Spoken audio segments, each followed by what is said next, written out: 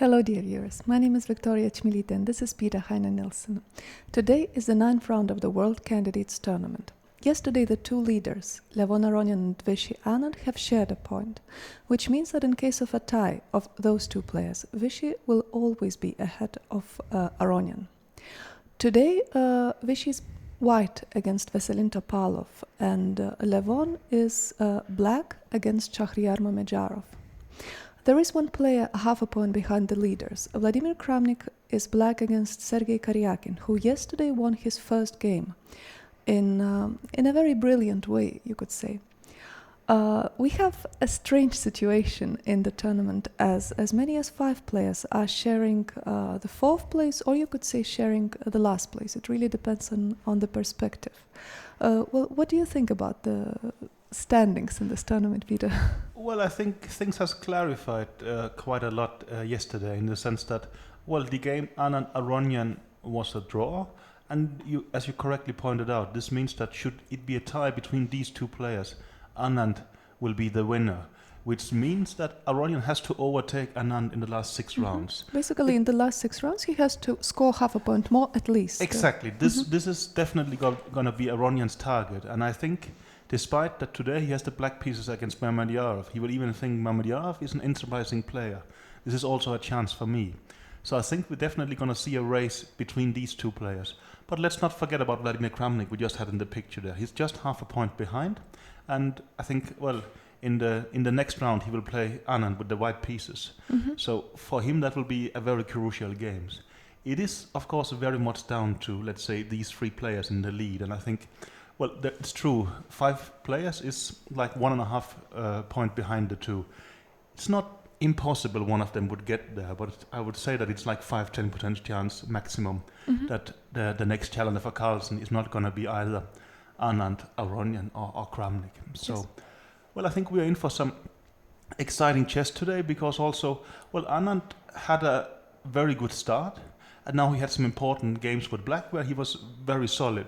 But today he's for a change wide. I think the last 5 games, 4 of them have been with the black pieces. Today, I think he's going to put pressure. And also he's playing Veselin Topalov, who's a very aggressive player. So I think for Anand, it's going to be a crucial game. And I would say the same for Aronian, because he's, despite being black, he will start playing the black pieces today. He's playing Mamedyarov, and it's going to be also a very aggressive game. So I think actually today will sort of exemplify what's going to happen in the rest of the tournament. It's very likely going to be a race between Anand and Aronian, possibly with Kramnik somehow joining the action. But well, Kramnik has a difficult game today. Yeah. He has the black pieces against Karjakin. Well, Karjakin was almost, we almost gave up on him. Well, fighting at least for the first place, as before yesterday he didn't have a single win, but yesterday he managed to beat Peter Svidler with black pieces. Well, you could say that Svidler has helped him a bit during the game in terms of making some mistakes, but still it was really a brilliant endgame win, which definitely will be in many books. Very much so, and I think he managed to show some real class that after 5 hours he would still find very, very complicated moves.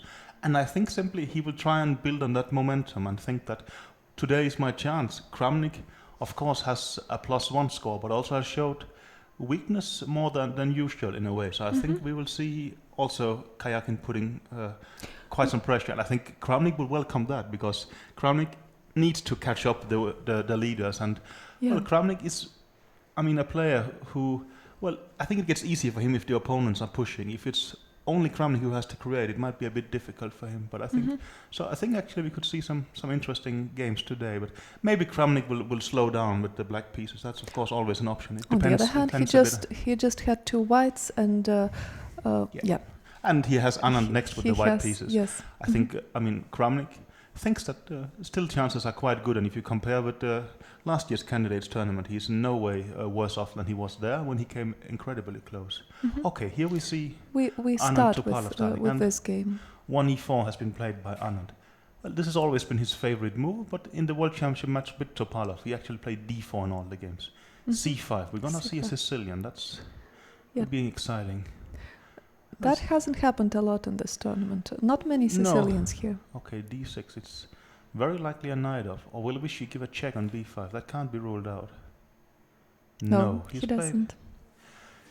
This is the last decided game between the last decided game between those two players in 2013 was also a knight off. Yes. And it was in Norway, it was if I'm not mistaken. In Norway chess, yes, I think. And I think this was knight c3, a6, and I think Vichy played bishop e3 there, and we had an interesting night of theoretical battle. And we could easily see continuation of that. Yeah, it's not unlikely that players will okay, he's played h3. Wow.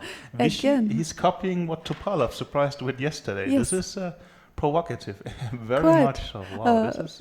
yesterday e6 has been played. Yesterday, Topalov played this h3 move against Mamedyarov, and Mamedyarov answered with g6. But Topalov goes for e6, which is a more normal move, you could say, for knight off. I would, if I remember correctly, then Anand had the white pieces against Gelfand in this line back in Zurich. I think in Zurich in 2013. But there I think Gelfand played d5, but Topalov has played knight f to d7. So I think we're going to see a knight f to d7. We'll see a very typical Sicilian fight here. And I think both players will argue that they are the leading experts in these fights in the world. So I think they will be right, most likely. Well, it can only be one of them. Yeah, maybe. Yeah, you're saying that jointly, in a sense. So this is... What do you think about knight f d7? Is it a common move, or does it strike you as a little bit unusual? It strikes me as a little bit unusual, I would say. And to sort of grasp the point, actually, it's a bit difficult for me to explain. It's clear that very often later, of course, white will push g5, and the knight will then go back to d7. But to do it voluntarily is a bit of a surprise. But it seems that it might have been played before, because it's not like Vichy went into any kind of sort of big thing. It has been played, but not, you could argue, not that many times. I can see that knight f d7, and followed by bishop e7 was played over 100 of times. So this is... I think if I try to think back very sort of long, I think in a mainline Sicilian in the Scheveningen, then maybe 10-15 years ago, there was a famous game between these two players, where also Topalov withdrew the knight to d7 voluntarily, basically expecting Anand to go g5. But he didn't, and I think that was praised a lot at that time. But it's a different position, etc. Okay, they are playing. They are not thinking like this is very normal. And but h4 is already a very, very unusual move. Yeah, it's not yet a novelty. But as far as I can see, there have been only two moves played in this. It was only played twice. This position. Okay. With h4. No, this is. This is more or less as full a Sicilian fight as you can get. Actually, it's almost a Keras attack. Let me just explain what the Keras attack is. That would be e6 here, and then g4. Well, here, black has not played the move a6, but white will not have to play h3, h4. So let's say something like a6, g5, knight d7, h4, bishop e7, bishop e3, knight c6 would basically be our game position. Well, there's played bishop g2 there. Here, in the Keras attack, white has got to play h4 in one move. But actually, compared to the game position, it is a difference in the sense that white would not have played g5. But mainly after the Keras attack, black players would play the move h6. And, well, it's a completely different line. I'm just trying to explain that, well, white has to some extent lost the tempo.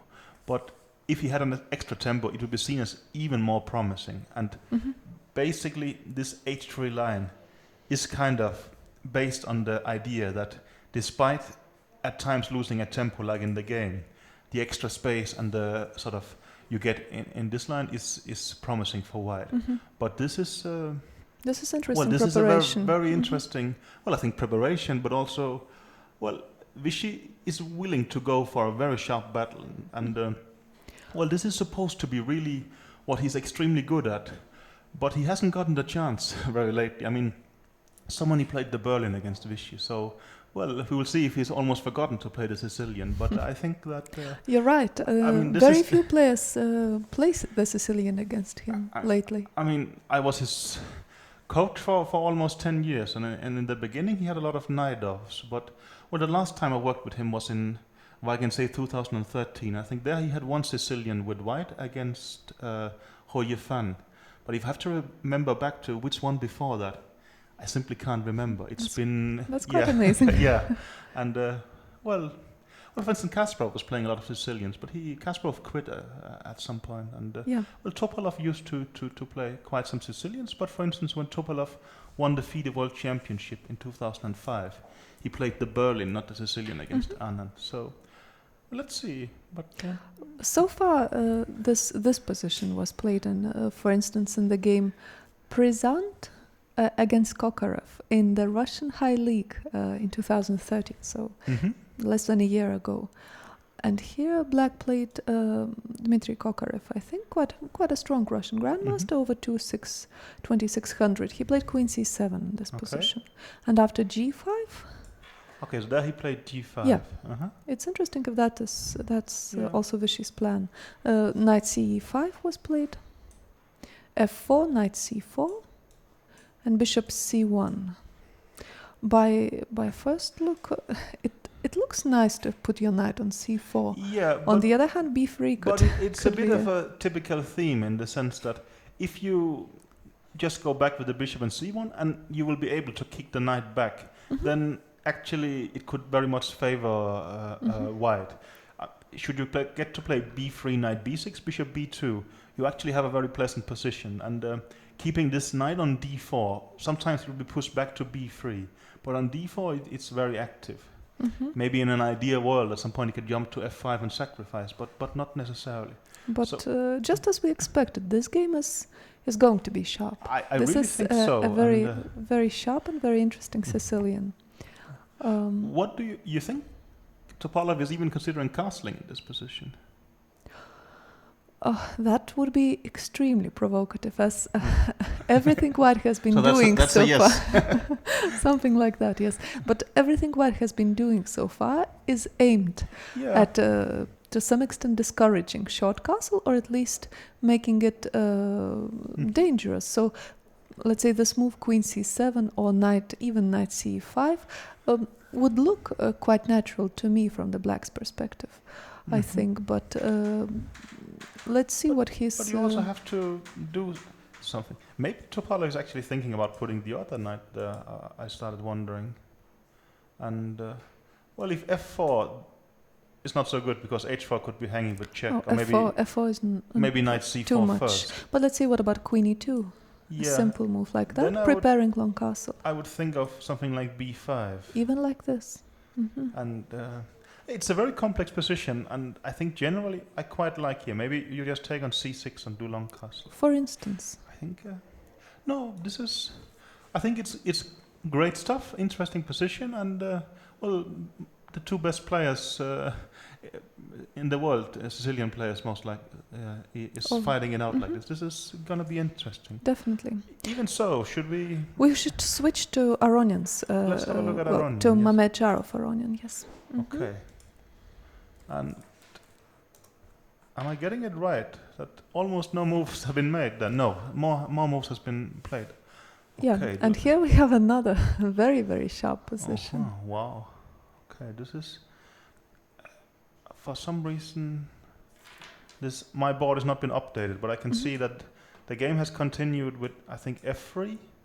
That's right, Nimzo. this is F3 Nimzo. Yeah, this is the Nimzo that caused Carlsen quite some trouble. He was, but also gave him 2 wins. He had a worse position in game 9 against Vichy Anand in the World Championship match in Chennai, but he won it. And then later he had a basically, completely lost position against Hikaru Nakamura in Zurich. And even so, he won it again. So, I think the concept is if... You can't say it caused him trouble. He got 2 It caused wins. him trouble in a playing sense, but he Yes. also got two wins, which was probably what mattered. But castling, and Mamedyarov played E4, D5, and e5 knight f2 d7, and this is the position at the board right now. And I think this is a very sharp position, and it seems like Mamedyarov.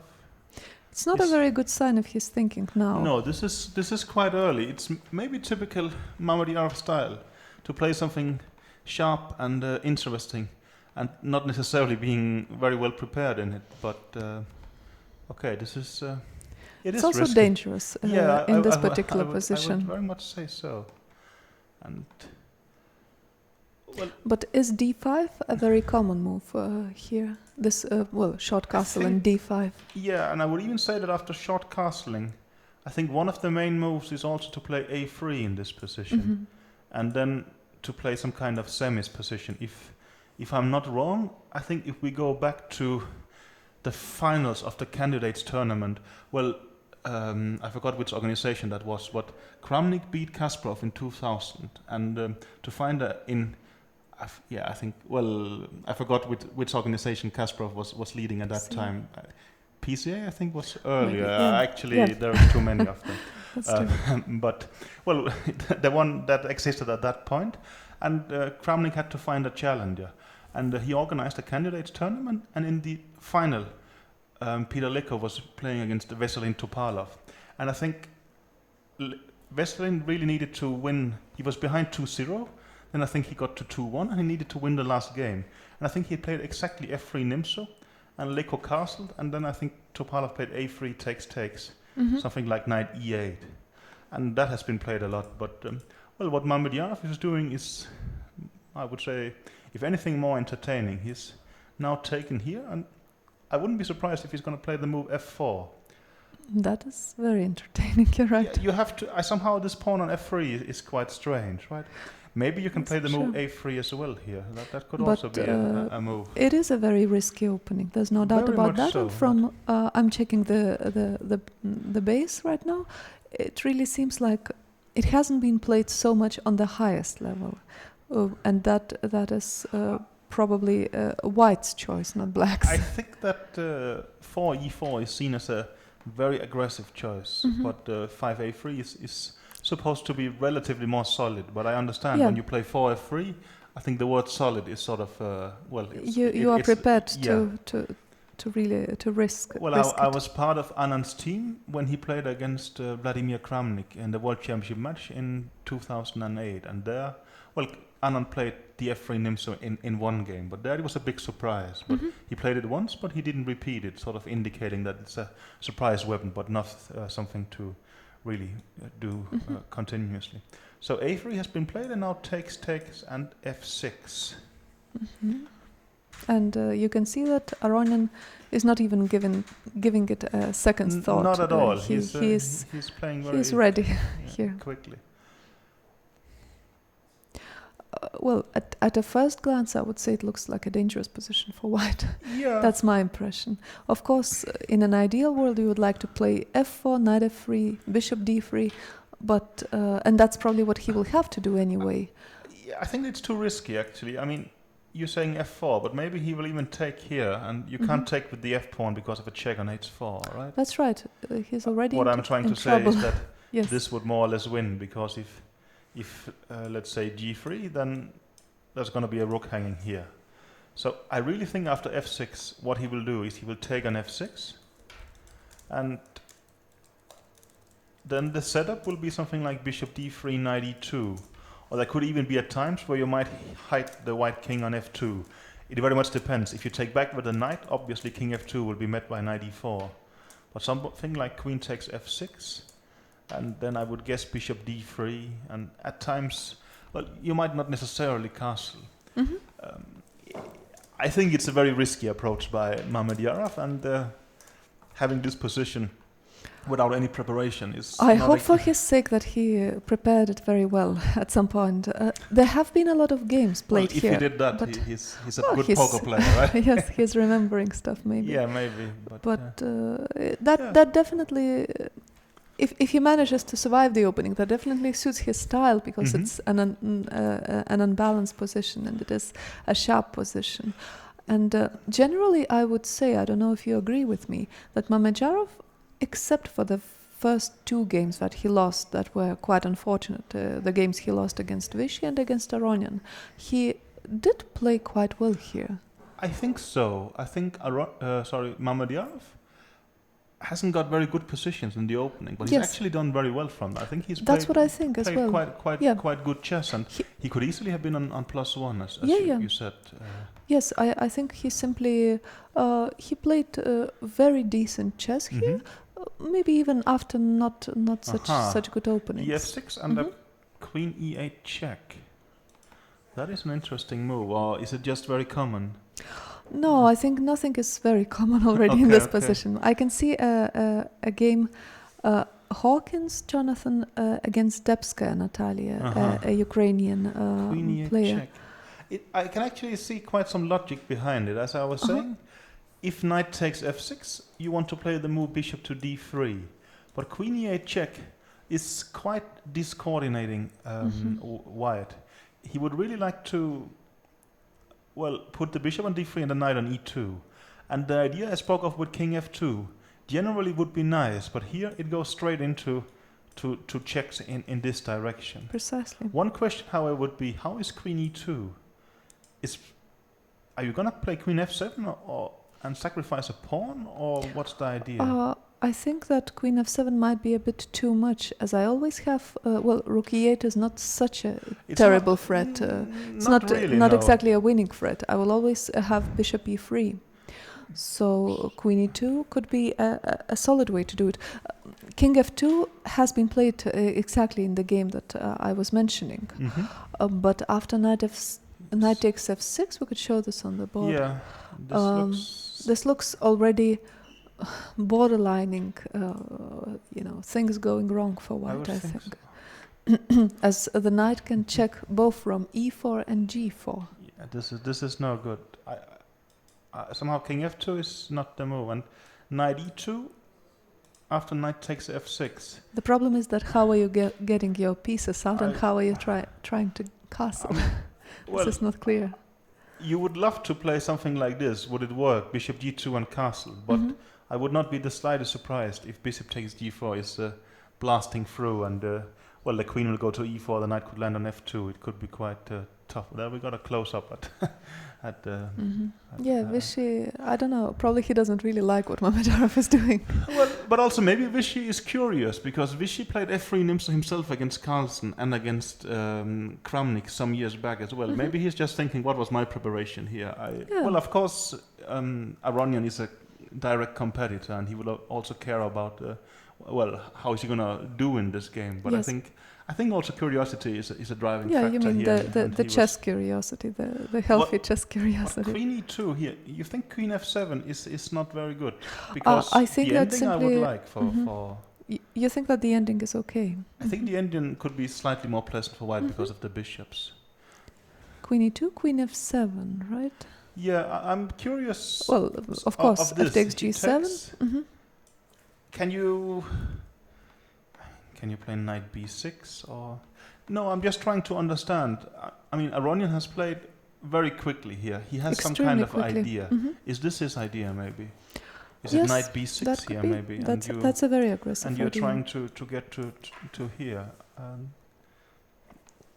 No, I'm guessing, obviously.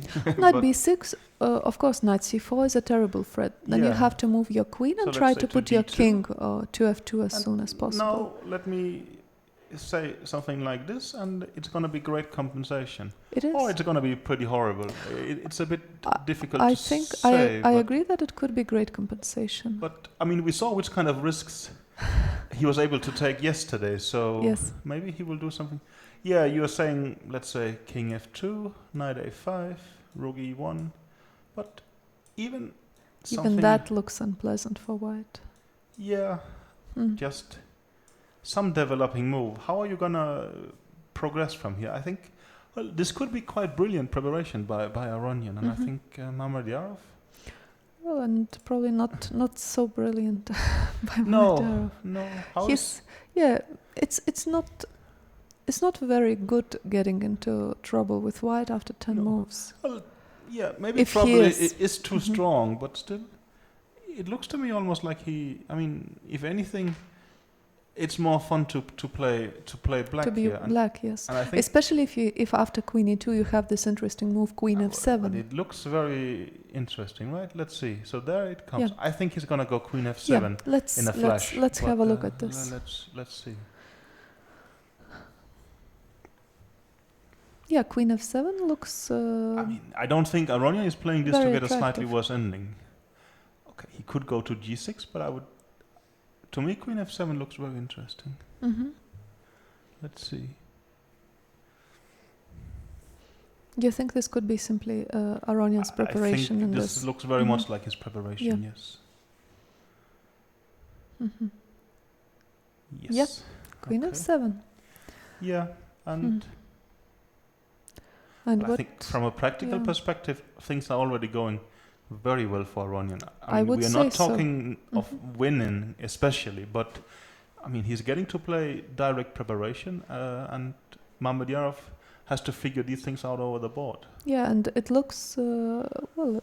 Even at the first glance, it looks like Black has very interesting initiative. You could say that's very what interesting I would compensation. say for sure, yes. Yeah. And, anyway, I think he's gonna Yeah. have quite a think here. So Probably he should. we still have two games to have a look at? Should we go for? Let's take Kramnik first. Yeah, Karjakin Kramnik. Yes. Mhm. Okay, there's not a lot has happened here yet. Okay, this is Yeah, this is just the beginning of the game, you could very say. fast. Karjakin played one d4, which is already as a surprise, Yeah, right? but he has been surprising here a lot, generally. What he has done. Well, actually, we don't know which opening Kramnik has prepared against e4 yet. Everybody thinks it must be the Berlin, but no one has even tested it yet. But it Anand is quite played nice to d4. have this kind of. The threat seems to be enough, yes, right? the threat seems to be So enough. Karjakin played one d4. He played mainly e4, but also c4 in this turn. But here Yes. d4, knight f6, knight f3, d5, and now the move bishop f4. This is not mainstream theory. No. No. Clearly, of course, c4 would be the main move here. But he's played bishop f4, and how?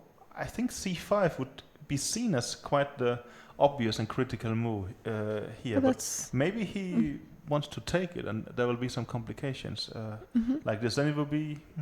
Oh, he definitely has some Yeah. kind of preparation. So in Kramnik that. has played c6, which is a very solid move. Definitely. Karjakin has played e3, and now Kramnik didn't go queen b6. You think he really wanted to gambit the pawn there, or he just wanted maybe? Queen c1 is also probably just fine. queen C1 C1, followed by c4, knight c3. But It's now not we've seen exactly- bishop g4, and here Karjakin is showing his intentions in the sense that he didn't want to play something very, very solid just. No, he actually was just postponing the move c4. So he's trying to get...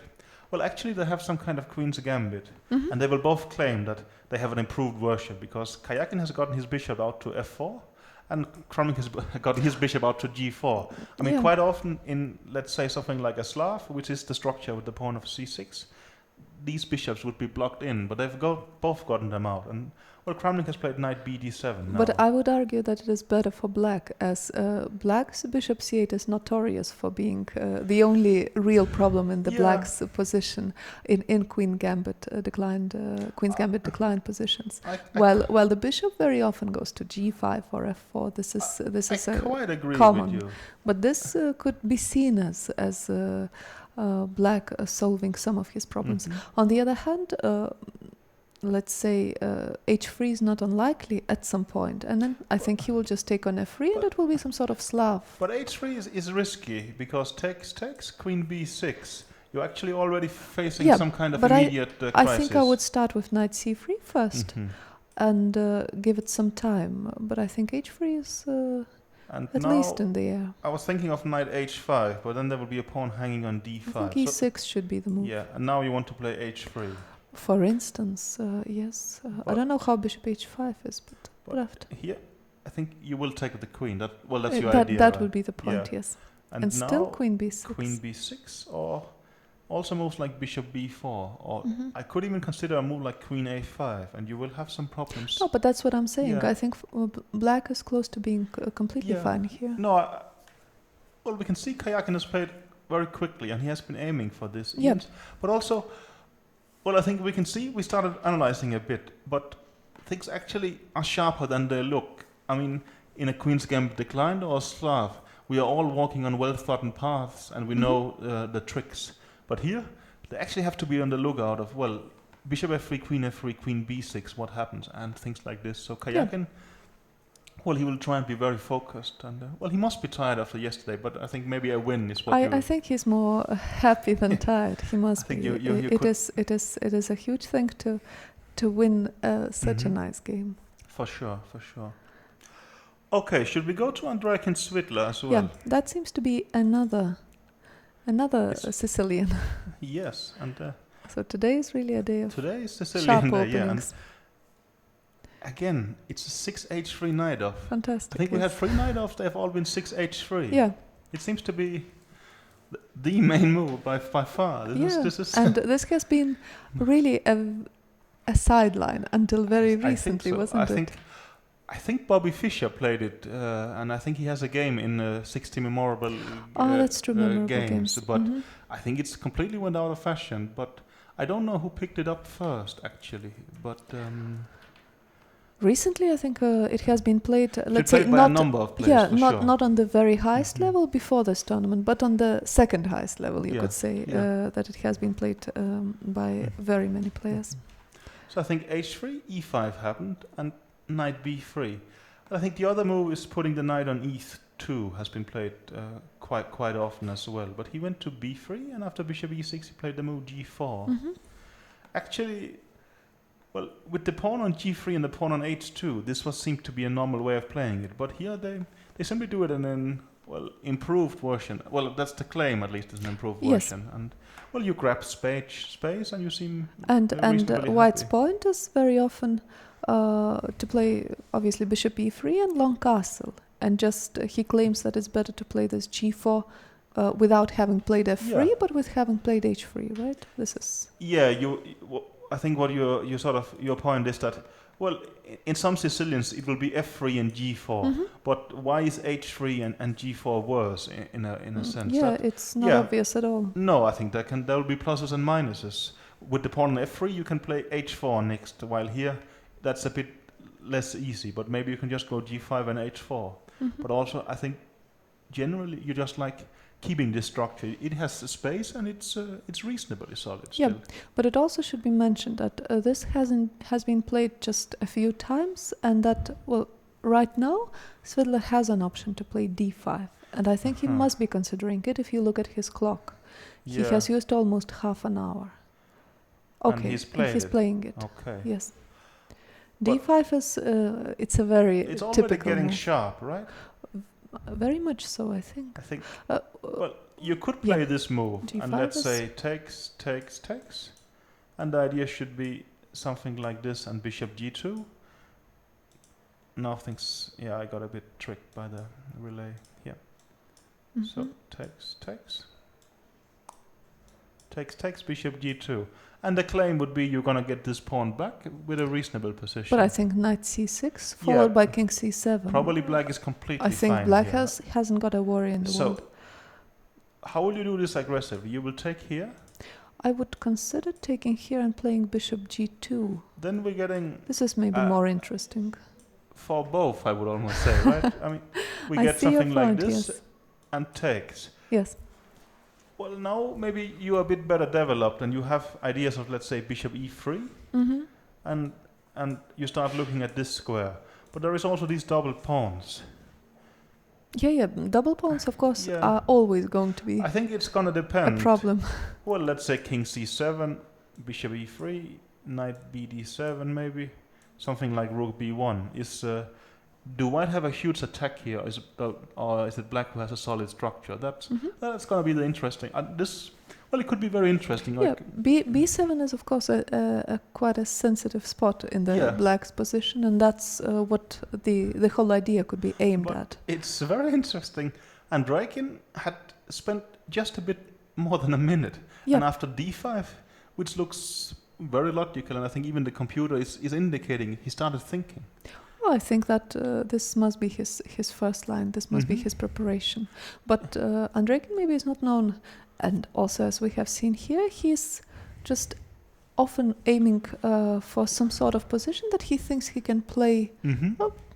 He thinks he might enjoy playing it maybe, or something like that. But it's not always obvious that objectively it's the best kind of continuation.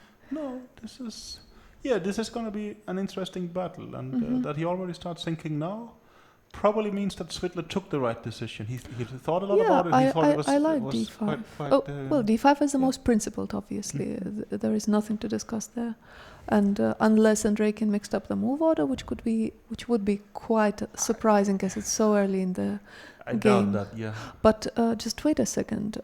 Isn't neither very uncommon for Svidler? When has he ever played it? I think he is. He has. It is sort of in his mix. I thought that he's a Paulsen player. Yeah, he's done that. He did it also against Karjakin, for instance, and of course he's played a lot of Night-offs and such. He has. A lot of marshals.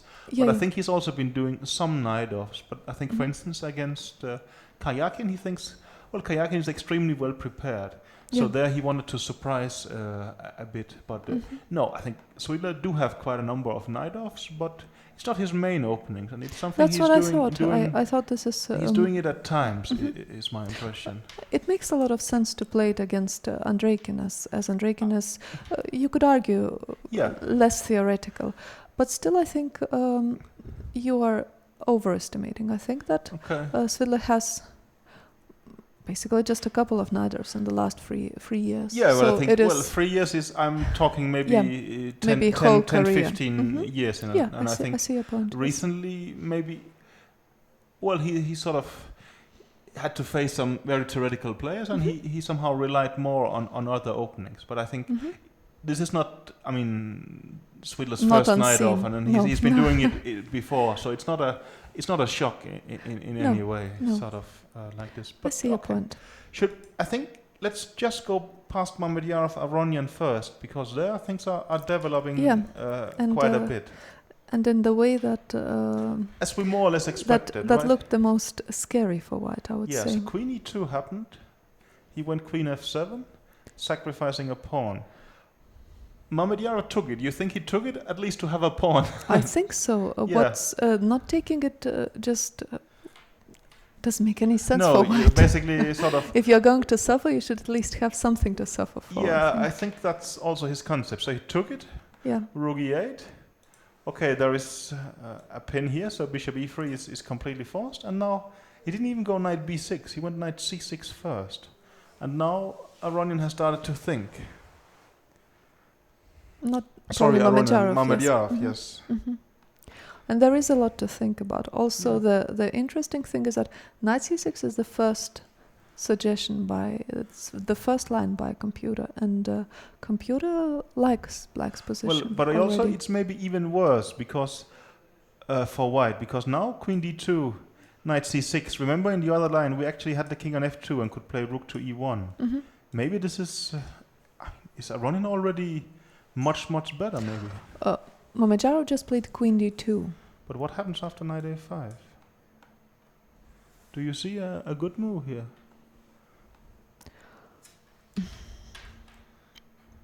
It's not so easy to make a move. So you're saying that if you want to play knight b3, obviously, yes. Well, exactly. I have the threat of winning an exchange here, and I also have the threat of going knight b6 to c4, forking these two pieces.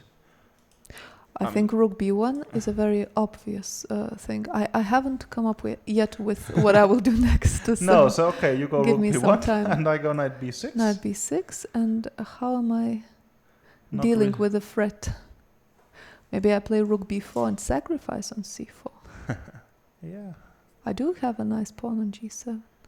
Yeah. There must be some kind of tactical point to it. Otherwise, White would just be lost. But that's a bit hard to believe. No, and I will admit there is actually this is an amazing concept. Rook b4. But I think that's the point. What else? I wouldn't be surprised if now knight c6 you have to go back to b1 and live with that. Yeah, but okay. in White's shoes I would be happy. But you are saying that after this move takes, would I even consider taking with the d pawn to jump to d5? Yes, you are so annoying with these jumps. But after d takes c4, okay, I can be extremely... King f2. Yeah, DDX C4? Yeah. If you play, I think maybe rook B5 I have to do. And if knight D5, you're going to take that knight. I am very okay. yes. So let's make it more principled and say knight C4. And I take on C4. And you're going to go Knight to E2, E2. for instance. I'm extremely happy that I finally got a chance to. How is the sort of material pieces count? out. Right now, it's 7 pawns versus 5. But G7 would drop. But if you take it, at least the king is weakened. I mean, one idea would be Queen E7. And here you have to play Queen F2, I would guess. And taking on A3. But of course, something like Knight G3. And we are going to have a look at some black squares around the king. I think Queen takes A3. And what about Bishop F5 here? But then, I think if you go castle, Bishop D3 would be great. But King you F2, of course, I think. you're going to go King F2 and sort of... Is that so bad for white? No, it is interesting. It is interesting. And, I mean, it could be objectively good for black, but it's Mamedyarov kind of chess. I mean, you are aggressive, you have threats. But I mean, it's not even obvious that objectively it's it's no good. I mean, this is quite a brilliant defense by Mamedyarov. It could objectively be bad, but I mean, this is his way of fighting back as much as he can, and in a quite intelligent manner. Very much. And so. he was. We have to remember he was put in an extremely unpleasant situation, and I think lesser players could. I mean, just been busted. Could just crumble immediately. Mamedyarov. Well, it's like he just walks right into it and think, okay, not too bad. I can exchange, and Yes. Okay, losing an exchange is not such a big deal in some positions. You see, well. I think there seems to be a crowd. The attention from the other players is quite impressive as well. I think Vichy is really keeping an eye, and now Vladimir as well. Kramnik also looks a bit.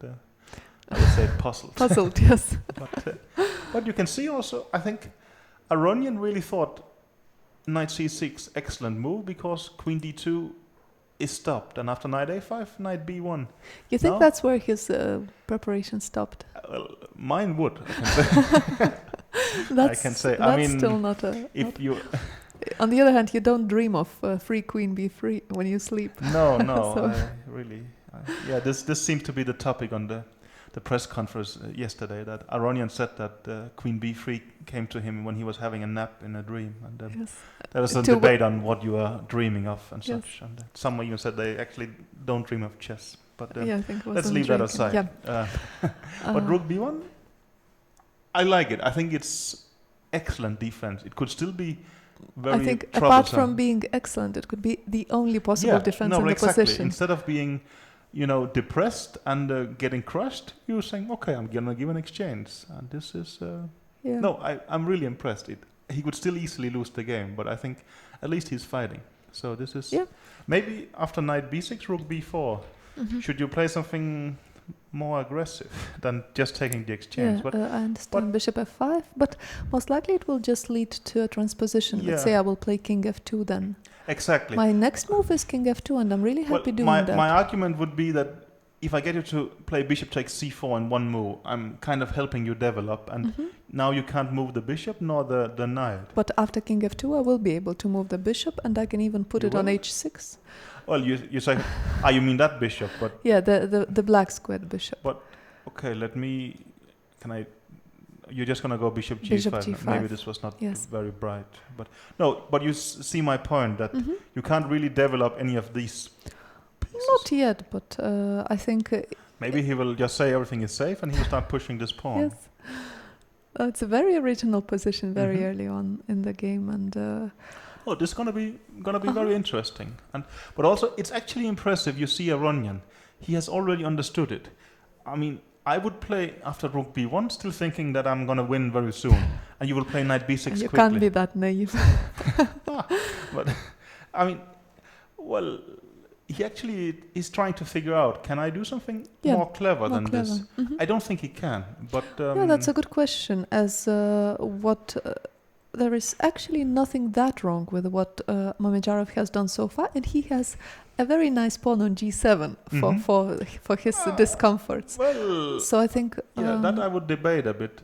I mean, the pawn It's still alive, at least. it's still alive, but also it makes the king on g8 so safe, I would say. That's true. So At the moment it's it does. double-edged, but I think what you mean in that in these positions suddenly, when the knight starts getting around to, let's say, one of these squares and then giving a check on the sort of, the squares above, it becomes relevant.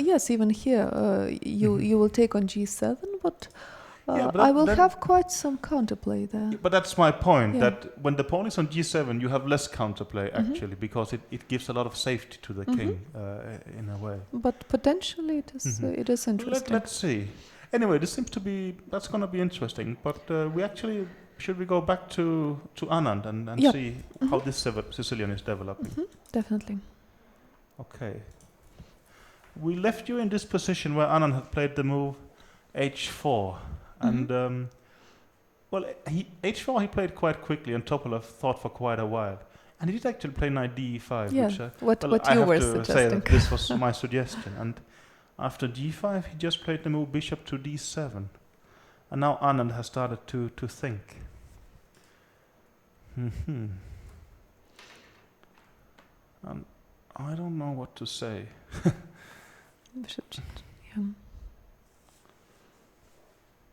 I think generally Anand do quite like his positions, but Black's play is also quite logical. He's just developing, and I think a move like rook c8 would be next. And Anand also has to do something with his king. And I think even now he is thinking, is it queen e2 or long castle, or should I actually do short castle? Do you think short castle is reasonable in this position? I don't think it's too unreasonable, scary to me. I don't know exactly how Vichy should develop here, though. Queen e2 feels like a very natural move. But it also feels a bit slow after rook c8, I would say. And, I mean, would you do long castle? I would even be scared of something like knight to a5. And knight c4 or rook I think c3. worse, Yes. I would take this one on c3. That's true. This is a very typical idea. I think actually Anand has quite something to think of here. And it's not so obvious for me how he should develop. He could also simplify a bit. He could take on c6, for instance. Yeah. Just, I'm At not times sure you would take what with the b pawn, but you're saying here, f4. Bishop c1, we have this move. Yes. Yeah. I mean, there is moves like queen a5 now and such, but maybe you will just have queen d3 and you will push things back, and it could be very pleasant. But this is quite complicated. This is very, I would say. very complicated. Well, also when you take on c6, I would think you can just take back with the b. But then maybe your idea should be queen d4 Something like and that. f4. I like the idea of just putting my pieces comfortably in the center. Even now f4 and g7 will be hanging. So let's say you have to do castling. Even if you go f4, knight g4, I mean, I understand this knight could be in trouble, but not really. You can play f5 or something. Something like this, and maybe e5 next. It is also getting quite out of hand. So I agree. I think, well, it's a tough spot for Anand, partly because his chess position is difficult, but also, well, he did spend some time looking at Aronian's game, and maybe he's thinking, okay, Aronian could easily win today. I have to sort of keep the pace, and that is a dangerous mindset. Yeah, for his sake, he shouldn't think that. No, I think also Anand is very experienced, so I mean, he will not fall for sort of the most obvious sort of psychological mistakes. I think his main problem is at the board, and Topalov is creating something quite original. But I think it is as to be expected. It's not like Topalov made some very let's say original moves here. He's played knight d7, knight e5, which is quite common. He's eyeing the c4 square, which is very normal, and he played bishop d7. I can't imagine that Vichy hasn't looked at similar positions hundreds of times. I think you're right. And he obviously knows all the should ideas. feels like quite a normal position for him. But even so, he has to find some kind of setup that he's content with here, and I don't think it's so easy. Maybe he will actually take on c6. That could be a. That would be in line with doing things, simplifying a bit and trying to keep a minimal edge if he has any. But I assume he has a bit in this position.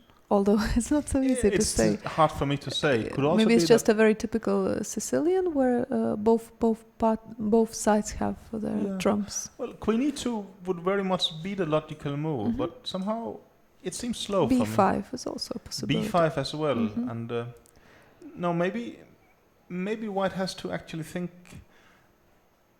in a bit unconventional ways, because Black's setup is very well timed for White's most obvious choices.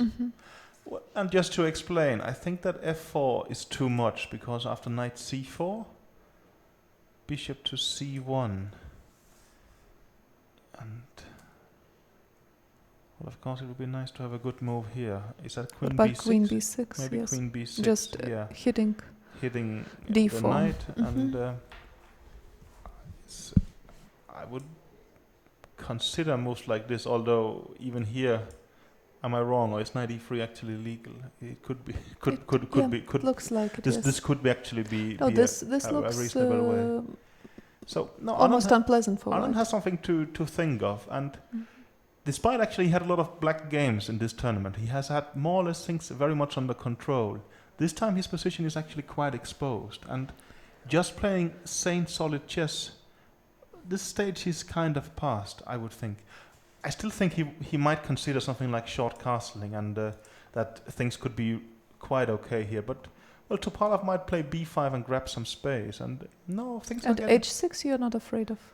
Just would be the most natural response.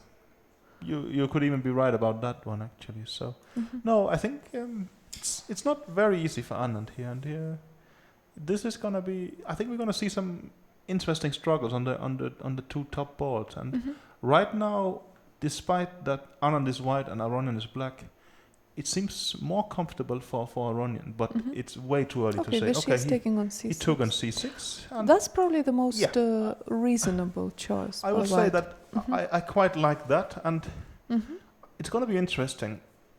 You think Topalov will be very, very ambitious and take with the pawn? Yeah. I doubt it, I think taking with a pawn is also weird.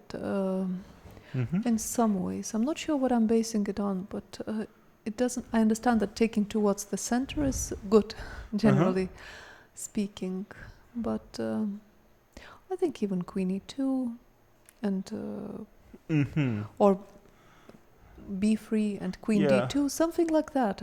It seems to me that white will contain this, and I don't see a very big problem here. No, this is interesting. But let's say he takes with the bishop. Which is the most natural, I think, by far. Will you play queen d4, or could you even play a move like f4? Probably. Well, I'm thinking about the move queen d4, but also at times you might simply, let's say something like this. It's hitting these two things, and after knight e3, queen e3. But this is a huge bishop to give away. I understand, but also I've gotten a lot of time. Maybe you're right. It's just very bad. But well, I just want to do long castling and h5 g6.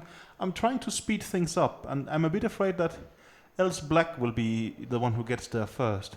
I'm just trying to think of how is Vichy evaluating things. But I agree, queen d4 is a very likely move here. And let's say b5. Is it clear that f4 is just good? No, we have just been discussing that knight g4 is a possibility, right? Although after queen takes g7, it's not such a good possibility, most likely. This is complicated. No, I think something like queen d4. Yeah. Hitting g7. I think a short castle is probably. Yeah, you would. Well, this looks, of course, queen d4. Short castle looks very logical. And if f4, you're saying knight g4. Knight g4 more or less has to be good, because else white is getting what he really wants. Exactly. But this is... this I could see white being a bit optimistic about. I mean, the position after queen d4, short castle. Yeah, I mean, here it becomes very sharp. Yeah. Let's say bishop g1. And e5 or something. But e5, I would be afraid of queen d1 attacking this one. And I do understand. Maybe you can play f5, and somebody could be a lot better here. I see your point. Yes, yeah. that's an interesting position, and Maybe I'm really curious. Maybe this is brilliant for black. Actually, okay. We just saw. But we saw. This is an interesting position, but he's thinking. Things seems to be happening on Mamedyarov Aronian. And Vichy seems to be following this game very closely. Well, I think should we believe him? Yeah, let's just switch to Mamedyarov Aronian just to check out how they are doing. I already things. did. I'm sorry. Oh, so okay, sure. So knight b6, rook b4 happened. But who is to move? Okay, this is black is to move now. Black is to move. And I have to say that I quite like White's position. I know I've been very afraid for White just a couple of moves ago, but that was before this. He came up with this idea. I'm curious to see if will Aronian just collect, or will he actually sort of try to find something more promising? You think? But it is a problem that White has at least one very useful move in King f2, so it's not so simple to make any kind of.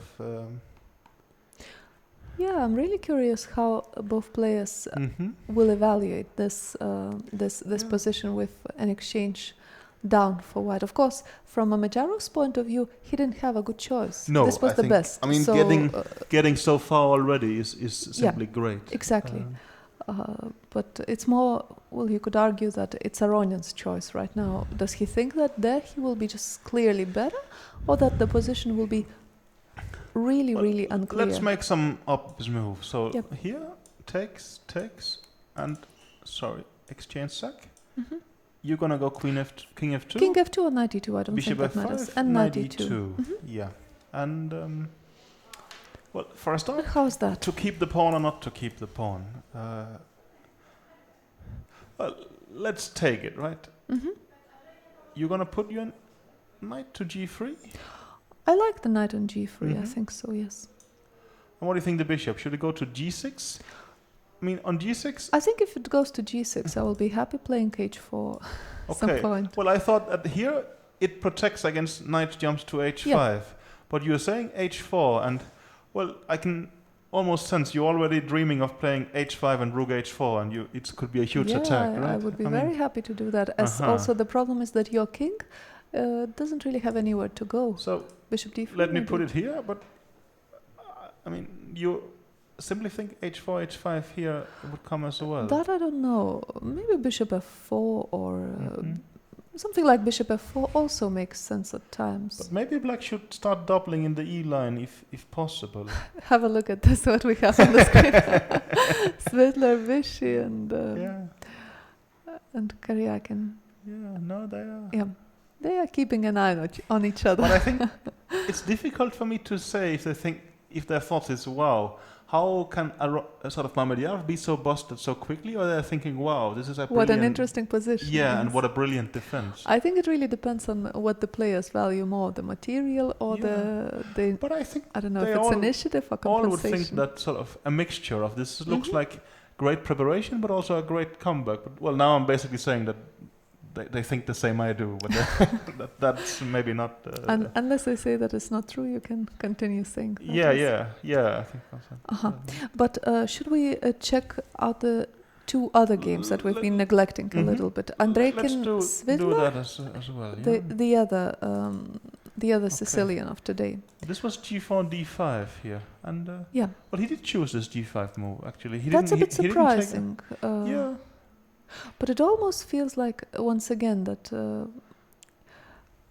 Andreikin is aiming for something that is basically very equalish, I would say. Yeah, opposite. Well, yeah, it feels maybe equal evaluation-wise, but it's like little.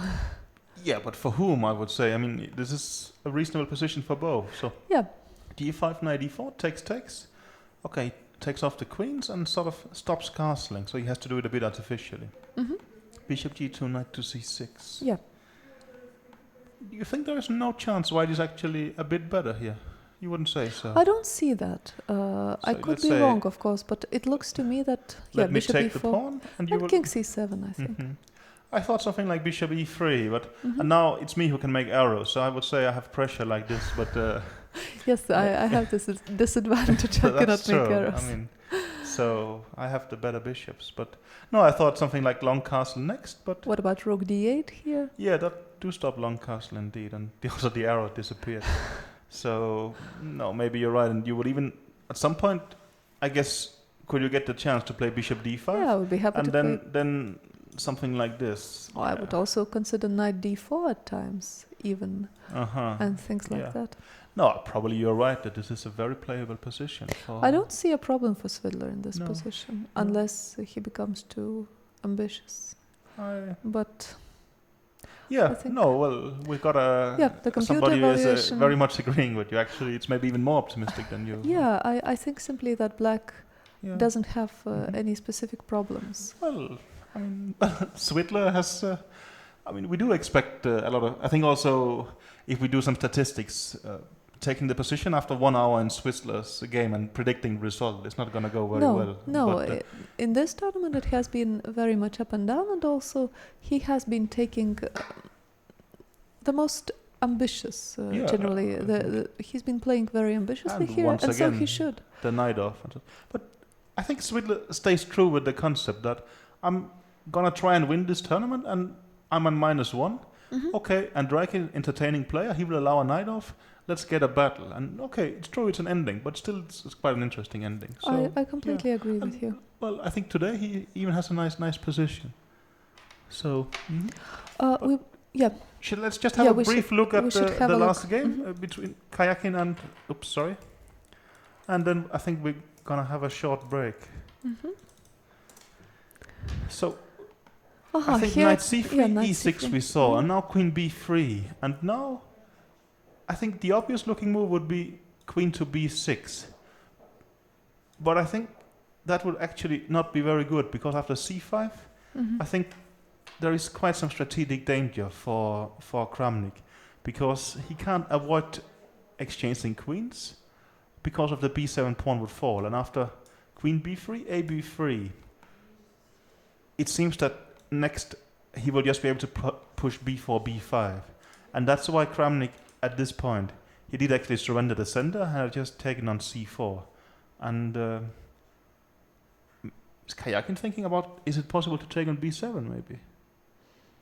Yeah, the bishop on f4 seems to be quite useful in that respect. Maybe then there is a move like knight d5. And I think we mentioned this fact that despite it looking like a slow position, it's actually very sharp and interesting. So yeah, I'm Queen curious b7 what happened could after be queen interesting. b7. Actually, what is Kramnik's point here?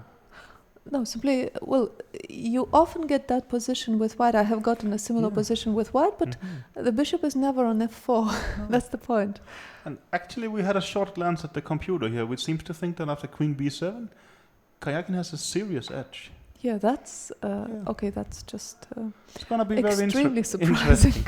Maybe we should leave it here and then go for a short break and then come back. And it's just queen b7 at this point looks very nice for white, as simply black doesn't have the normal rook b8.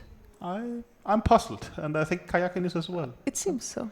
Okay, we'll be back soon.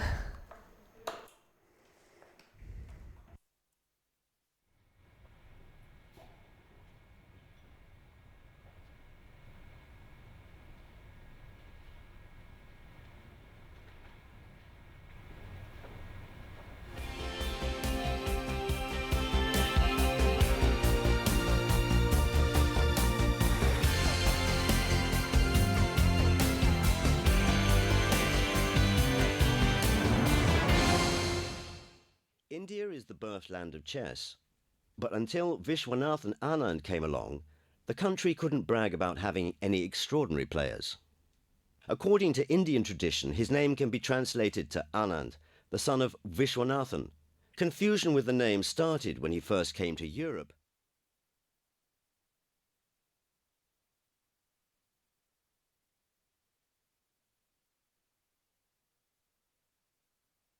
India is the birthland of chess, but until Vishwanathan Anand came along, the country couldn't brag about having any extraordinary players.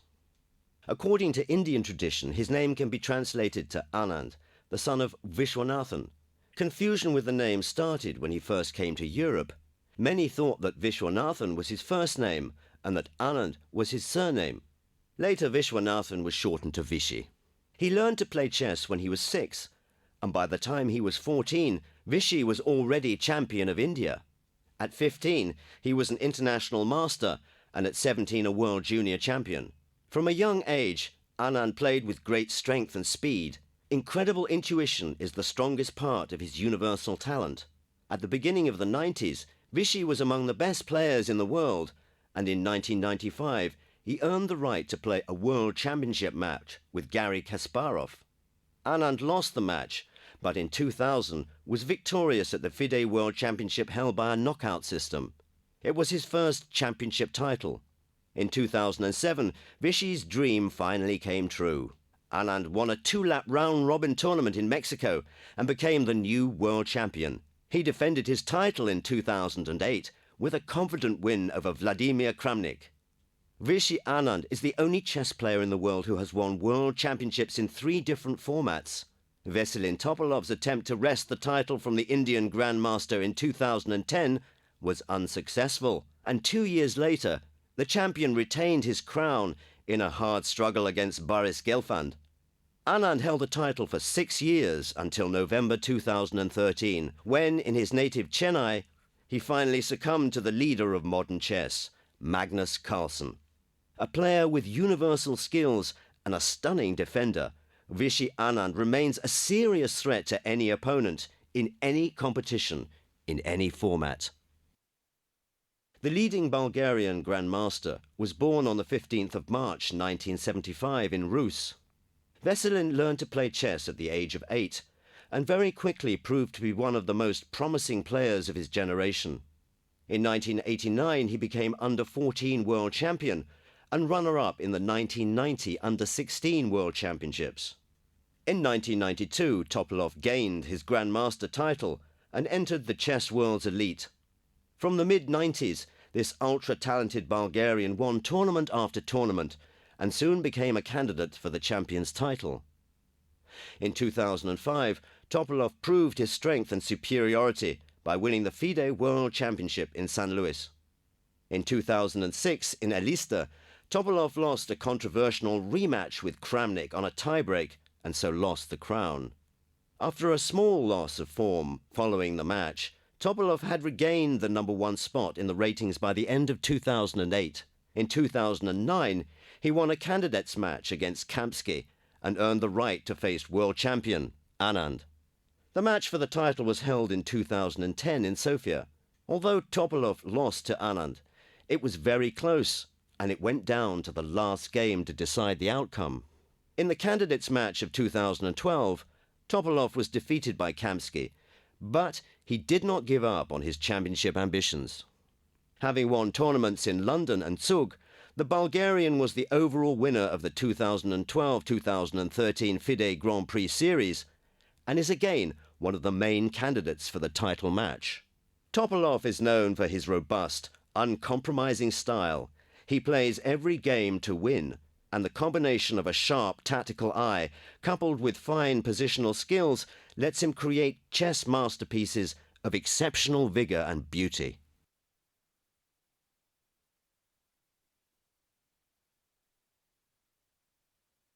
Peter Svidler was born on the 17th of June 1976 in St. Petersburg, where he still lives. He started playing chess in 1983, and it wasn't long before he had some significant successes. In 1991, he shared a win at the USSR Junior Championships. In 1994, he became under-18 world champion and gained his Grandmaster title. In the same year, he became Russian champion for the first time. He has claimed this title on a further 6 occasions, an absolute record. Peter quickly entered the peloton of Russian players and subsequently the world elite. For many years, this Grandmaster from St. Petersburg played for the Russian national team, and usually very successfully. He has 5 gold and 2 silver Olympic medals, and wins at the World and European Team Championships. Despite the impressive results, Many specialists think that Peter is yet to fulfill his fantastic chess potential. Svidler is a superb tactician with many beautiful games and victories against the world's best players to his credit.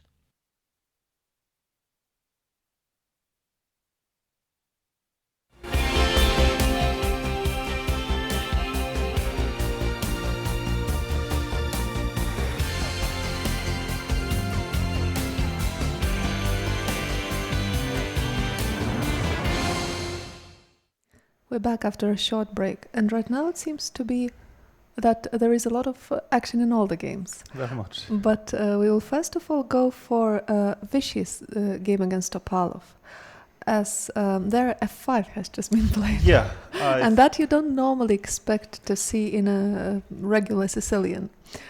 Not at least not in that kind of position. No, but there is quite some logic to it. Well, when we get the board here, we can see Anand took on c6, and Topalov took back with the bishop. And then Anand played b3, which can be seen as very cautious or very ambitious, depending on circumstances. But he played the move b3, and then Topalov has played f5. And I think Topalov simply is saying, I got a chance to do this. Well, we saw here in the diagram position, and well, he's threatening this knight jump. And let's say if f4 directly, this knight jump would be very strong to c4, quite likely. So he chose to play b3, and now there's a huge threat of f4 in the position. And Topalov has played f5 immediately. Well, his very sort of immediate point is, if you take here, then after bishop f6, you are exploiting that this bishop, the bishop is having an indirect threat there, and b3 has loosened the position. Well, Anand is very much not going to take on f6, I'm sure. But the point he has is that to do something. Black has managed to take control of the g4 square. Let's say c4 is denied now, but instead he has the g4 square, and he's also attacking. Well, he's also putting pressure on the center. I think that f5 is a very nice move, although it is unexpected. Yeah, let's say f4, but I would think then knight g4 should just be quite strong, right? I think so. I think the knight is going to be very strong on g4. Yeah, the knight is very stable, it seems. I think that Anand probably will just have to... One option, of course, would to be just short castling here. I mean, it could you be a still safe, think it safe could move. be fine? I doubt it. Maybe just castling, and actually... Maybe Black is actually doing very well here. So maybe he has to do something with long castle. But I was wondering... You think he's considering to give a check first? And then put the queen Well, on my idea should be e2. after g6, I want to go back, and I'm extremely happy having provoked this move, because now later I will have h5 attacking. So after queen h5, it feels like Topalov might have to go back with the knight, but then I thought I could do something like long castle, and at least I've managed to speed up things a bit. Well, he I just was played wrong. f4. He played f4. Okay. I like this queen h5 idea, but apparently Vichy thought something different. Let's see, f4. We really expect the move knight g4 here. That has to be the point of him playing f5. But now, I think, of course, he's not going to put the bishop on g1, which I keep doing for him. He's going to back to d2. And maybe he will have a quite solid position here. I think... Well, you will do queen e2, and you can maybe start looking at long castling and such. Yeah. But maybe there is aggressive options for... What about d5 here, after bishop d2? That... okay, let's say... Well, we take it and you take back. And something like queen e2 here. And... But this knight on g4 somehow can be a very powerful piece. Yeah, right? it can be both a liability, but also it can be a huge strength. But of course, if you manage long castling, you could also be very solid. But well, this is a very difficult position. Okay, Vichy has just played queen to e2. Okay. And they are not even thinking that long. So no. It's quite surprising. Vichy has something very concrete in mind. Clearly. I think he has decided that this position is at least quite playable for him. I would guess, well, maybe you don't even have to take an e3 in this position right away. But let's make some, I would say, normal move for both players. Rook c8, and we're going to go long castling. And maybe soon bishop d2 could be a threat. So let's take on e3, and you take back, and don't know, are you gonna go to a5? Maybe just a move like king b1, for instance. Or even king b2 is King not a b2? good move. Well, maybe because it's of d5 sometimes. Yeah. King b2 could also be possible here for concrete Well, reasons. okay, let's keep it on b1 just for simplicity. And maybe things are not so bad here because Vichy has a rather stable and solid position. Yeah. We are not at all talking about Vichy being better here. And well, also there's a computer saying 0.3 for black, which is quite a lot. But I can see some certain stability in his position and, that he might like. And also there is one very important factor here, that the black squared bishop of blacks is very It cannot really get it hasn't broken out so easily here. It hasn't broken out yet. Let's see, knight d4, queen e2. I mean, the computer up there sounds very optimistic. But at least it's dropping a bit, so maybe what we're saying is not complete nonsense. I think, of course, the computer will be optimistic simply because of the two bishops, of the prospect of having two bishops. But let's say something like, let me go b5. Am I doing something very aggressive? So let's say long castling. And let me pretend that I'm doing things well, b4. But can you jump to d5? Probably not. You should at least consider it. Another thing is that at certain times I would think that something like e takes f5 could be strong. But here you can probably take on g2. But even...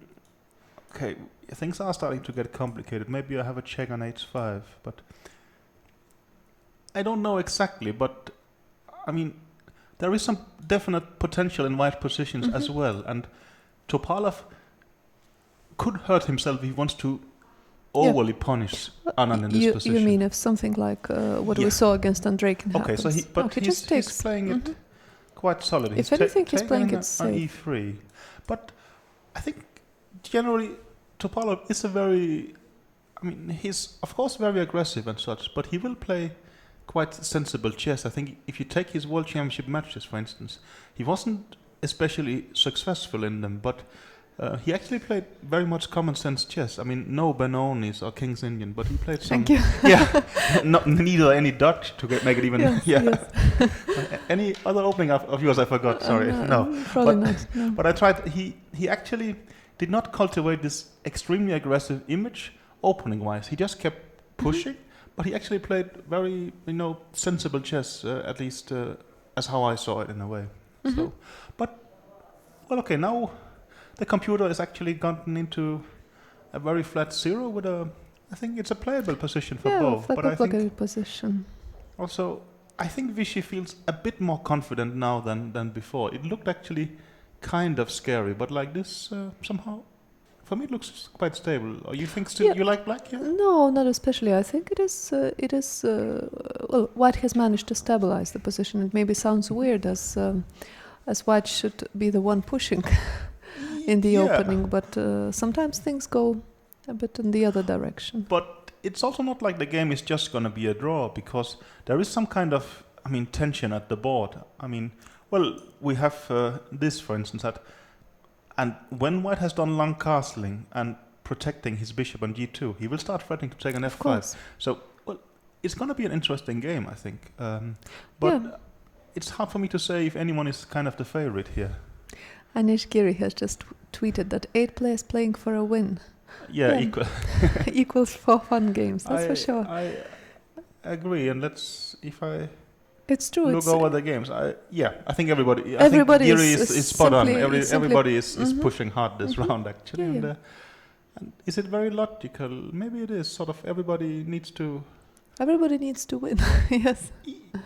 Yes. Those on -1, they really need to win. And the leaders, they're also looking at each other. But actually something interesting has happened in Mamedyarov Aronian. So let's jump there, I would say. Because let's do that. Well, rook b4 was played, and then knight a4, bishop c4. He took with this pawn instead. Yeah, that was your suggestion. Yes, thanks some time ago, I remember. And is that... Yeah, what is that? He keeps the idea of knight d5, and I think simply he should play... I start thinking Rook b5? Rook That's b5? what I thought. You think he's going to go rook d5? I thought, is his idea c6 to put the knight on d5? What about rook e5 now? Yeah, that could be, let's say, a kind of weak point for me. Mm-hmm. And you think this rook on e5 is just going to be a monster, more or less, right? Yes. I think so. So- Well, that's what he's doing. Yeah. Okay, so you're And saying there here? is, yeah, there is a new tweet from Simon Lochar. Mamedyarov is dauntless, going right into a home prep by Aronian and still playing the sharpest moves. That's exactly how it seems to us here too, that he is going straight into the preparation and very very sharp preparation. I would generally agree with the tweet. I would though say one thing, that he hardly had a choice. I think, well, rook b1 to b4 is extremely sharp. Yeah. But what else? No, here he did well. But I think it's amazingly done. And I think now, before we thought he could sort of get completely busted. But now he's even ahead on time, He's actually. ahead And I think he has very decent position. Yeah, so yeah. this is... But this is quite why do you think that playing d takes c4 is worse than knight takes c4? It's not, probably. It's just it's just going to be the same. Knight d5 now, let's say. I don't think I meant that especially in some sense. What about some you think whatever ever move I make, you're gonna put the rook on e5? Not necessarily, but No, I think but I can at just some play point. king f2, for instance, as Yeah, well. and If somehow- I really wish to give away this. Yeah. And no, I'm just trying to be creative, but it doesn't really seem like I'm succeeding, right? And it's not like Aronian made a move. No, he's just writing down He's just writing down. his opponent's move. That's true. But I also think that if he doesn't play, if he plays knight d5 here, as probably he you will, have to take, right? you have to take, I think.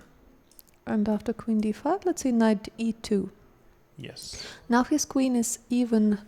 Now knight f4 could come with a tempo. So if anything, it's minimally better for white than what would have been after knight takes c4. But Aronian must have some kind of point, right? I mean, he Maybe he doesn't want to take the exchange. No, but that's actually what I'm thinking now. What is Aronian's point here?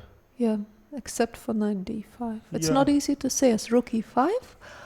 The point is that here again we have a pair of bishops which are of opposite colors, and that benefits white, I think, to a huge extent here.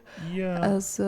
As simply white could, in Well, case of an attack, it will be a big factor. I'm thinking that in positions like this, well, if I could get to play rook d8, I could have a huge attack. But it's- rook d8, you Well, you're gonna need take so it many, first. yes, so many Yeah. moves to make it work. So I know I'm a bit puzzled here, but also, well, we are praising Mamedyarov a lot here, but one should also understand that sort of it's actually now a very tough spot for Aronian because he must have been incredibly excited. You get in this preparation, and well, I mean, I would be very excited there. I mean, this is what you dream of. You get it, and you And almost especially at this very important exactly. stage. I mean, this is well, it could be the most important career moment for Aronian. Well, you can compare it with last year's candidate tournament, but that's kind of it, right? Yeah, I think And so. and suddenly, well, I mean, suddenly all three results comes into play again, and I think he will be thinking aggressively here. But Let's see, he has some things to think about, definitely. What about Karjakin Kramnik? Did we see a b7 I think pawn? the pawn seemed to drop there, right? So let's have a look at that. Because this puzzled me to a certain extent, and you probably I as think well. everybody. Yes. I think also, well, if somebody, feel free to tweet about anything, and that's very welcome. But also, if you seek the compensation for Kramnik, let us know, because Karjakin thought a bit, and he took the pawn on b7. Which really seems to be very dangerous, as this very common reply, rook b8, is impossible with the bishop on f4. So bishop f3, g3, knight d5, and Karjakin has just gone back to g3. It's very important for him to continue keeping this bishop. I think Yeah, this is else, clear. Else things else rook suddenly b8 would go give some wrong. play. But What about bishop b4 now? That could be quite logical. yeah. I guess you take on c4 as knight takes c3 runs into queen takes b4. Exactly. This is not at all exchange sacrifice. It's not a terrible threat, no. And what is it now?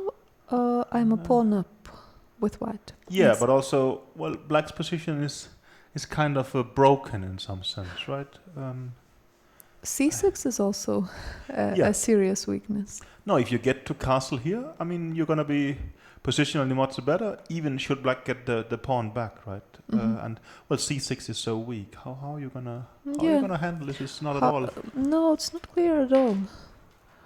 After bishop g3, it's simply not clear what is he going to do next. No, It's not easy to give him a good advice, even, I would say. not at all, not at all.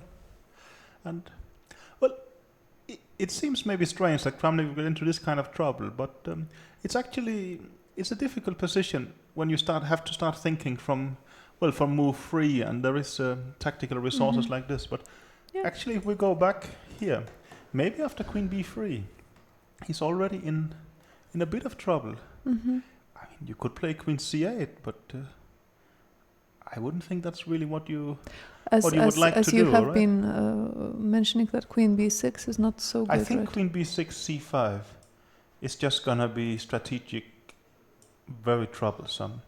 You could make a case for if something like this and knight h4 is possible, and then it actually gets kind of messy.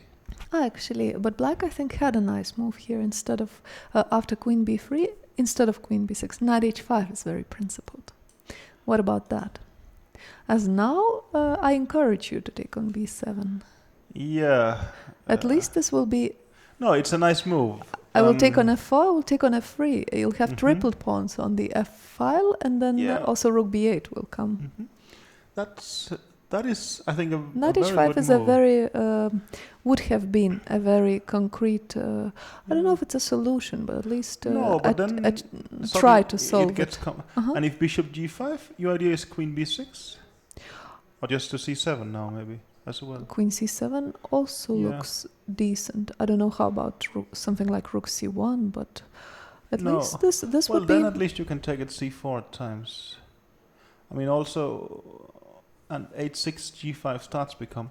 Well, it's a complicated position, but I mean, I agree. Probably it doesn't make sense analyzing what could have happened, sure. But it's just puzzling how he got into this kind of trouble. So after bishop g3, well, Kramnik has a... he's more than a pawn down according to the computer, right? And the computer doesn't like it at all. It's not like he has seen something specific. So no. I think also the point is that white has two bishops, both c6 and c4 are very likely to fall. But this could be a serious blow for Kramnik's ambitions, right? Of course, well, and Karjakin, he's getting new life. He's still much so, yes. Only 50%, but in principle you mean if he wins? Yeah, yes. Sure. But let's say he does. He still has to play the two leaders. I mean, it's more or less in his own hands, but well, it has to go quite well, I will admit. But still, it is quite dramatic development there. Yeah, let's have a look at Andreikin against Svidler and see if they are still on the track we expected. And I think they very much are, right? But didn't... Yeah, well, bishop Andreikin g2, took on e4. Knight c6, he took. Yeah. King c7 and bishop d2, he's played the move h6.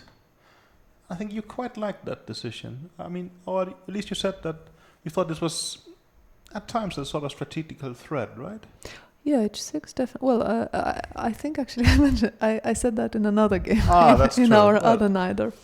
But it's also nice here. You're right, yeah, but you like h6 anyhow. Yeah. We have a tweet from Chess Anyone. I like very much Peter's play. It seems white's weak pawns will give Andreikin a headache. Okay, I also think so. I completely agree with you. I was almost getting happy. I like very much Peter. I thought, no, but it's Svidler. No, it's another Peter. Yeah, that's true. But white could get into trouble here, as of course g5 is... Svidler is, I mean, let's not just praise him for today's game, but for the whole tournament. I think he's played a lot of interesting and quite good chess. Well, today so far he hasn't done that much. He's just reacted well to in the opening. So let's say but today, still, if you're slightly better with black, I mean, you have done okay. Yeah, no doubt. Well, he did dare him with a knight off, for instance. And he played d5 when he had to. That but h6, what I like is that it's challenging the pawn structure before he has managed castling an h4. And you see this after g takes h6, this funny move g6. For sure. I mean, you want to keep your structure intact, and now, you will take back on h6, and white will be left with two sort of pawn islands here, and even isolated. That's not going to be very great. So that looks very nice. And also another thing that strikes me about white's position is that the knight on b3 is very limited, let's say, at the moment. Well, of course, at some point it could become alive and go to c5. This was my thought here, that when you take on h6 with your bishop, I do have sort of the counter retort knight to c5. But even so, it could be quite pleasant for... I could take it in due time when it. I would think that h4 would be, I mean, at least from a strategical sense, it would be a very logical move. But maybe there is some, can Svidler exploit it in some way? But it's not that obvious to me. Yeah, h4 of course. You think he will, let's say, takes, take, and knight b4? Is it something like this? Well, the idea is that it's attacking here, and if long castling, supposedly I would be able to take this pawn. I understand. No, I'm trying to figure out if there is something. Well, h4 just looks, that's the healthy choice, I would say. That's an option. Of course, after knight b4, you simply have bishop e4. You're not obliged to give away the pawn. No. But I think even this position. But what's your move? Bishop e4, I thought. Bishop e4. Yeah. Okay. Just to come back. Yeah. But even if we don't go knight b4 here, for instance, and just play the normal move bishop e7, the g5 pawn is not beautiful. It's a weak but pawn. Also, and this will come next, exactly. Right? And I think black is just slightly better. Simply, that's I very much I agree. think is a fact. Still, in a way where he has quite some chances. It's not like I think white has to make one or two good defensive moves and it's all over. So. But I really agree with the tweeter that h6 was a good, very good move, putting pressure on white, and it's not unlikely that black is already slightly better after this exact move. But I think we have a very fascinating round today. So maybe even let's move on back to the Anand and see what's happening in his game. He has I'm sorry if we don't spend enough time on the individual games, but. The players are making it difficult by exactly. When you have 4 exciting games, it's a bit difficult to keep. We left you here, I think, after queen e3, and Topalov just took on e4 straight away. It's a bit of a surprising decision for me, I would say. I can only say that the players in this game have been surprising me at every move, basically. Wow. And Vichy has done long castling, and Topalov has played d5. Okay. What is this? Okay, long castling d5. Well, d5 I understand. Of course, he wants to open up his black squared bishop. For sure. And I mean, this bishop, it's not exactly mate, but... No, but it becomes a bit more alive than before. But what about knight takes e4? Of course, Vichy will do that. That's just a given, I think. I was even thinking of taking with the... No, but I think you're right. This is how it should be done. Yeah, but the problem with d5, of course it livens up the bishop e7, but what does it do to bishop c6? No, and also... if you have a look at this. The pawn on e6 is kind of weak. What is Topalov's... Will he just castle here? Yeah, I don't know. Simply, this one seems like it's getting better and better for Vichy, I think. Yeah. Maybe I'm overestimating. But knight takes e4, short castle. How will you proceed here? I think Topalov wants to hide his king on h8. Yeah. And then he will try and attack on the queen Let's side. Say, and he will not care too much should e6 sort of disappear. What about playing knight f2 here? I want to put my knight on d3, really stabilize everything. And I will put pressure on e6 pawn. Yeah. And knight from d3 it also controls the b2 square so that you cannot mate either. Okay, let me move the king to h8. If you take e6, I'm going to take f4. Yes, so I'll play knight d3. Okay. And let me go maybe bishop b5 here with the queen or something like this. King b1 I have to do. Yeah. Well, what I also sort of disliked from Black's perspective is that a move like h5 becomes very annoying with the king on h8 because h6 is tough to handle and such. That is true. Yeah, well, I'm starting to remember why I don't really play the Sicilian, but with either color actually. But I'm curious here.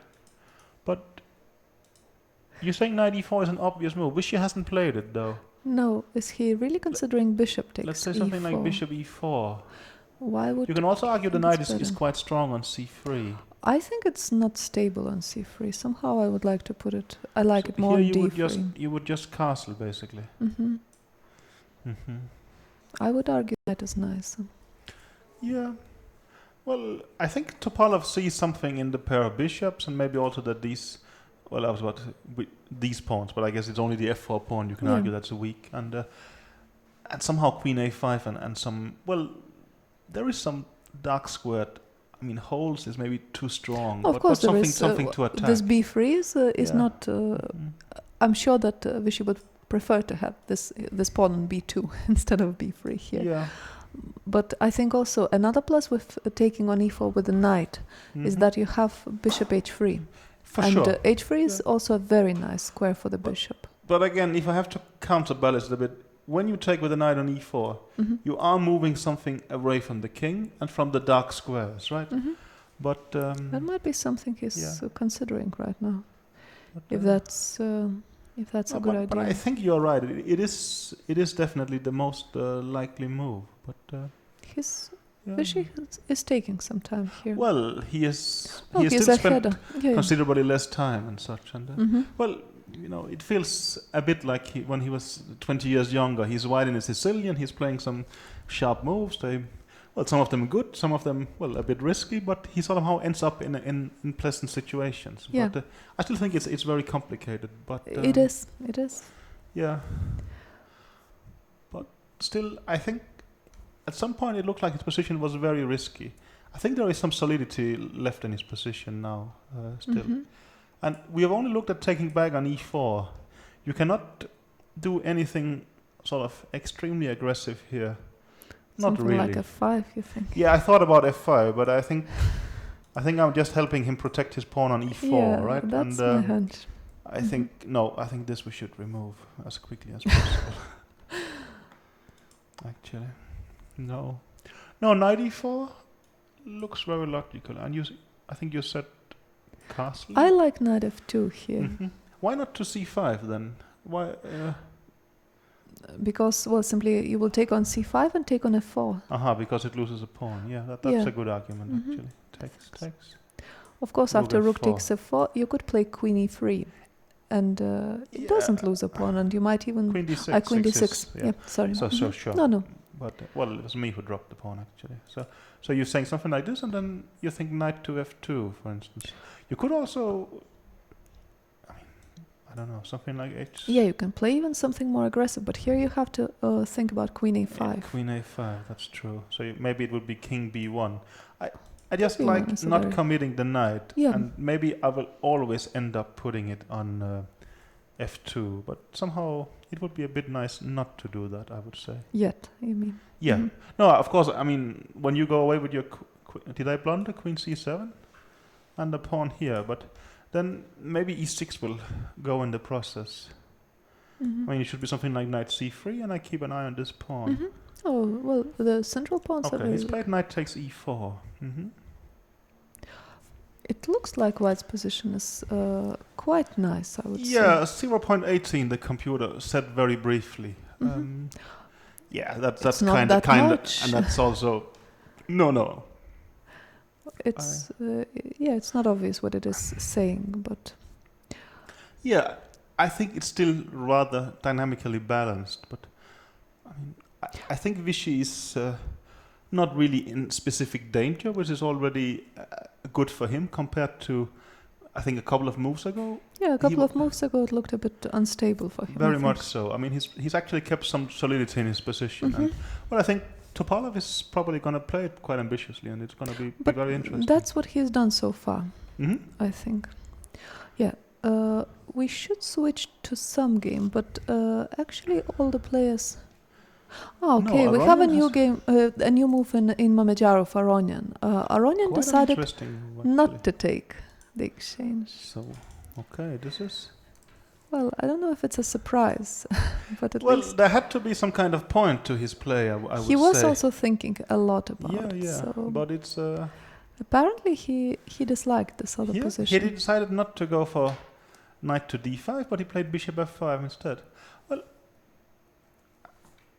I think also, well, it almost becomes a principle for Aronian in the sense that, well, it's me who's attacking, not you. And sort of. Yeah. But Yeah, that's I mean, apparently he's aiming to for a certain position, but here suddenly rook e5. I simply don't understand what is his point here. okay. He must have some. And you want me to Good. tell you? Yeah. Maybe rook a d8 he wants to play. But he can't really afford to allow Mamedyarov just to stabilize his pieces. Rook a8 that would be- has some... Well, let's say even if I just take on e8. yeah, but rook then takes. knight d5 at least becomes a huge threat. Yeah, knight d5. Of course, I would you prefer can do not something to have. like this and hang on to everything. Yeah. Well, my point should be that after bishop d3, it's very hard to move anything. But I would be happy to play even h4 here, for instance. Wow. And I would argue that my knight on g1 is a perfect defending piece. While Yeah, well, I want to make the argument that you are simply all your pieces are Tied only up. defending, and mhm. maybe I can even play something like b5 and then later break with this. But I agree that I have allowed almost maximum here. I don't know, but this is sort of This rook a8, Yeah. I thought that it could Mhm. make sense. It Well, could what be I wanted to something. say is after rook a8, what about switching to very aggressive mode and doing f4, and or you think bishop e4 now would be annoying? But F4 is interesting. Something like this. I mean, Aronian, he is pushing it a bit here. I agree and, with you, yes. He's not playing it in the most safe way at all. No, but this is. I Um, mean, this is kind of interesting. Mhm. And I don't Okay, know. Well, no. let's see. Well, king f2. I He think played is- king is- f2. Okay. I think Mamedyarov decided, it's an interesting psychological thing that Aronian doesn't want to play knight d5, so he encourages him to do it. But actually now after knight d5, of course, he can just move his bishop. Yeah, I mean, That's also you a can good give point. the exchange, but you can also. There is bishop no need for f4, that and anymore, this- yes. How is if we start counting sort of pawns, it is 7 for white That's against +2. +2 actually. So it Mhm. means that he's actually down some material here. Okay. Aronian is, yes. And he has to show something for this material, of Yeah. course. Yeah. No, I think also, well, maybe now the tournament dynamics is going a bit more in Anand's favor than Aronian. But I Half think an hour ago. exactly, but that's also, I mean, yeah, well, I can start thinking about it every half hours, but it seems like half an hour later it's completely irrelevant. Exactly. So maybe we should simply say there is 6 rounds left. Yeah, and it's but too this hard to tournament say. is amazing in a way, as we have no clear, let's say, no one is really trailing by as many. We don't have an outsider in the tournament yet, and it seems that No. every player here is capable of beating any other player, Mhm. and that's what happened. Yeah. There is no player who, well, Vichy is the only player who hasn't lost. Sorry. No. So that's a good reason why he's leading. Yeah, But yeah, yeah. else other players have been losing Mhm. and Yeah, but taking also- huge risks But as they well. seem capable of beating everyone. I think, Exactly. for instance, in last year's candidate tournament, things got a bit more sort of polarized, and Mhm. there were some players who thinking, okay, you're white against this guy, now it's a good chance, for Yeah. instance. But here, it seems, well, I was also supposed to say random, but that's maybe not fair. But No. it seems like, well, they are all incredibly strong players, and they can, I mean, you can never feel safe, even when you are white against somebody. It doesn't Yeah. feel like you play for 2 results. I think at that all. last year, somewhere around the same, let's see, around 8, 9, there were, I think Rajabov and Ivanchuk were doing quite badly, but to the extent where it seemed that already they will not catch up with the leaders. No. Here, of course, there is 1.5 point Yeah. between the last place and the leading place, but it's still, you could say, within. Yeah, well, my feeling was that 1.5 point against 2 players, that's actually too much. But my impression is that the players doesn't seem to agree with me. I think all of them are trying very hard to win today, sort of regardless of which colors they have. Exactly. Right? Even regardless of the color, I agree with that. Should we switch to Karjakin Kramnik? We can do that for sure. Yes. And see, Kramnik. Well, he was left here with bishop g3. Yeah. And he has played knight 5 to b6, queen takes c6, bishop b4. Let's just count. He's a clear pawn down, right? Yes. Well, if we have to say something nice about his position, I guess it would be that, well, he want to play castling and the rook to c8. And somehow this pawn on c4 and, well, now I'm going to make some pretty random moves, but let's do something like this. Yeah, but I would put my queen on e4, I'm sorry. Yeah, but, well, it's me who has to analyze this Yeah, board. that's true. But, okay, I can, well, if you want to, I can put it here. And then, well, here I would consider knight d5, actually. Okay. But even something, let's say, castling. Well, let me take on c3, you take back, I'm going to go knight d5. And I'm going to put pressure on this on the pawn on c3, and I will treat it like a kind of chiggering position, sort of, and well, say that my knights are better than your bishop, and this bishop on g3 is not that great actually anymore. But I think it could be a chigorin position, but I think it's a hopeless chigorin position. You have 2 bishops and a pawn. Okay. Have a look at it from that perspective. I mean, I'm not exactly liking Kramnik's position. I think my point is that if you just start making standard moves with white, Kramnik will get some compensation. But maybe you have to do something quite aggressive in this position. A very bad way to do it would be bishop d6, because after rook c8, you probably have to sacrifice your queen on c8, and you could be doing rather well still. After queen c8, bishop c3 check is unpleasant. So you're kind of in trouble here. Yes. So that would not be too great. No. Okay, you say you're kind of winning here. What would be your move? We're going to go queen b5, maybe. Maybe that's a good start. I think that even bishop e2 is fine. I would be happy just castling. Okay. Sebastian Mazet is tweeting, today I bet there will be blood on the board. Kramnik is in big trouble and Svidler will show his strength after a loss. Yeah, Kramnik is in big trouble, definitely.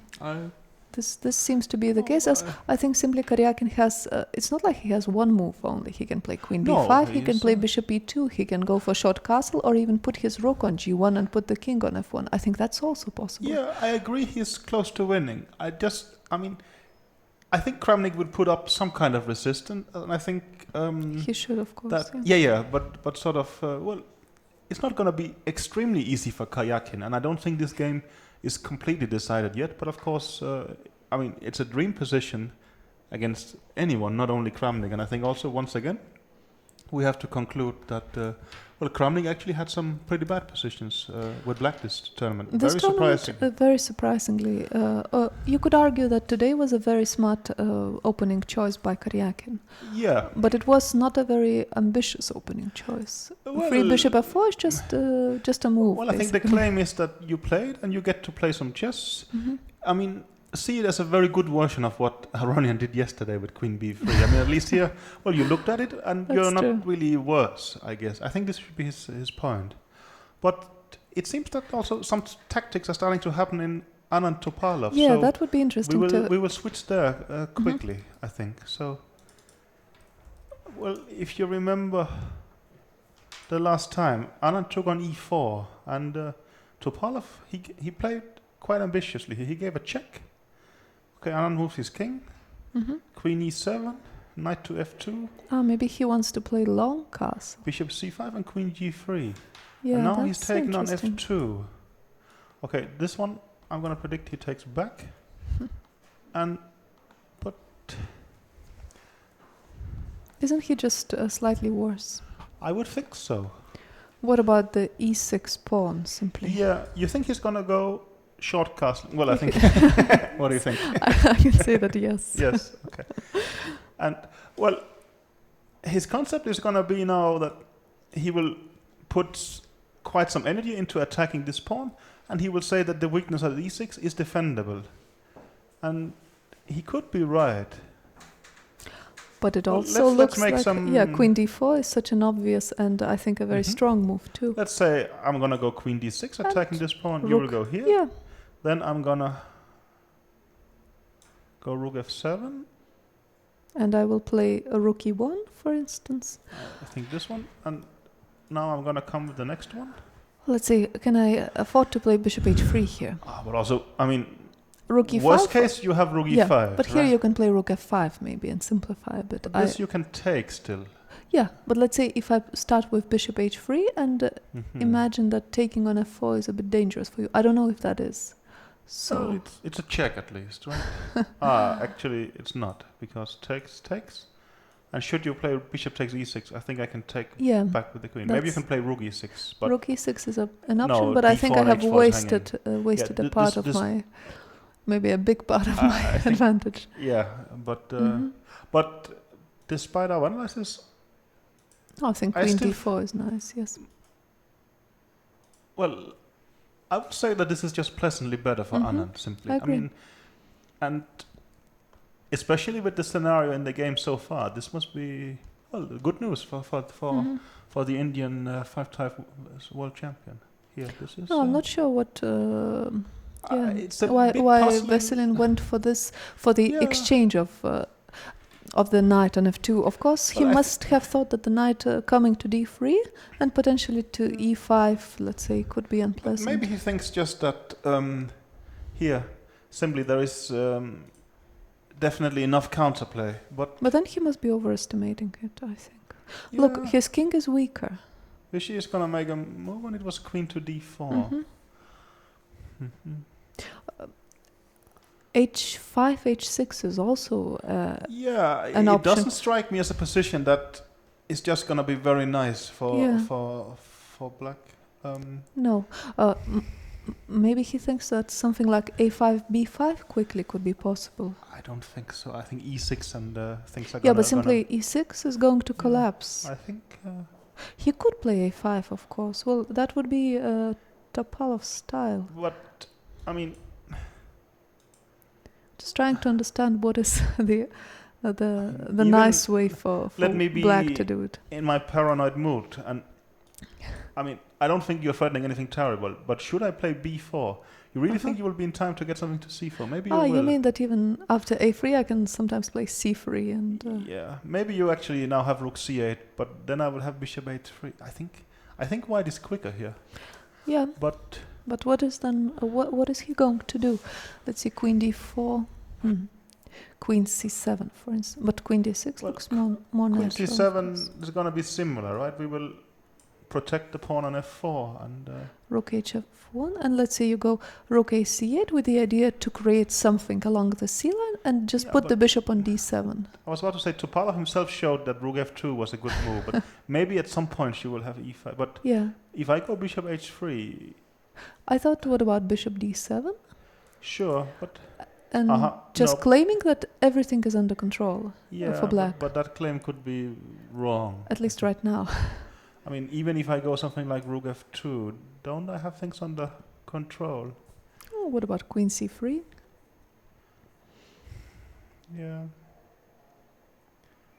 I think here already black Maybe managed to you're create actually something. getting some counterplay here. But I feel that Mhm. I believe white is better, and he might have to play it better than me. But but somehow, You think you should manage that? yeah, I think so. Mhm. I think Topalov is not liking what he's seeing, and No, and he might have to switch to solid defense, but that's not what he's aiming for. At no, all, he might right? So he might have to switch to another mode. I'm a bit surprised here, and I'm also surprised now. I can glance at the other boards, and I mean, well, maybe let's go actually to Andreikin Svidler. Andreikin. Okay, we can go to Andreikin Svidler. I was thinking actually Mamedyarov Aronian, but Let's just have a look at this endgame let- where mhm. Svidler seems to be yeah. Putting some pressure. We looked at this endgame position, and Svidler played the move 8-6. And now we see the table where they're probably all flocking at Aronian's board. Yeah. No. So let's see, he's coming back. Well, after 8-6, as we kind of expected, Andreikin played the move h4, keeping his pawn structure intact. Mm-hmm. And then there was a general swap here, and well, he played your move, not knight b4, sort of trying for slight tricks as I wanted to, but just bishop e7, Mm-hmm. and after long castling, rook h8. So far he's just making the most solid, you could say, but also healthy moves. I think both are actually. I actually don't know which one you mean, but I think you would be right in either case. Yeah, I meant Svidler. Svidler, okay. But he's played bishop e3. I kind of like how he's defending it. You mean Andreikin, yeah. Yes. Mm-hmm. Mm-hmm. Oh, he wants to put his knight to Yeah. c5. That shouldn't be allowed, I think. You think rook h5 is going to be the move now? Or we both kind of like... What about b6? Is there something B6? wrong Wow. with it? I would like to play b6 and a5. This knight on b3, it really invites a5, I think. Yeah, but... okay, let me just play a3. I don't know if that's very great, but something like this. I will go in this direction. You could also be helping me to sort of... no? Not really, I think. Not What really. about... You don't want to help me. No, I don't think I am, especially. Mm-hmm. Something like rook h5. I'm not Yeah. claiming that black is very much better here No, at all. I'm not claiming that I'm even close to being better myself, but I thought that, well, now even I can start, well, I was about to say I can start dreaming of this move and get to d5 and b5 square, but something could be weak on g5. No, I'm not sure, but I don't really see how you keep up a lot of pressure here. Maybe, well, I was about to suggest the move rook h5 here, but But rook h5 is hitting FIDE, I think, because you can just yeah, I'm play stopping knight c5. bishop but that's f3 if you want. wow, yeah, that move I didn't see. So okay, rook h5 actually makes in the I'm not neighborhood sure. of 0 cents. I'm not sure it makes a lot of sense. No. So you think simply b6 is the move? Controlling, that could actually very well be. I like the move b6, yes, I really do. Or rook h4 with the idea of... Oh, that's but actually rook h4 I like less because I would really like to contain this knight on b3. Mhm. If it goes away, okay, that's a new situation. But b6 I think is a nice positional move, and I think Svidler must be thinking of it. It's a very Yeah, you could- well, it's a very you common theme in you such could positions. be right, and I thought that, I mean, you can argue that it's weakening these pawns a bit, but that's completely irrelevant. I think, well, for instance, Yeah. a knight to d2 and c4 would be annoying, but, well, there is no bishop on f1 or e2 protecting the c4 square, so this is never going to happen. I think in this position it's not a big deal. No, maybe actually b6. No, I'm starting to like it. I will admit that much. Maybe black is still pleasantly better here. Pleasantly better. It's not a slightly. lot, but it's kind of playable. I would say at least sort of. So Okay, should we see Mamedyarov Aronian, where I think Mamedyarov has insisted on giving away his exchange. yeah, I think we left you here. Bishop f5, king f2, knight d5, and well, actually, the move bishop f4. And also we had a peek at the computer. It kind of liked this idea. Yeah, right? bishop And f4 was... that would be, I mean, interesting. And you can say that in this position, Aronian could definitely have played knight d5. And then it would have to be takes, king f2, bishop f5. And we're getting the position like in the game.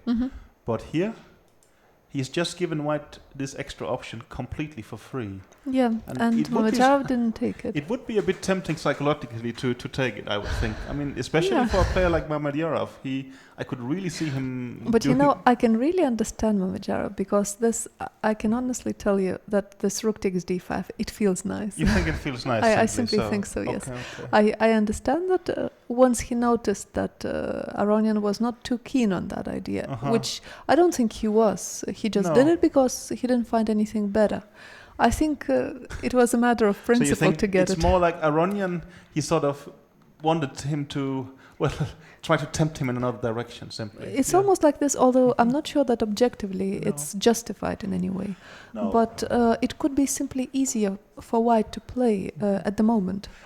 Yeah, I remember, well, our sort of great Danish player and hero, Bent Larsen, he was saying that, well, if you can't give the opponent a possibility to make a mistake, very much give it to him. And well, I think, well, Aronian has also said that Larsen's, for instance, book on 50 selected games and just his games in general had a huge influence on him. And I think he could be thinking in the same direction. I would, despite agreeing with Larsen with most things, actually disagree a bit there, that giving your opponent extra options is generally a risk in some sense. Why do that at all? I mean, Aronian could have forced this position. Now he's given the opponent to choose from two different things. But maybe it's a matter of confidence in some sense that you actually like teasing the opponent a bit. I think so, and even from a practical perspective, it makes a lot of sense that as it makes your opponent use more time and doubt himself more, and maybe, yeah. What do you think the plan is for black here? I thought that something like b5, a5 should be at least considered in the first place, and I was wondering if you would say, let's say b5, a5, and then even a rook swinging in some direction to e6 something like that. But like that. Well, especially trying to use the fact that I have more pawns. Well, black has very few pawns on the king side. This is quite obvious. But actually, when I look at the positions, I'm starting to like black because, well, what are you actually gonna do? Let's say I play b5. You want to go to knight f4. I think I should not use this f4, tempo. g3. Okay. Knight f4. I think yes. Okay. Okay, let me go to f7. And let's say I play h4. No, I agree that this can easily go wrong for white. But I think I would it's also have to exciting. stick the bishop on d3 at some point. No, I think what I was getting at is that it's not so clear how you're going to attack here. I think it's all. very clear. Okay. I'll just play g4, h5, you know, and I don't know, something like that. It doesn't get easier than this. I think so. I think it's very clear. Another thing, whether it's so good, that's a question. But I don't think white has so much choice. No, it's an interesting position. So but I think giving Mamedyarov such a position, he must be enjoying himself immensely. It seems so. And also, I mean, we have to remember, Mamedyarov was caught in the opening by a very interesting idea by Aronian. And already he has like 24 minutes more on the clock. I think so. That almost gives a sort of slightly irresponsible, evaluation, I call it. I don't know what the right word is. But I think, of course, potentially in 20-30 moves, this position could be lost for white. Yeah. But in 5 to 10 moves, it could be one for white. Sure. And I think should he do something very good, Mamedyarov will do it. Will try to create it soon. Yeah, I think what I thought it was just that it's not so clear how you're gonna hit something. But I agree that after this, I mean, you might go g4 next. I might go d5 and bishop d4 and things like that. d5, bishop d4. Yeah. But also, even so, I do like my king on g8 being protected by your pawn. You can only hit me with a knight. Everything else is not gonna hit and at all. I think I will. You think you will? Yeah, we will see. Yes. We will see. No, but I think this game is could be just one of the most interesting games at this tournament. For sure. It has the potential to be that. Okay, so Topalov is still thinking in his game against Vichy, and we have some new developments in Karjakin Kramnik, where Kramnik, at least he was looking for a way to consolidate a bit, and probably he claims that something along the lines that you mentioned. Yeah, if he claims it or hopes. But that's what's left in that position. Karjakin did play the ambitious move Queen b5, and well, I like it in the sense that it's putting more pressure on Kramnik and somehow doesn't allow him to stabilize quickly. So Queen b5, Queen e7, a3, takes, and castling. And I think Kramnik, he does want this kind of Chigorin-like concept. The knight is going to go to d5, and the queen will go to f6. Let's say something like, should he go Queen b4 now? I mean, well, Kramnik will go to f6 and hit this pawn, and knight d5 would be coming next. And I mean, it's pretty hope-based, I will agree. But what else? What else? Yes, but I think, I can easily imagine a scenario where you took, let's say, where as white you were missing f3 pawn, and you would still say that I'm better. But for a start, if you remove that pawn, the d5 square is more under control of the bishop g2, and well, if you actually want to have that, for instance, by playing f4 and bishop g2, well, then this bishop is going to be so. Oh, f4 I don't like at all. No, but that's sort of what I mean with the Chigorin structure, that well, your bishop is not completely comfortable and such. And no, I agree. And also the computers are not exactly believing in Kramnik's play or what I'm saying. But I can see some practical chances here. Yeah. And I think Kramnik is kicking back reasonably well. But of course, it's very likely not going to be enough. Yeah, I think it clearly will very much depend on how well they do in this middle game phase. Yeah. As if Karjakin just continues making good moves, this could just be a winning position. Yeah, be impossible to save even with the best play. But imagine a scenario where he starts making some small inaccuracies. What about a very ambitious move like this? Is that just completely dominating, sort of taking away the d5 square? Or you think f5 will actually create some confusion? Yeah, I think I could play f5. Maybe it was a very bad move. I think, I really somehow expect that he will play bishop e2 and try to just put his king safely for a start. And then, after that, he already can start thinking about this extra pawn. Bishop e2? But let me just try immediate counterplay, something like this. Queen b2, for instance. And I don't even have rook b8. That's the problem. My bishop on g3 is... I will keep making one move threats. But and queen c2 or a4. Even I don't a4. know. a4 maybe. It's not. Well, it is a good position. It's not for my white. position. No, No, it is tough for Kramnik, no doubt. Mm-hmm. It's maybe it's. Well, you think simply it's a lost position. It's a position, a pawn down, and with positional factors being in white's favor as well. So there is not so much that favors black here. No. And I think simply he has blundered on b7.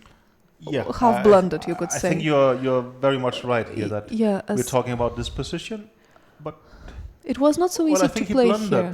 But what did he blunder? Knight h5, I think he had to play, right? I agree, but I'm saying that Kramnik took on c4. He cannot have missed queen b7.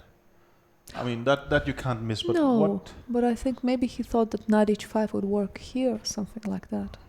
Or that he can take on f3 and then play knight h5. He could have blundered bishop c7. And also, I think... what would happen after knight h5, actually? I think maybe bishop c7 is a huge problem. And if queen c8? Then queen c6. And like this, you're simply... Yeah, that's just very, very bad, I think.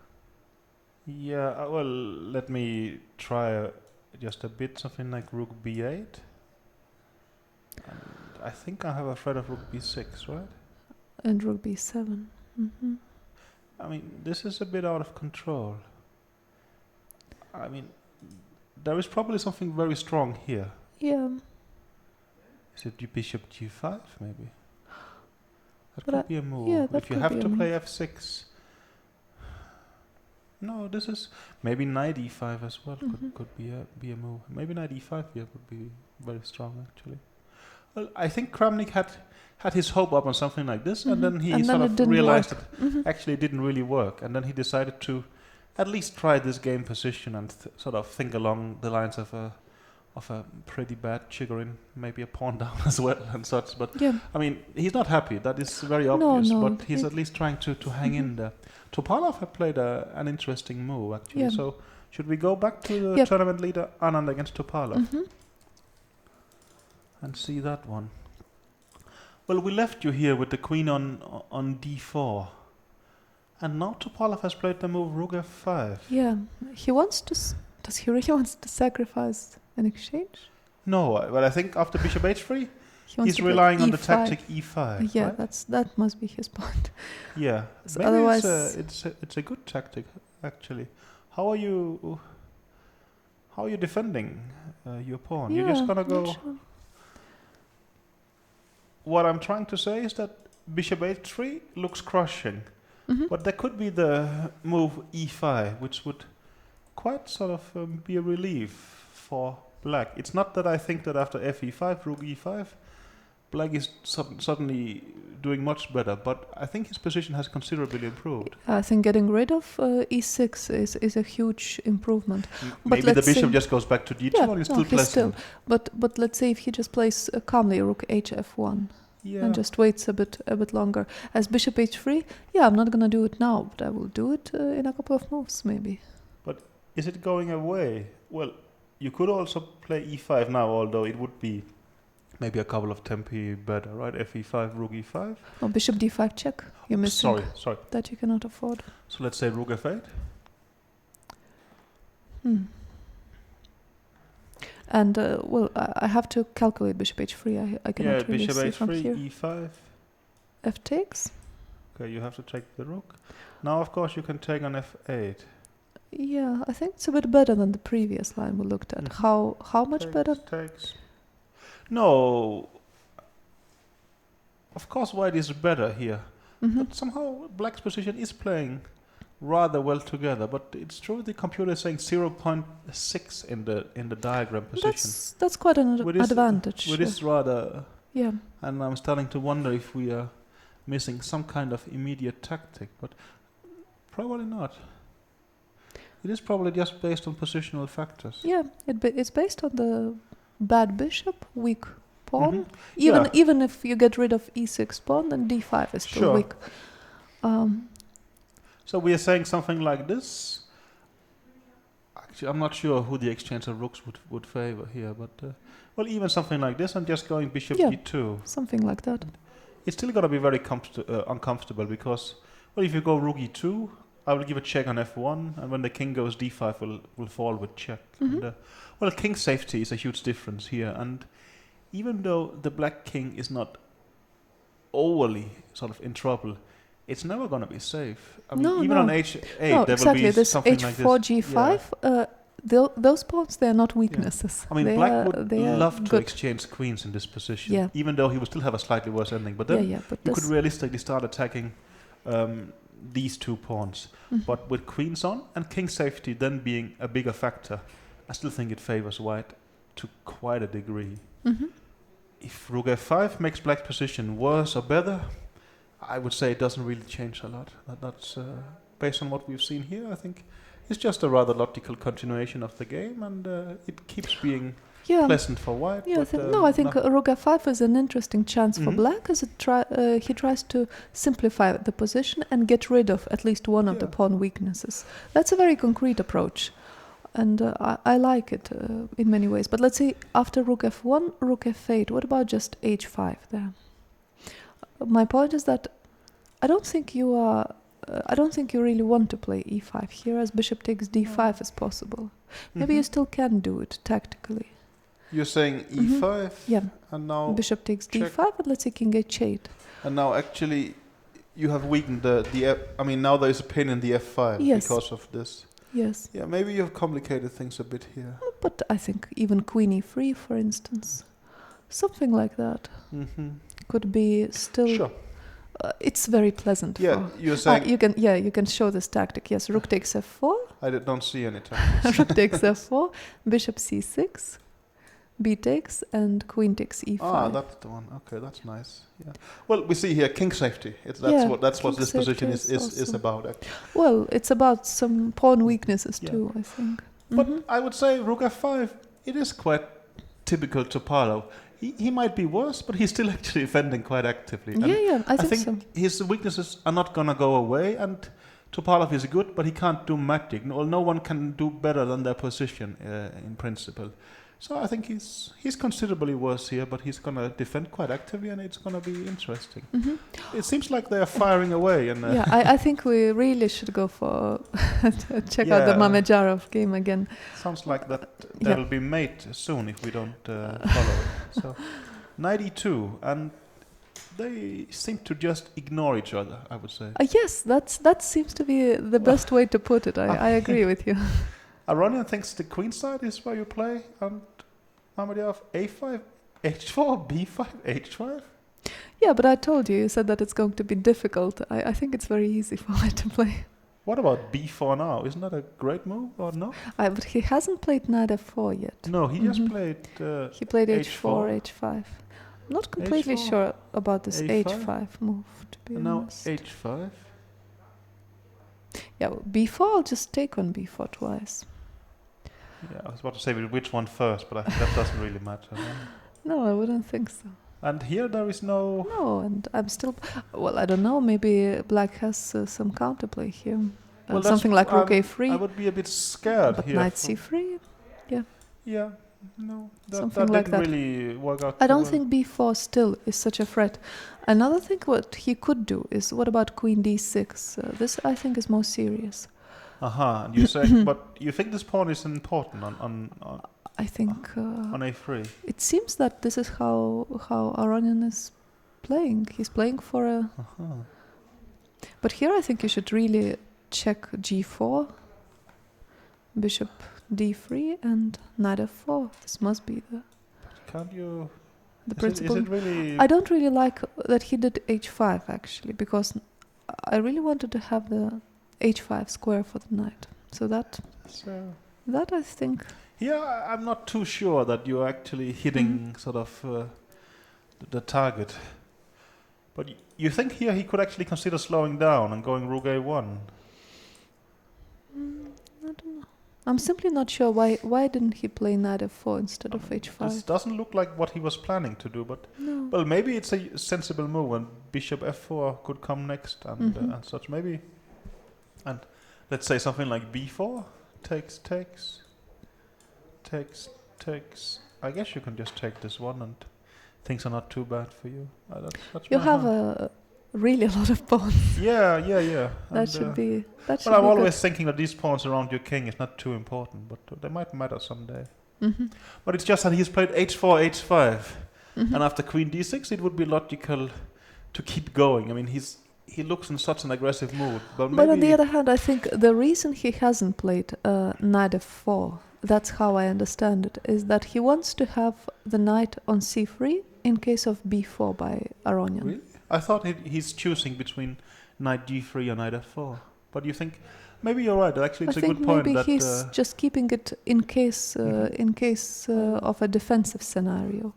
So this h4, h5 doesn't really, well, definitely doesn't hurt him. And I really don't think he will play h6 anytime soon. But even that cannot be ruled out at some point. Then at least he has this g7 pawn forever. Yeah, but yeah, again, I doubt that. But let's see, sort of. But I would still say that if it's more pleasant, practically speaking, for any of the players, then it would be Aronian. But I don't know if you agree with that. Yeah, it's hard to say, as I don't know how much tension he feels about the situation in the tournament, and I think that's a huge factor as well. That is true. That of course. Mamedyarov is under less tension. Sure. I don't think he will be very surprised if he doesn't win the first place here. While for Aronian, he is reasonably close. And yesterday he went for a quick draw with white, clearly in the hope that he can score more. No, I think he was forced into that. I mean, he did actually try to provoke heavily. He did, yes, I mean, he did. But I think he thought he got away with it and didn't lose. But I am sure he's very much aware of the situation in the tournament. Okay. Thinks Vichy did not protect the pawn on f sort of. He's done that now. I think Topalov played rook f5, and then rook d1, rook a to f8, and rook h to f1 has happened. And as far as I can see, Vichy has quite a threat of bishop h3. Yeah, and he does. How is Topalov defending against that? Can he play bishop b5 in this position? I think maybe he will play queen d6. Like this. You're saying he's winning a pawn almost.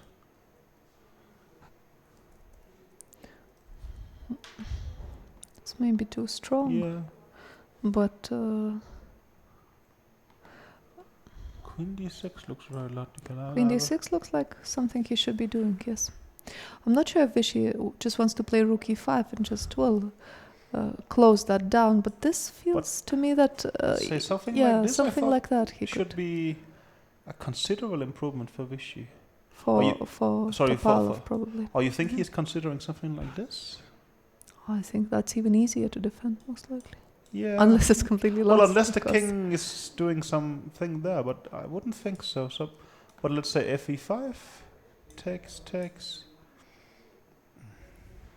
Well, white is still better, of course. White is better still, yes. Still better. But swapping down all the rooks Yeah. generally is not in white's favor. No, I'm a bit surprised by Vichy's choice here, but... and it's I mean, not like he has given it a lot of thought, I don't know. No, but maybe he's somehow...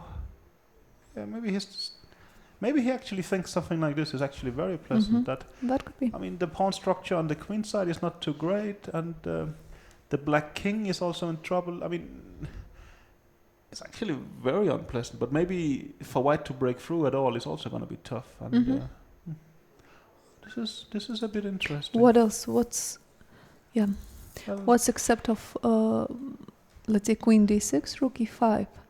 Can you do something good with black? You mean except black, of you mean, except of taking on e5. I mean, after queen d6, rook e5. I would doubt Probably it. not, and also I can always force you with bishop h3.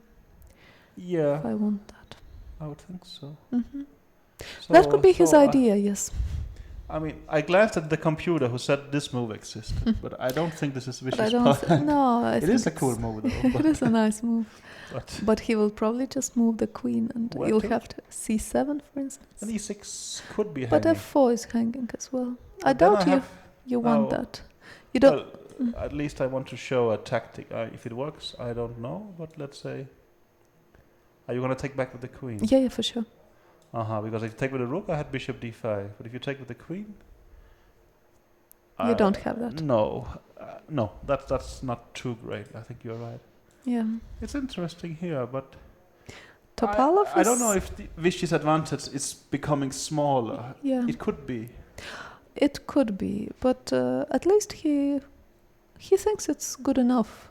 Yeah. And well, I don't know if we should question that. Yeah, I think it's right. I don't think he's sort of 0.6 or 0.4 for a human being. It might be very difficult. Not at all. I think simply he chooses this position with f takes e5 and very and it's little space for black. Yes, and also after fe5, of course e6 is no longer a weakness, but so his weakness in f4 has also disappeared, right? And he might think that this is progress. And, well, I think he looks comfortable. He has half an hour more, and he's in a pleasant position. I mean, if you start complaining that you want even more, it's also a bit much, right? But of course, he might feel that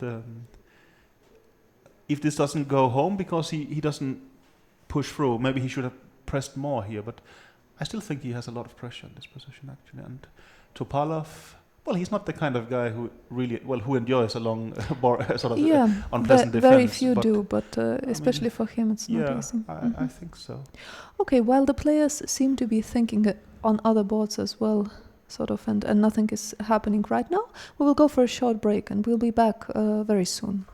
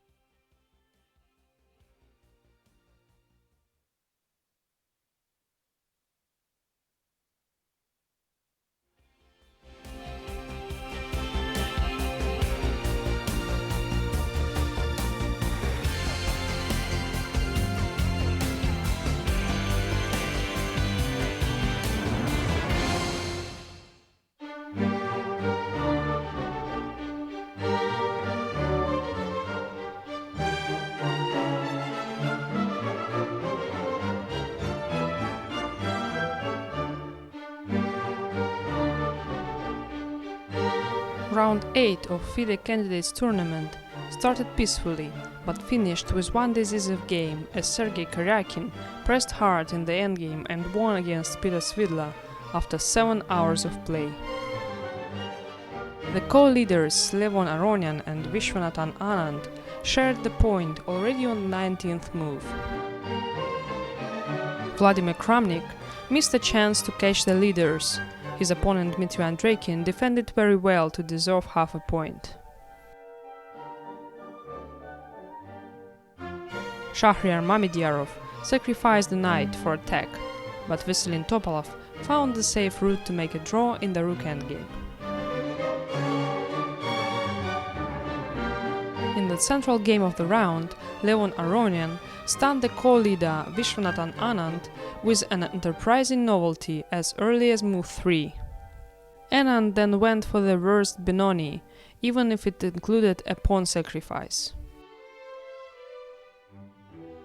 Black did achieve quick development as compensation.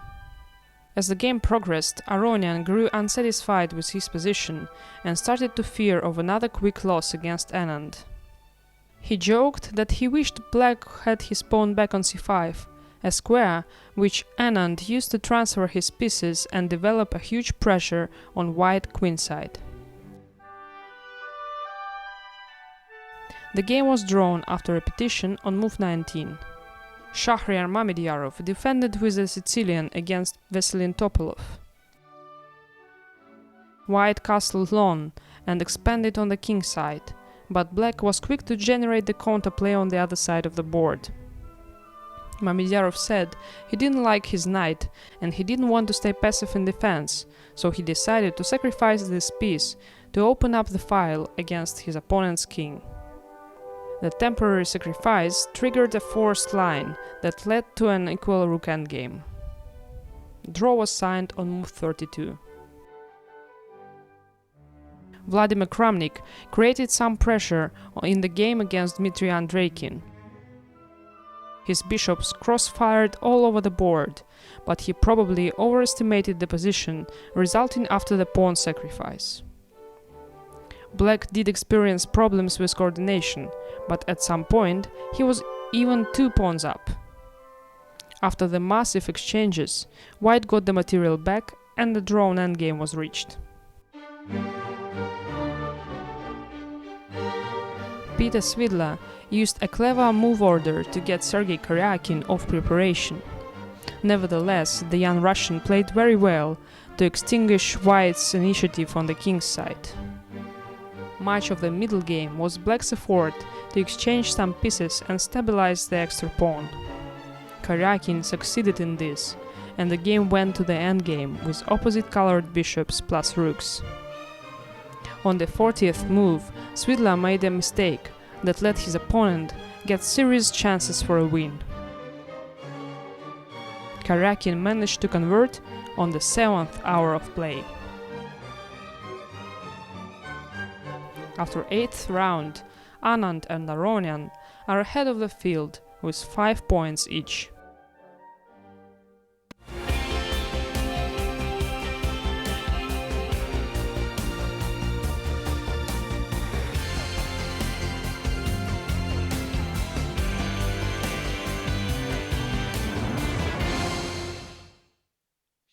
Mamedyarov was born on the 12th of April 1985 in Cmilyte.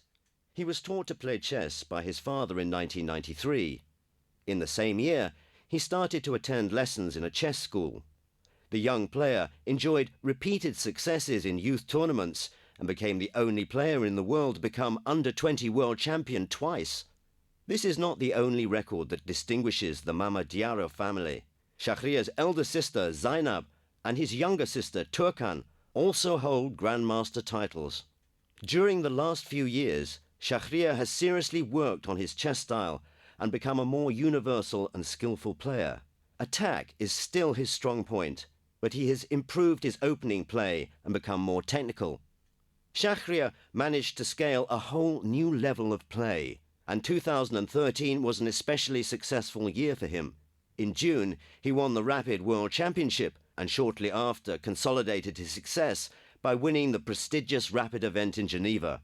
Being one of the winners of the tournament in London and victorious at the stage in Beijing, Mamedyarov took overall second place in the FIDE Grand Prix 2012 to 2013.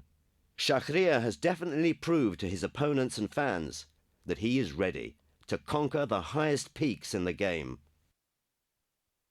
Levon Aronian started to play chess when he was 9, and already by the age of 12 he was a world junior champion. He achieved numerous victories in junior tournaments, and the most significant was success at the Goa 2002 tournament when Levon became world under-20 champion. By this time, his family had moved from Armenia to Germany, and to this day, Aronian shares his time between these two countries. The title of Chess Prince gave the Grandmaster confidence in his career and convinced him in the choice of his profession. By the mid-2000s, Aronian had begun harvesting his first big successes in the international arena. The first phase of this part of his career culminated with a win at the World Cup in Khanty-Mansiysk in 2005. The Armenian Grandmaster then earned the opportunity to take part in the candidate cycle. He was soon among the chess elite. His track record boasts first places in the strongest tournaments of our time: Week Anze, Linares, the Tal Memorial, and Bilbao. In 2009, Levon presaged his greatness by winning the FIDE Grand Prix series. Aronian is a great team player. For many years he has led the Armenian national team and has presided over 3 team victories at chess Olympiads and once at the World Team Championships. Aronian is a past master of the rapid game and has scored repeated victories in Monaco and Mainz. As of the 1st of March 2014, Aronian's rating climbed to a personal record of 2,830. For many years, this Grandmaster has held the number 2 spot in the world rankings, and world champion Magnus Carlsen names Levon his biggest.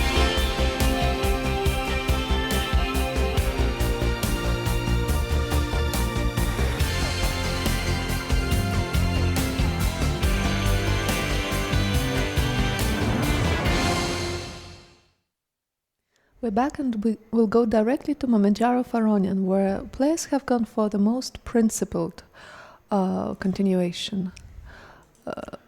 Aronian just played b4, something that we thought was not his best choice.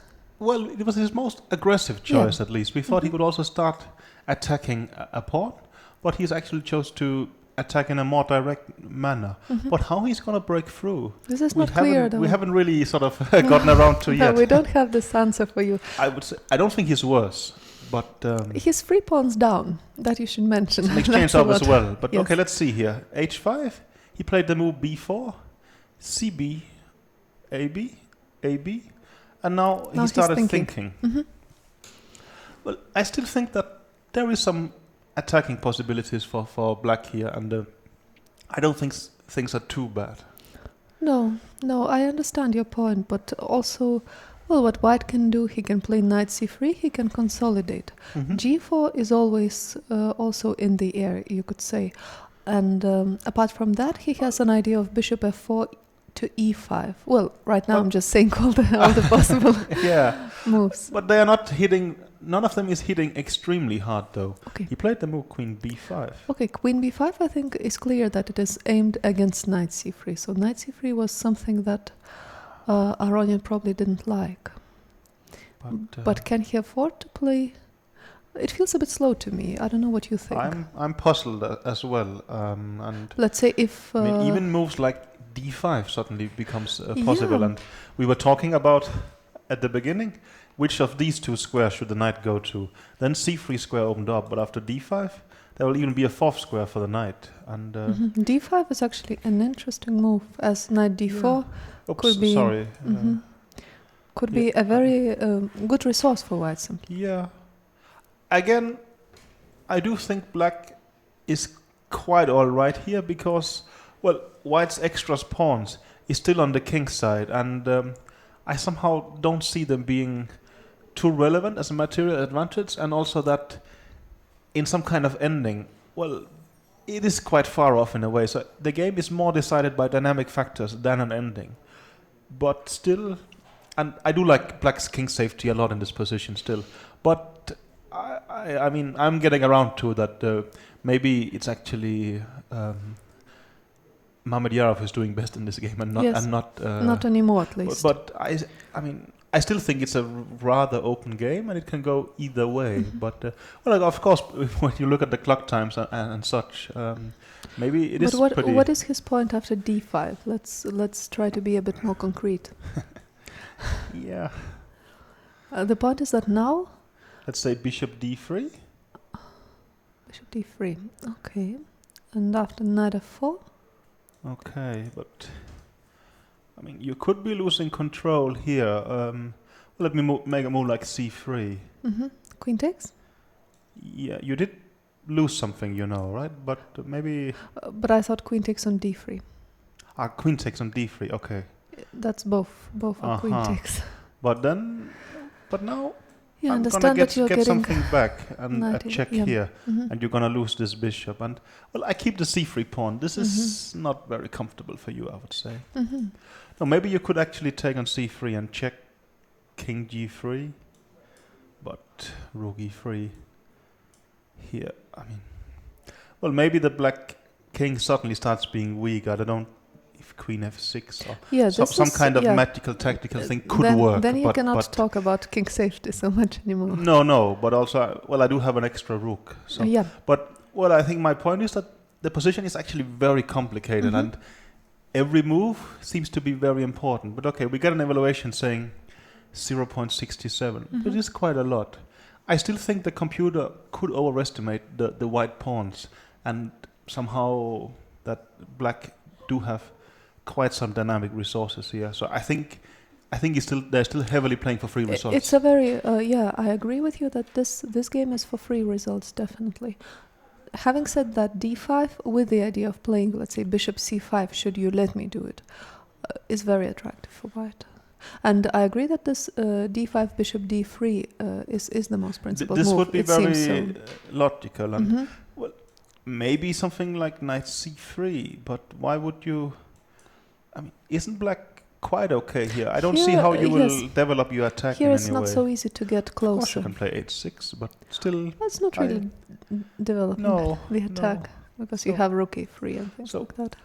So maybe d5 is not really the move, but well, there is also a plan like rook a3 next, and you will put the rook here, right? Why didn't he go that straight away, just out of curiosity? Rook to a3? I think clearly knight c3 should have must have bothered Knight him. c3. So he wants to position himself to sort of this move is leaning onto the b Yeah. pawn, and then he's preparing the move rook Rook a3. a3. This is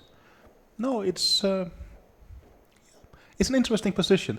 I don't think it is as bad for black as the computer is indicating up there. I mean, Aronian, he doesn't look overly scared, and I think it's a complex, interesting position that can go either way. And I mean, no, after d5, I think bishop d3, knight f4. At least it's very complicated, and who is better here is a bit hard to say. We have a new tweet. Tobias Lechner is asking, can you explain how preparation changes throughout the tournament and how it progresses till the end?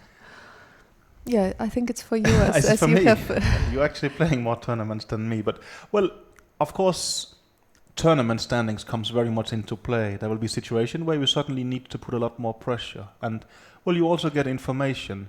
Maybe before the tournament, you expect that player X to play a certain opening, but he actually starts doing something else, and there can even become trends in the tournament where people start playing, copying somebody else's opening preparation and such. So there will be dynamic factors, and that's also why, for instance, you might bring some seconds to the tournament. You can argue, why not prepare everything at home before? But, things seems to sort of change, especially, I think, in World Championship matches. For instance, takes Anand's match against Gelfand.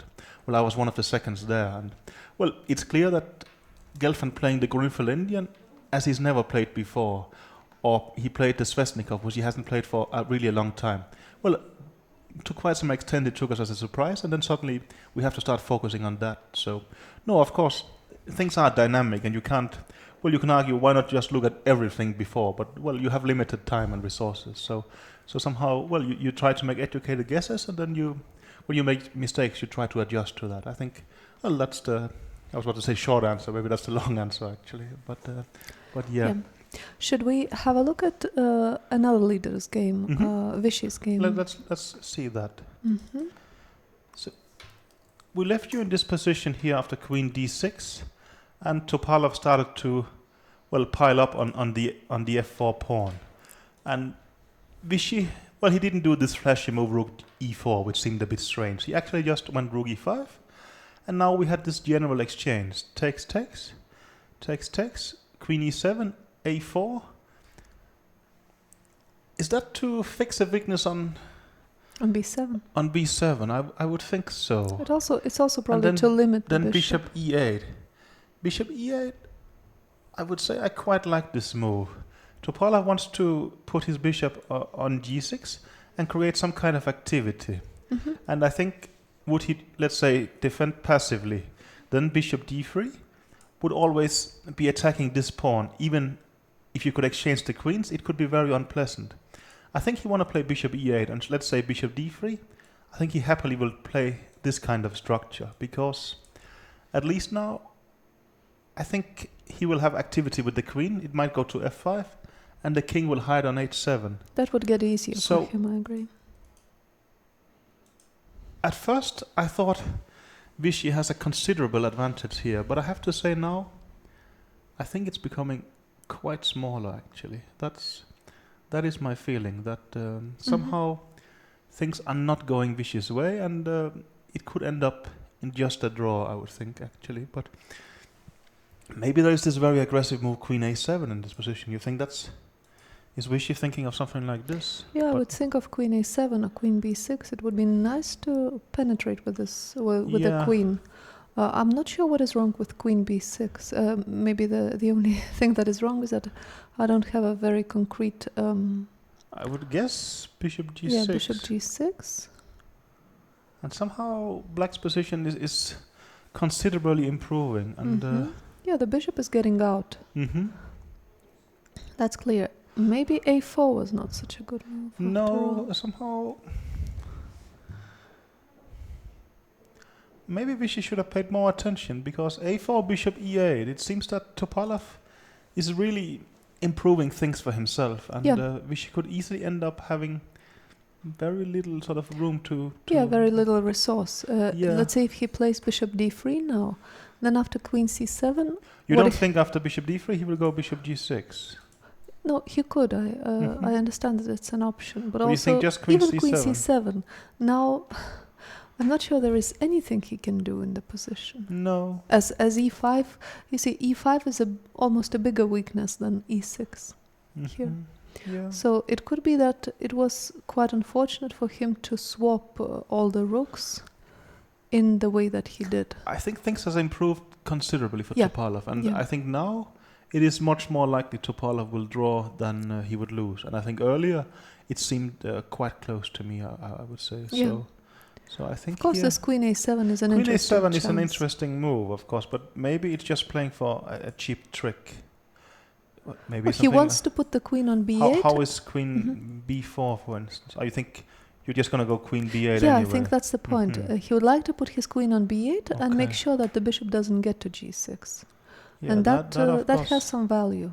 And if you simply ignore it and go here anyway... I think maybe bishop takes a6 exists here. And if let's say queen if you c7, play queen you c7, give a check then queen e8 check. And you take the pawn. That's right. Okay, queen a7 could be an interesting move, actually. Of course, the computer is giving some strange, no, actually not so strange, but quite a straightforward bishop takes a4 here. And the idea is that, a4 has some minuses. But if I do get to take here, and let's say you have to defend, at least I kept your bishop away. And here, at least, this looks playable for me again. But you have fewer pawns. Yes, but it came in a price, I think. Your king is still... I mean, I do have queen b8 check, and let's say we exchange the queens. I still have pressure, well, not against g7, but against h7, obviously. And, well, my king will go forward. So, queen a7, so far... But it almost feels like it's the only chance for white. as if he allows Topalov to comfortably put the bishop on g6 and become more active. It seems that he will just put his queen on c7 as well, hit the e5 pawn, and will not have a worry at all in this position. No, I think queen a7 is actually really what Anand should do, and if he does that, he still has, I would say, quite decent chances. Now we can start compare serious or decent chances. Yeah. But this, I actually think, then he keeps quite some pressure. But without it, I don't see how. I would say. Agree with you. Okay. We more or less gave up on Kramnik, but we can't say things are looking great for him. No, but they have improved a bit, yeah, right? we should definitely have a look at this. And well, that is an important moment for Kramnik, because should he lose this, well, it's going to be tough, right? I think we left you in this position here, and Kramnik is a pawn down, and things are looking bad. But actually, Karjakin tried to make it 2 pawns. Well, he managed. So bishop c4. Takes, rook c8, queen b3, knight b6.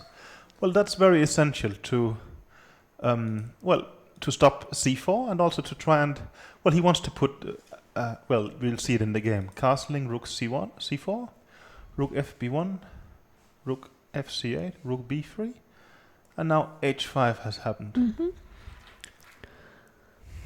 Well, probably it's just winning for Karjakin in a material sense. Actually, here, he didn't go knight d5 trying to get the pawn back. He's actually played it more positionally.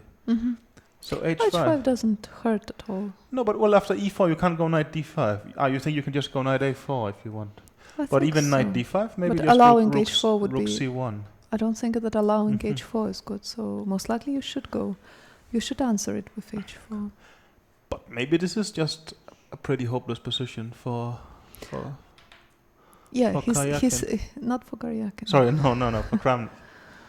No. No. I think h4 is the best. Well, it's the most... Okay, h4, so we're going to go here. Are you going to put it on h3? No, I meant that I don't want to allow this as white. Well, he did, right? No, something has happened. Something has happened. Yeah. He's just played... He played e4, and Kramnik has played the move queen to g5. Yes, that's right. Well, that very much has a threat. He's happy to provoke h4. Okay. Yeah, so he wants to put his queen on a5 as well and put even more pressure on c3. Your point is, let's say, h4. Queen a5. King h1, and then queen a5 attacking the pawn here, and after rook c1. Well, at least it's not so easy to move, do anything further, right? I think it's very likely that Karjakin will lose this c3 pawn. Another thing is that he might still have enough material. I was almost about to say, how will you manage to lose it? Here, by queen a4 simply. Yeah, but it's black to move. Let's say I do nothing at all. Yeah, but I'm saying maybe not so easy. black will play queen a4 check. You think he will queen a4 think he will force it? Yeah, simply force it. And as soon as you move your rook... But I thought then you take this one. And then... I mean, things are getting a bit out of hand. Maybe you can take on c4 and play d5 and such, but... I still think Kramnik is fighting reasonably well. Okay, the computer says 119, but it is 2 pawns. You basically think he should manage this one quite easily, Karjakin? No, I'm not saying that, but I think that black's not necessarily, but I think black's problem is that, let's see now, after h4, which I like, queen a5, and something like even king g2. Rook takes c3 is not really a threat, most likely, as it doesn't bring relief to black. He's still a solid pawn down with a bishop against knight. Yeah. It must be still a very bad endgame. But, well, everything is going to be bad, but it is still... This bishop on g3 is not that fantastic. Well, I'm very curious to see how they will play this. Yeah. As maybe you could argue as black that you will not take on c3, but you'll just wait to see. Yeah, that would be another argument if I just... But it's not so easy not to make a move, actually. For instance, g6 is weakening a bit, and waiting move the kings, I'm also not too sure about. Mm-hmm. And maybe you're just gonna go rook d1 and d5 and push through. But there is gonna be some problems in sort of pushing forward here with white. I agree that it could be very close to winning, but I think Kramnik is putting up some kind of practical fight, and I think things could happen a bit, I would say. Should we have a look at Andreikin Svidler, which we haven't seen for a while? Let's do that, yeah. Anand has placed the move king b2, actually, so it seems to me that this game is kind of going towards a draw. Mm-hmm. Let's see here. Yeah. This is our another game, Andreikin against Peter Svidler. Mm-hmm. Yeah, we stopped here, and rook h4 was definitely one of the moves that that seemed to be nice for black, Bishop and that's d2, what he and did. now he played the move b6 you spoke about, right? And a3, a5, rook e1. Maybe now a slightly surprising move, g6. Is it fixing some kind of weakness on g5, is his argument? Was there ever a moment where you would... maybe actually there was something like g6 in the position, and after f6 you could play f4 because something would start hanging in the e line. Is that really the case? Or maybe he just thinks g6 is a very healthy move to have played, but I'm still not fantastically convinced, sort of. G6 I think is probably a fine move, but whether there is anything very substantial in this position for black is not obvious. But black is pleasantly better. Yeah, black is still. Yeah. I think this game is the one that least of the things are happening in, as it looks pretty slow, and black is just slightly better, and it's not yet fizzling out. No, it's an interesting position, and I would say, but still, I think we should jump back to Mamedyarov Aronian. Let's do that. As there. Okay. Mamedyarov almost puts brakes on when he plays rook e1, I think. Yeah, we had a position after queen b1, b5, and here Mamedyarov has played rook e1. So it seems to me Mamedyarov wants to stabilize things, right? Yeah. He is actually afraid of this rook a3 to d3 plan. And it seems that he was in a position to play d5. Yeah, the computer quite liked it, but not decisively, I would say, and maybe it liked it in a very, very complicated way. Exactly. So I would say rook e1 is quite human. Yeah, rook e1 is... and he has replied with bishop to d3. And now, of course, the most natural move by far is knight f4. Knight f4, for a start, it is protecting h5. It's also hitting the bishop on d3. You're saying that there's actually... this I didn't... spot, but this is actually, Queen takes h5 suddenly becomes a move. Some sort of a threat, yes. So I think knight f4, I really expect him to do that. I don't see what else. You could also play h6, but it seems less aggressive in a way. But let's say knight f4. What would your move be with black? Maybe he wants to play something like a rook a4, trying to simply win this pawn on b4. Simply like this. Yeah. That would be quite sensible. That would be a very logical way to play it, how would white even defend against that? I mean, that looks like quite a reasonable idea to me, sort of right away here. It's a very complicated position for sure. Maybe something like actually starting to care, about safety. Yes, so something like king g1. And if you take on b4 with the rook, my idea should be bishop f2. And somehow, I think I am starting to maybe not threaten something, but still I will try. I mean, the rook on b4 is maybe aggressive, but it's also gotten away from the back rank and such, and things could start happening. But I think it's a very complicated position. And let's see. He's about to make a move. I think it's a knight move, and it's knight to f4. It's a good move, it seems. And it's really interesting, what is Aronian's idea here? Yeah. What is it that he would like to do? Actually, we should mention that Aronian only has 21 minutes left. It's not criminal, and there's like 13 minutes left. But of course, it is it is very much a factor. Of course. It is a very complicated position. Else 20 minutes for 13 moves wouldn't be a problem, but he will need time here. I think making moves very quickly in this kind of position is not easy. No, and of course this line we showed with, let's say, rook a4, king d1, rook b4, bishop f2. You do have to calculate quite exactly here because mates are close to happening exactly. and things like this. He has to be. So, I mean, well, both have to be very careful. But it's easier now for Mamedyarov as he has almost an hour left on the clock. Yeah. While Levon. No, I think it's a very impressive game by Mamedyarov from a purely chess playing sense. That's yet again, I think. Yeah. And he started out with half out of 3, but he's actually sort of proven himself to be, I think, very impressive in this tournament. But, well, of course, he hasn't gotten two great positions in the openings, maybe. Well, and he was very, very unlucky against Kramnik. For sure. But he actually had a bad position there. But also in the beginning, yes. Mm-hmm. Maybe he simply sees it differently, that he's not aiming for sort of safe and purely objectively good positions, but positions where he actually get to play and to show his strengths. His best skills, yes. Should we have a look at Anand Topalov? Because you think that could be a quick draw? No, well, I think that state has passed, although they have made 30 moves. So, I mean, it's legal to offer a draw by now. But, well, we left you here after bishop e8, and we thought queen to a7 would be an interesting move. Maybe it's just playing for a bit of cheap tricks. But Anand played king b2, bishop d6, and now bishop to h3. Mm-hmm. And he seems to think that he's still putting a bit of pressure here. And maybe it's not completely wrong. In a very, not in a very decisive way, but... No, let's say here, bishop to h3. But...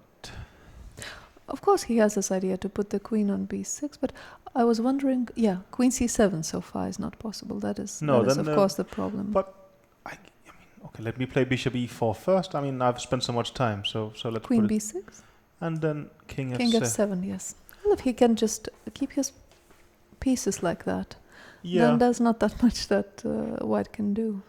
Maybe Anand is arguing that actually now he has everything under control and he can start doing something. And of course that's something. Yeah, but that... Well, I would sort of try to go forward with the queen and... okay, he just played didn't h6. matter. He just played h6. Okay, Topalov is not really going to wait for that. Topalov is playing it with the sort of like someone who thinks he's almost better at this game, that's right? what I suddenly thought as well. But h6 surprises me. Yeah. He almost didn't have any problems already. I thought I liked it, but then... Yeah, what about g takes, queen g4, for instance? Yeah, What's this his is point? almost a... I think king f7 is more or less the only legal move here. Am I wrong? Do you? What? No, I don't see anything else. I think, queen g4, king f7. And now?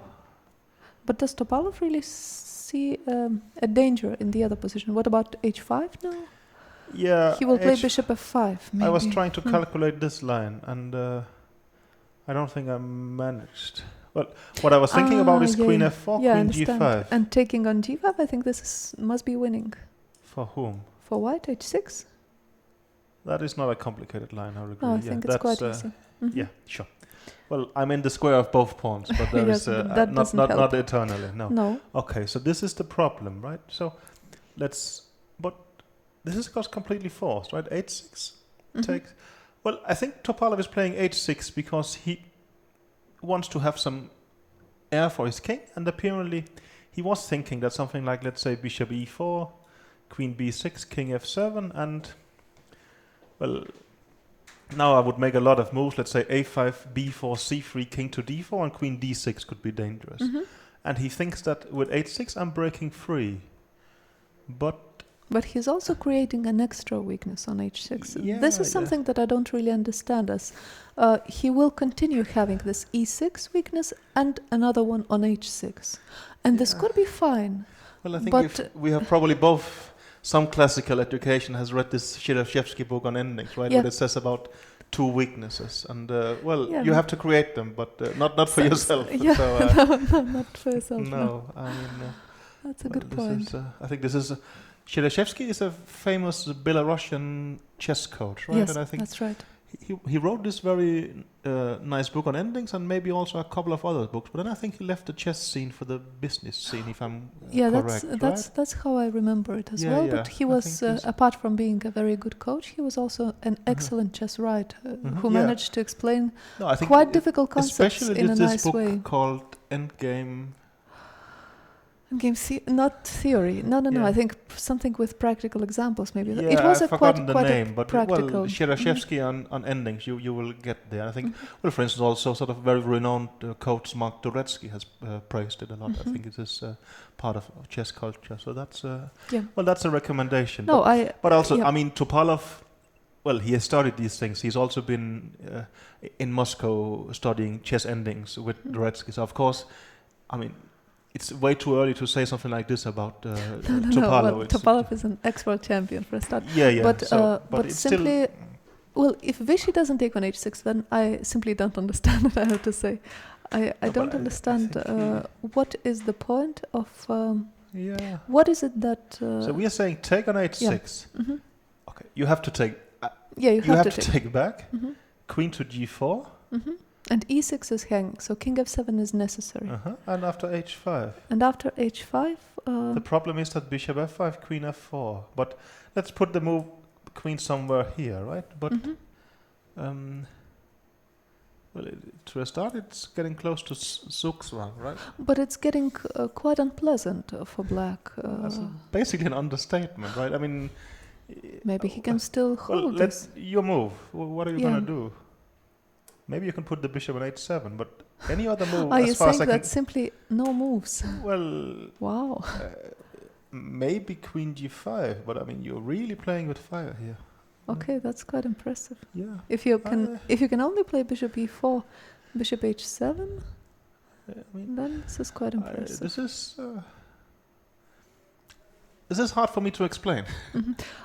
It could still be a draw, this position that we are analyzing, but it's so much worse that what was before h6. I think it could still be a draw, but it could also be completely lost, actually. Oh, you think that this... No, your argument will be just bishop h7 and you will claim fortress. I will try that, yes. Yeah. I don't know how can you... No. can you improve the position? That's, of course, the question. Yeah. No, that's of course a good argument. Well, I will have to push some pawns and maybe bring my king a bit, and maybe also your bishop is running out of squares, because at some point I could play c4. I mean, let me play c3 in this position, and well, when you go to e4 with your bishop, I will play c4, and the I bishop see. would be hanging. Yes. I mean, I would be surprised if I do it in the most exact way, but it is tough for you right now here. I agree. Maybe we keep an eye on this game and inform you, but there's also a bit happening in Mamedyarov, As Aronian, usual, I think. So, yes. and here Vichy could actually think for quite a while. So Yeah, let's go he to has time at Mamedyarov, least. Aronian. Their time was a bit less. Okay. Well, not too much has happened, I would say.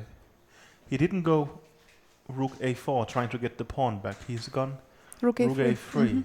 Yeah. And, well, that's no less interesting, I would say. That's true. He's trying to... Okay, he's just protecting. No, he's protecting on d3. Yeah. And also... But he's doing it a bit slowly, that's my feeling. I don't know if you agree. No, but he's playing... I mean, Aronian is playing... Well, I would play something like king g1, and I would think sort of withdrawing my bishop to f2 starts becoming quite annoying. And well, even with rooks exchange, well, when I exchange rooks, you might have to go back to a8, but I keep the pawns on the queen side, and I mean, The this computer is still screaming that d5 is good. So yeah, just and it could be, and we yeah. we will just generally ignore that, but maybe d5 is just you think it's a very good move. Well, yeah, Well, just as we peeked at the line, as far as I can see, the computer thinks bishop b1 is the reply. Okay, And, yeah, that's a bit yeah. strange. But I'm after not gonna after explaining d5, rook, let's say rook ea8. you think that is his? I think that that must is be his idea. Mhm. But That must be his idea. But here already, the king on g8. but Is getting- you have perfect king safety, don't you? King g1, and well, of course you can go rook a1, but that's almost what we were trying to achieve. And if you go rook a2, queen c3, I mean again You can also just play bishop d4, and after rook a2, play bishop b2. And Yeah. you also have perfect safety. I mean, this looks almost. It's a very difficult position for Aronian. Well, 1.33, there you are. Yeah. This, this could Rook a3 doesn't improve his position. Of Not- course, not the if slightest. Mamedyarov doesn't play d5, then it's less. The point of d5, obviously, here is that White is already in a position to start playing very aggressively. He's basically much in the so. position to And, try to come closer and we to the have king. Mamedyarov who would play aggressively, even sort of, if not everything is ready yet. So I think so d5 must be wow. really something that is on his it's mind. still, yeah. Oh. It's just me who would like to play king g1 first, somehow Oh, to but be I a think bit more ready. But King g1 is also fine, but of course, why would you do it? There's something that's considerably better. no, I understand. But it's interesting. Well, he's played rook a3, and now we think d5 could be really huge. But it's not like that's the only move. But actually, maybe d5 would be Well, d5 would be actually must be the very move strong. which the computer is so happy about. Yeah. Here, as you probably also can see on the screen. No, and it's true that after d5, well, you don't need king g1. You will actually just probably play bishop c5, Yeah, and then things will happen in the e line. And I mean, it might have taken a while, but the black king will get into trouble, right? starts This looking seems terribly to for be the black. really. case. So yeah. It's well, just Aronian that could be in huge trouble that here. White's king is much safer than black's. And I mean, well, yeah, no, this is well, we're seeing some sensational development, right? Actually, and yeah, it is. It is that's somewhat surprising that. Okay, Vichy has taken on h6 and Topalov has taken back. So, well, that sounded like good news for all our Indian fans, and that well, Not our fans, the vicious fans. yeah, all our Indian fans. No, not like this. Okay, sorry. Yeah, pardon. It's nice if we also have some Indian fans, but that Vichy has more. That I can that I understand. think is a given. Yes. Yeah. So, but well, that's an exciting development. What about Kramnik? Should we have a look at him to Let's see? do that. Yes, just briefly. Is he? He's playing Karjakin, Yeah, who is having very much new life in this tournament. Mhm. Well, we left you here after the move h4, and Kramnik did play queen a5, sort of aiming at the, well, we'll say weak pawn on c3, but it's one of the extra 2 pawns. So rook c1, queen a4, queen b1. Do you like Karjakin's style here? He's hanging on to as much material as he can get. Oh, I think that And there's now nothing wrong knight with it. d7 and king g2. He's not. Yeah, I mean, I like it a bit. Somehow, well, why give away something? But I think that makes a lot of sense. There is no hurry. There's nothing that black can do positively, I think. And Karjakin's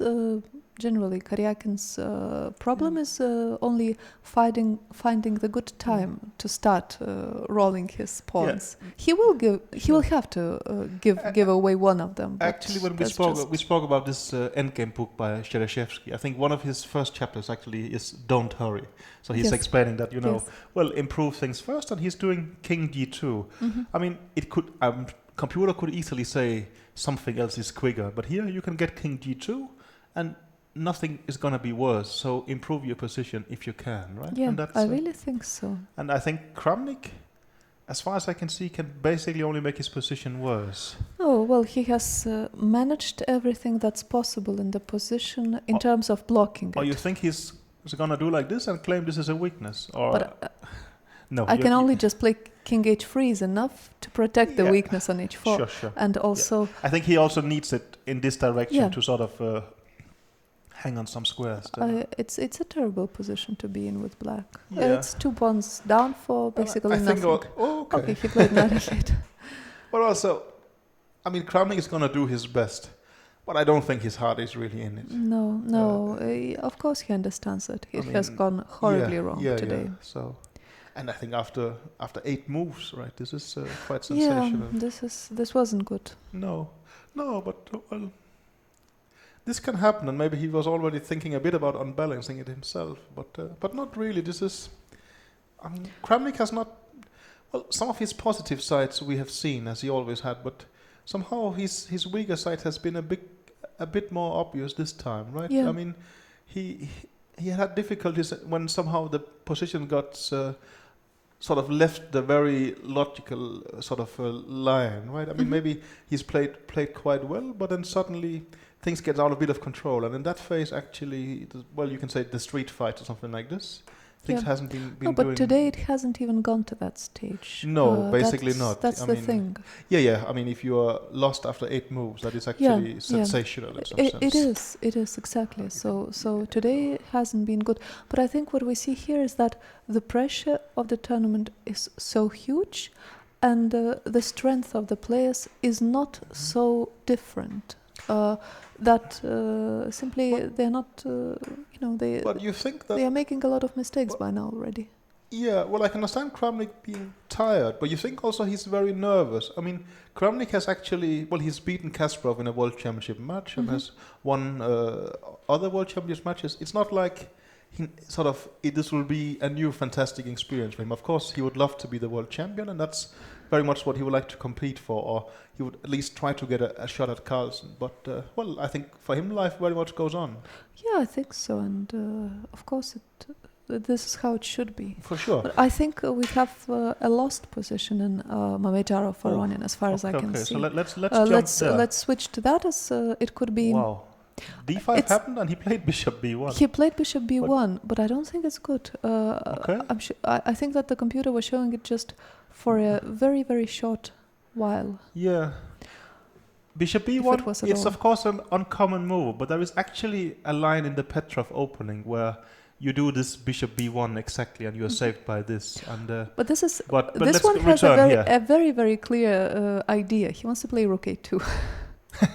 Yeah, that's I think that is true. But the point is that what is he going to do after either of the king moves or simply queen d4? So, well, queen d4, but let's keep it very uncomplicated. So let's go king g1. And okay, here you didn't do too well, I think. I didn't do too well. Oh. Now there is rook takes e3, you're saying. Yeah, rook e takes e3. e3, rook e3, queen b6. That was quick. Okay. So yeah, it would. I mean, there is some point to what Aronian is doing, and it might work at times. Yeah, as after king f2, we should show rook a2 is exactly, is possible again. This is the point that here, then the bishop on b1 actually kicks backwards. Yeah, that's why king g3 would be a considerably better king move. Thanks. Yeah, sure. Good. King g3. Well, yeah, this actually looks horrible. Can you play c3? c3. Well, it should be his idea. It would c3. Really be logical, right? Well, how are you exploiting this actually? I think the point should be to play queen d4. Queen d4, and well, I'm. No, sorry, I have queen c1, of course. Yeah, that's the point, I think. Queen c1, and let me continue and pretend. Yeah, you have a rook hanging on a3, unfortunately. That's not okay. He just played king g3. Okay. We will see the line soon. But well, in this tournament, really excellent preparation is not paying off. No. Again, today Aronian caught Mamedyarov. Well, heavily. Heavily, I think. This was a very nice idea, and I think objectively could be quite strong. And that Mamedyarov, for a start, Mamedyarov just had this resource with the exchange sack was maybe a bit random. Even. Yeah, that's comes close to luck. I mean, you can't say that this is intuition. This is it's there, and that's and that's good, nice. good for you. Yes, but that's not something you plan. You just end up there, and then, but okay. I mean, he's played it brilliantly. Okay, here. Anurag Kumbam is tweeting, it's probably the lucky red shirt Anand's wearing that's causing trouble to his opponents. Well, you can find a lot of explanations, yes. I haven't really been, for a start, I think nothing is decided on the two boards yet, but also I haven't been doing statistics on the results based on the shirts, I would say. But it is true that people sometimes will get a feeling that sort of that their shirt is very lucky and such. And I think that, well, most players do have superstitions, and some of us who don't, we will still keep doing the same things just in case. So I think that's sort of. So there is quite a lot of that, I think. And, Susan Polgar has an interesting tweet. She's writing, Aronian and Kramnik dug themselves a huge hole. Anand steady and pushing. This round can potentially be the turning point. Yeah, she's obviously right. Well, this can solidify the chances for Anand, but also, probably we have gotten used to that Anand is not sort of always leading tournaments, but I think from his perspective, he's led the tournament all the way, and he has a chance today to even improve further. I actually think also that we haven't, for instance, I didn't mention it, that Anand has been leading the whole tournament, and generally to be leading the whole tournament is also a huge burden, as very often... Things could be worse. No, I understand, but psychologically it's not easy, unless you're really enjoying it and you manage to somehow not to think about it too much. Sure. So of course, the pressure is building. I mean, it's somehow... it's not getting easier with each expression round. That we can stand failure, but hope is really tough, right? So sort of. Yes, and with the chess players, you will see very often that this, the death wish, which Svidler mentioned yesterday, this is also sometimes a factor. For sure, but this is. Could we be looking at 4 decided games today? Maybe Andreikin and Svidler will save us from that, right? But I mean, Andreikin and Svidler is the most quiet, and we're not commenting on that game so much today, simply just because the other 3 games are so exciting, and especially this one. I think simply Aronian is down to 11 minutes. He should make a move quite soon. He has 12 moves to make. Yeah. But that's not his biggest problem. The biggest problem is actually that it might be too late, simply. And this is... it would be nice to see the computer evaluation here, but... It's not going to be good for his tournament situation, obviously. But it's not... I don't think he's going to give up hope at all in any way, of course. No, but imagine the scenario where Vichy does well today. Yeah, then of course... It's 5 rounds, and... then I think we will see... an extremely crucial games between Kramnik and Vichy, and if Vichy sort of gets out of that in good shape, then it's going to be tough for Aronian, no doubt. But he will start. Well, you remember last year's candidate tournament? He was doing well, but things got out of hand. Then he really started gambling, and that reflected badly on his tournament score. But he gave it a full shot to try and get back, and I think he's gonna. I mean, you saw him trying hard today with black. He's gonna keep on pushing in every game from now, and it's going to be exciting. But it really seems like risk is not paying off so much. But also, it's still early and it's still very complicated. For sure. So let's see. I agree with you.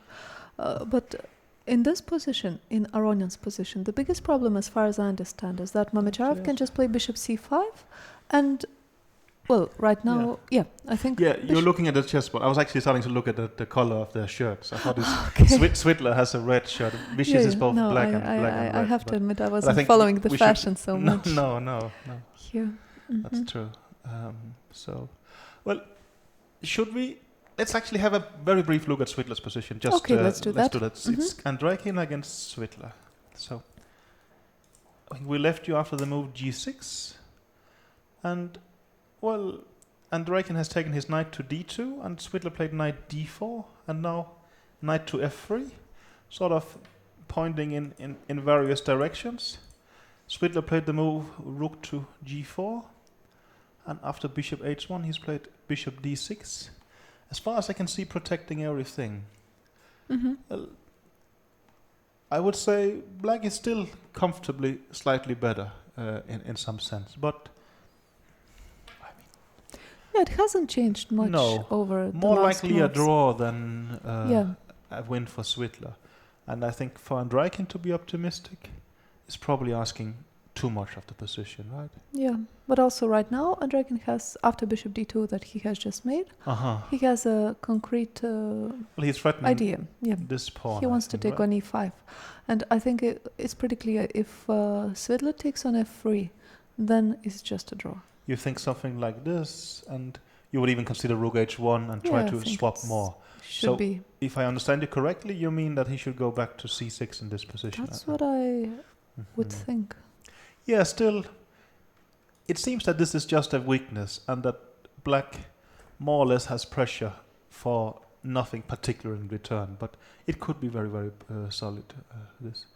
Let's have a look at Vichy's game, because they are actually more or less playing what we expected, I think, right? But Yeah. let's try and evaluate that position, but we're going to keep an eye on Aronian's game and immediately jump back if things sort of develop from there. Topalov played 8-6, and we quite surprisingly. Yeah, but I think even we would almost go as far as say almost a blunder, right? There must have been something Yeah. that he missed there. So takes, queen g4, king f7, h5, bishop e4, and a5, bishop h7 has been played. Yeah. And here Vichy will give it some time, as the situation is Well, actually very simple. Topalov is reduced to going back and Yeah. forth, right? Precisely. At this point, he can do nothing except for playing bishop e4 and No. bishop h7. So the question would be, can white play c3 here, right? And after bishop e4, c4.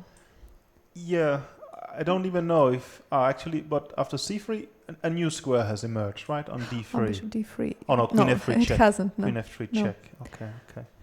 So c3, bishop e4. Well, I'm claiming this is Zugzwang. I don't know if you can do this, but probably No, I take think take and queen f3 check, for instance. would be quite good. You will yeah. just win a pawn. So this is a possibility. There could be other options as well, I would guess. But I think it's... At least this is... this could be... yeah. Well, also we have a glance at the computer, which claims almost a winning advantage for Anand. Almost, right? yeah. It's still too early to call, but I think for Anand's Indian fans, to say it Correctly, there yes. is, I mean, quite this idea, quite some this chances idea of c3, c4 is just a very nice... You do think h6 was a blunder, or you simply think that he thought this other position was very I think he uncomfortable? must have blundered something. That Yeah. doesn't make any sense. He could just play bishop e4 here and play h6 afterwards if he It's like wanted. Topalov is saying, I refuse on defending passively. I mean, Yeah. good or bad, I'm still gonna... And I have so much respect for that and understanding, Yeah, but it doesn't always work out well. No, not quite. Interesting, but okay. I think this game will actually stabilize in some sense. I think so. No move in Aronian, but some action in Kramnik. So should we Yeah, let's check check the Andreikin? Kramnik. Sorry, Karjakin against Kramnik. We saw knight f8, and well, Karjakin has decided to do something, right? He's played queen to b2, queen e8, and now rook to b7. Yeah, I think he's just improving his position now. And he's keeping his 2 extra pawns. I think, and trying to get another pawn. This is just terrible. This is not working for No, Kramnik. no. I think we're gonna see Karjakin back to 50% with 2 wins in a row. This is just Maybe amazing. he was even start having quite. I mean, remember, he still has the white pieces against Anand actually. Yeah, So I know. well, No, after rook b7, it's just completely hopeless for white. yeah, I think. Right now, I think it's just safe to say as d5 Well, he's is played- coming next. He's played a6, A6. but well, you think d5, but well, I would say something like this, and then at least I'm pointing at your weakness. But you think you're just gonna play d6, and I mean, this is not gonna matter. Probably you're right. I think there's nothing wrong with improving his position even even further. further, Just so you- just the way he did, he could play, I don't know, rook a7 for instance, and just continue improving it little by little. But yeah, I was also thinking about at some point queen b6, and should you take on c3? I mean, at some point I can take on a6 and go rook b8, and I think it's just gonna be it's terrible for Kramnik. Nothing. I think it could. This game could just Yeah. finish I yeah. I think reasonably Kramnik is going to soon. play on a while. Okay. Okay, things are happening at Mamedyarov's game Yeah. against Aronian. King g3, and he has played the move c3, Mm-hmm. and he's quite low on time, but I think worse for him, he has a lost position. Yeah, I think he has a lost position. That's probably a fact. But still, after c3, is queen c1 the best move? It must be. That's how Queen you c- beat me in the previous yes, analysis, yes. at least. What? Queen How do you c1. even fight? I think rook b3 is the only move. Clearly. Okay, he just played queen c1. It's hitting these two Yeah. pieces. So rook b3, you have to go, That's up. Rook a no. Rook b3. and I think now bishop c5 simply. This looks. And well, this is the kind of position where Yeah, at least I want to have hope. So I Yeah. want to have a pawn extremely close to I queening. understand. Yes, But well, c5. Yeah. Hmm.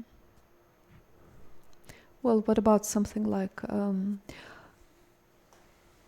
knight e6? I could simply claim that. Well, I am extremely solid there on c1. you actually have a terrible threat of queen f4, Yeah. queen f8. Exactly. And, Yes. that's touchdown, or how to Yeah, yeah. explain it. Yeah, this is probably. Let's see. He's played rook b3 Yeah. at least. That seems to be simply the only move. And I think also. And it's not like only No. bishop c5 is good here, but bishop c5 is very good as it doesn't give anything. I agree. It seems to be. This is gonna. It's a very dramatic development, and Yeah. well, remember after 1 hour we thought, okay, Anand is not better at all in the Mhm. complicated position, and Aronian had played. I still think it was excellent preparation. I think so I too, think yes. he were not really. I mean, it's hard to explain what hit him in some sense. Some brilliancy by Mamedyarov, and then Yeah, I think maybe he didn't it's- adjust it to is safety yeah, in time. Yeah, exactly. It is a combination of that. I think Aronian played too aggressively. He played this a5 b4 immediately. He gave the pawn. He put himself into a very difficult spot. Well, Kramnik made this kind of joke at the press conference yesterday that he said something like everybody is playing too aggressive, but I think he also meant it to some extent, right? Yeah. I think he basically was saying that you have to play aggressively here in order to win games, but also you tend to lose games here when you play that. But then somehow the statement becomes almost false, right? That you can actually rely on your opponents to help you in some sense, right? That's true. Maybe you could argue that Vichy is the only one who's playing just decent chess and I was about to say chess. cautious, but Maybe not even cautious, but he's maybe- not trying to artificially create some maybe- sort of sharpness. Maybe it looks cautious when you compare them to the others, right? Yes. It's sort of Yes, I if you would say keep the that. speed limit, but everybody else is going too fast, then it looks like you're driving extremely slow. I think exactly. Yes. No, that It really could seems be. like everyone is just driving at 200 at least per hour. But Mamedyarov is sort of he's taking his time, Yeah. and there is indeed good choice. There is a good choice. Bishop c5 is very nice, not giving any chance. Actually, right now, I mean, Andreikin has Svidler went back to c6 with a knight, and then Andreikin went back with his bishop to e3. So Svidler has the option of repeating right now. Well, I think based on any kind of indication of Svidler's play in this tournament so far, he's not going to do that, and I think also justifiably not so. But I don't know how he feels also. Yesterday he had such a tough game and such a... I mean, I think it Yeah, will be I tough don't to know. blame him in that sense. I really don't think so, because his advantage is very, very small, really minimal. So should he think that his advantage is going nowhere, he could take it, and that would also be fine. Yeah. But here Shahryar, okay, he's taking his time, and understandably so. Just a couple of rounds ago, when he was very close to beating Kramnik, he made a very quick move, and things turned around completely. But to be fair, this position is much more winning than the other one It was. is, but you don't know that. I mean, I think he thought last time with Kramnik, Yeah, just true. okay. He I'm thought- gonna. I mean, I'm mating him in 2 minutes, That's and true. let's do it, right? We might know that it's more Yeah, I winning, mean, but it's not him, not right well, now. The computers knows it, right? And that's yeah. Yeah, if we have to be completely honest. No, Yeah. but I think even as a commentator, you can see that simply everything suddenly worked out very, very well for white. So And you can see the computer evaluation here, which is showing +4. It's probably even climbing. yeah, but okay, that's. It doesn't matter. I mean, I think Mamedyarov is gonna get to Aronian's king now, and there's. Well, there's nothing stopping that, sort of. So, but well, Karjakin is making progress. He's sort of developed. Well, he's gotten his queen to b6, and he's about maybe to take an extra pawn. And I think, well, Kramnik doesn't really have anything to do. He doesn't there. have much to do. Anand is taking his time. So, well, let's keep the camera here, right? And I think so. I think this is the most interesting at the moment, as the other well, games. Svidler seems to think so as yeah, well. yeah, right? that's also an indication. Yeah. yes. So let's see there. Actually, Svidler must have made a move. It seems to us that. Yeah, Svidler Okay. refused a silent draw offer. He just played bishop f5, putting some more pressure. And I think bishop f5 is a nice move, as it also now after knight d4. He will be hitting c2. And Vichy has made c3. And now the good question is Topalov going to play bishop e4, allowing c4? Well, Or suggest a better move. yes, exactly. Or what else? I mean, as far as I can see, any other move is losing a pawn straight away.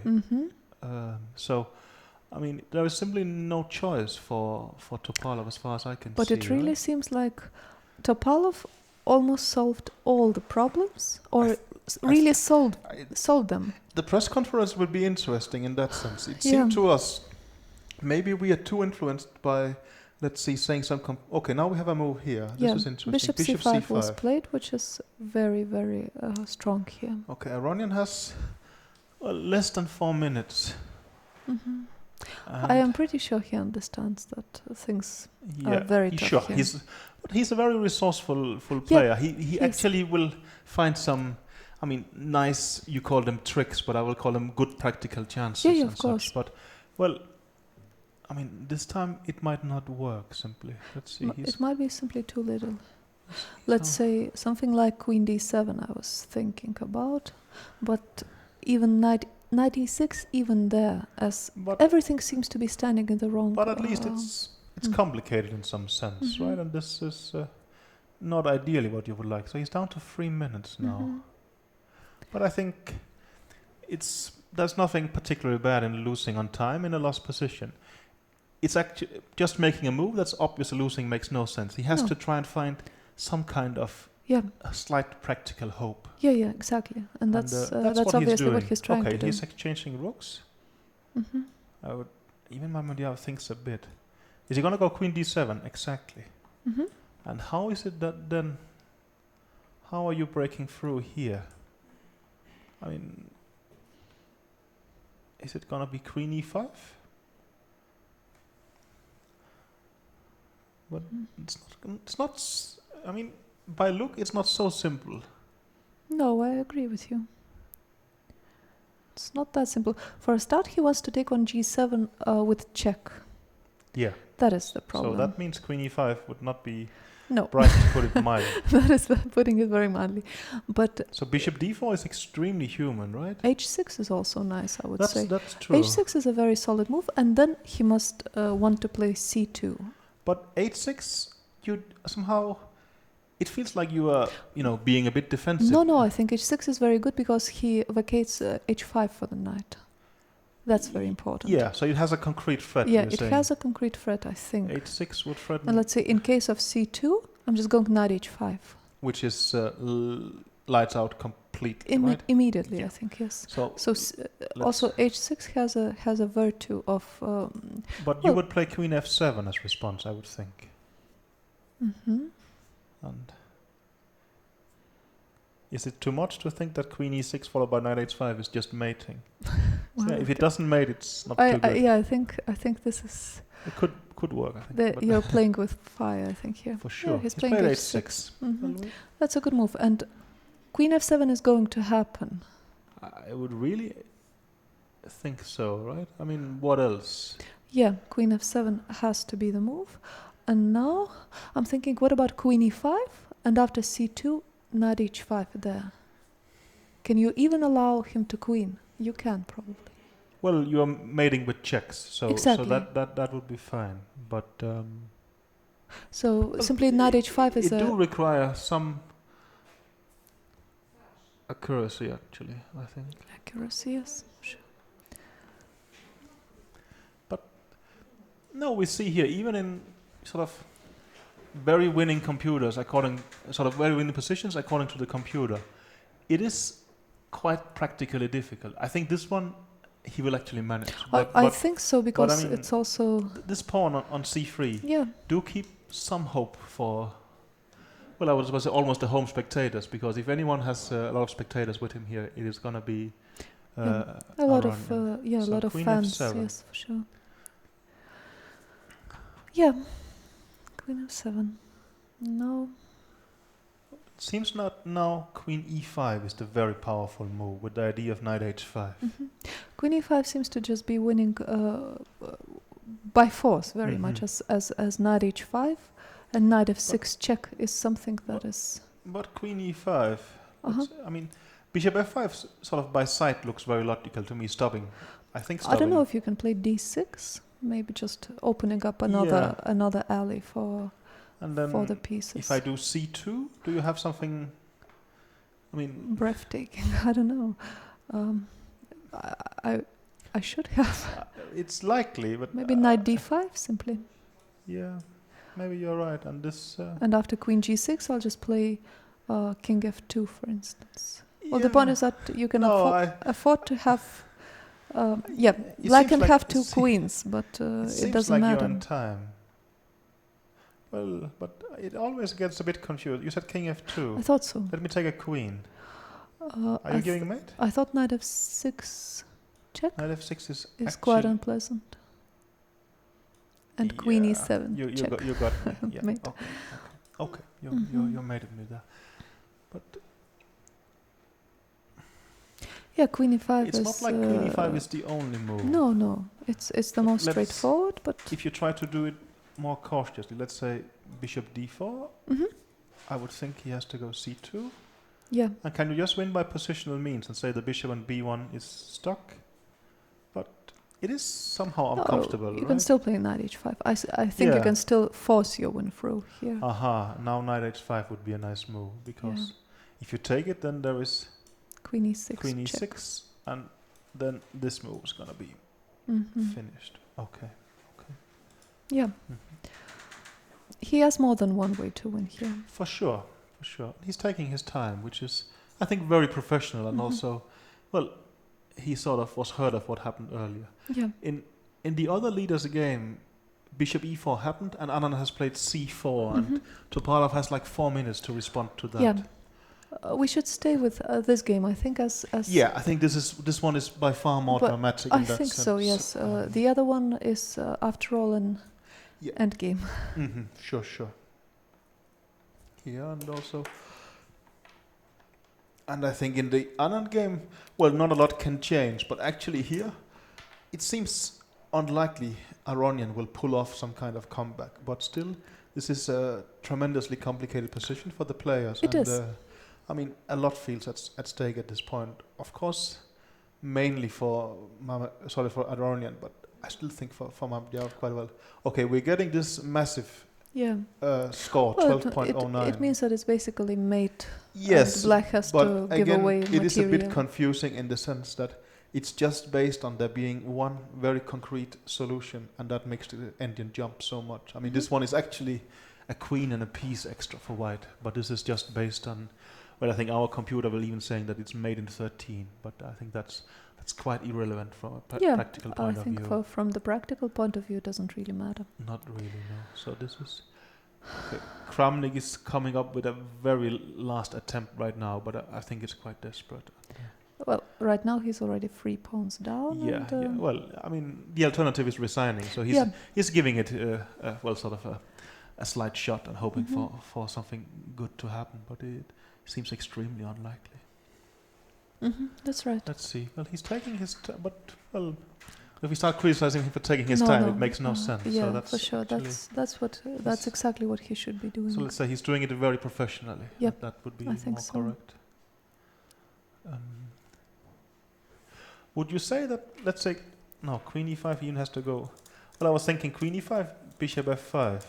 Would you start considering a move like bishop e3 just to be safe, or you would not at all? You have to. No, I think I cannot imagine that Mamedyarov is not thinking about something that is very decisive. You are so close to getting the ball and sort also of there. So I am very convinced that Mamedyarov is the kind of guy who enjoys, let's say, solving tactical exercises.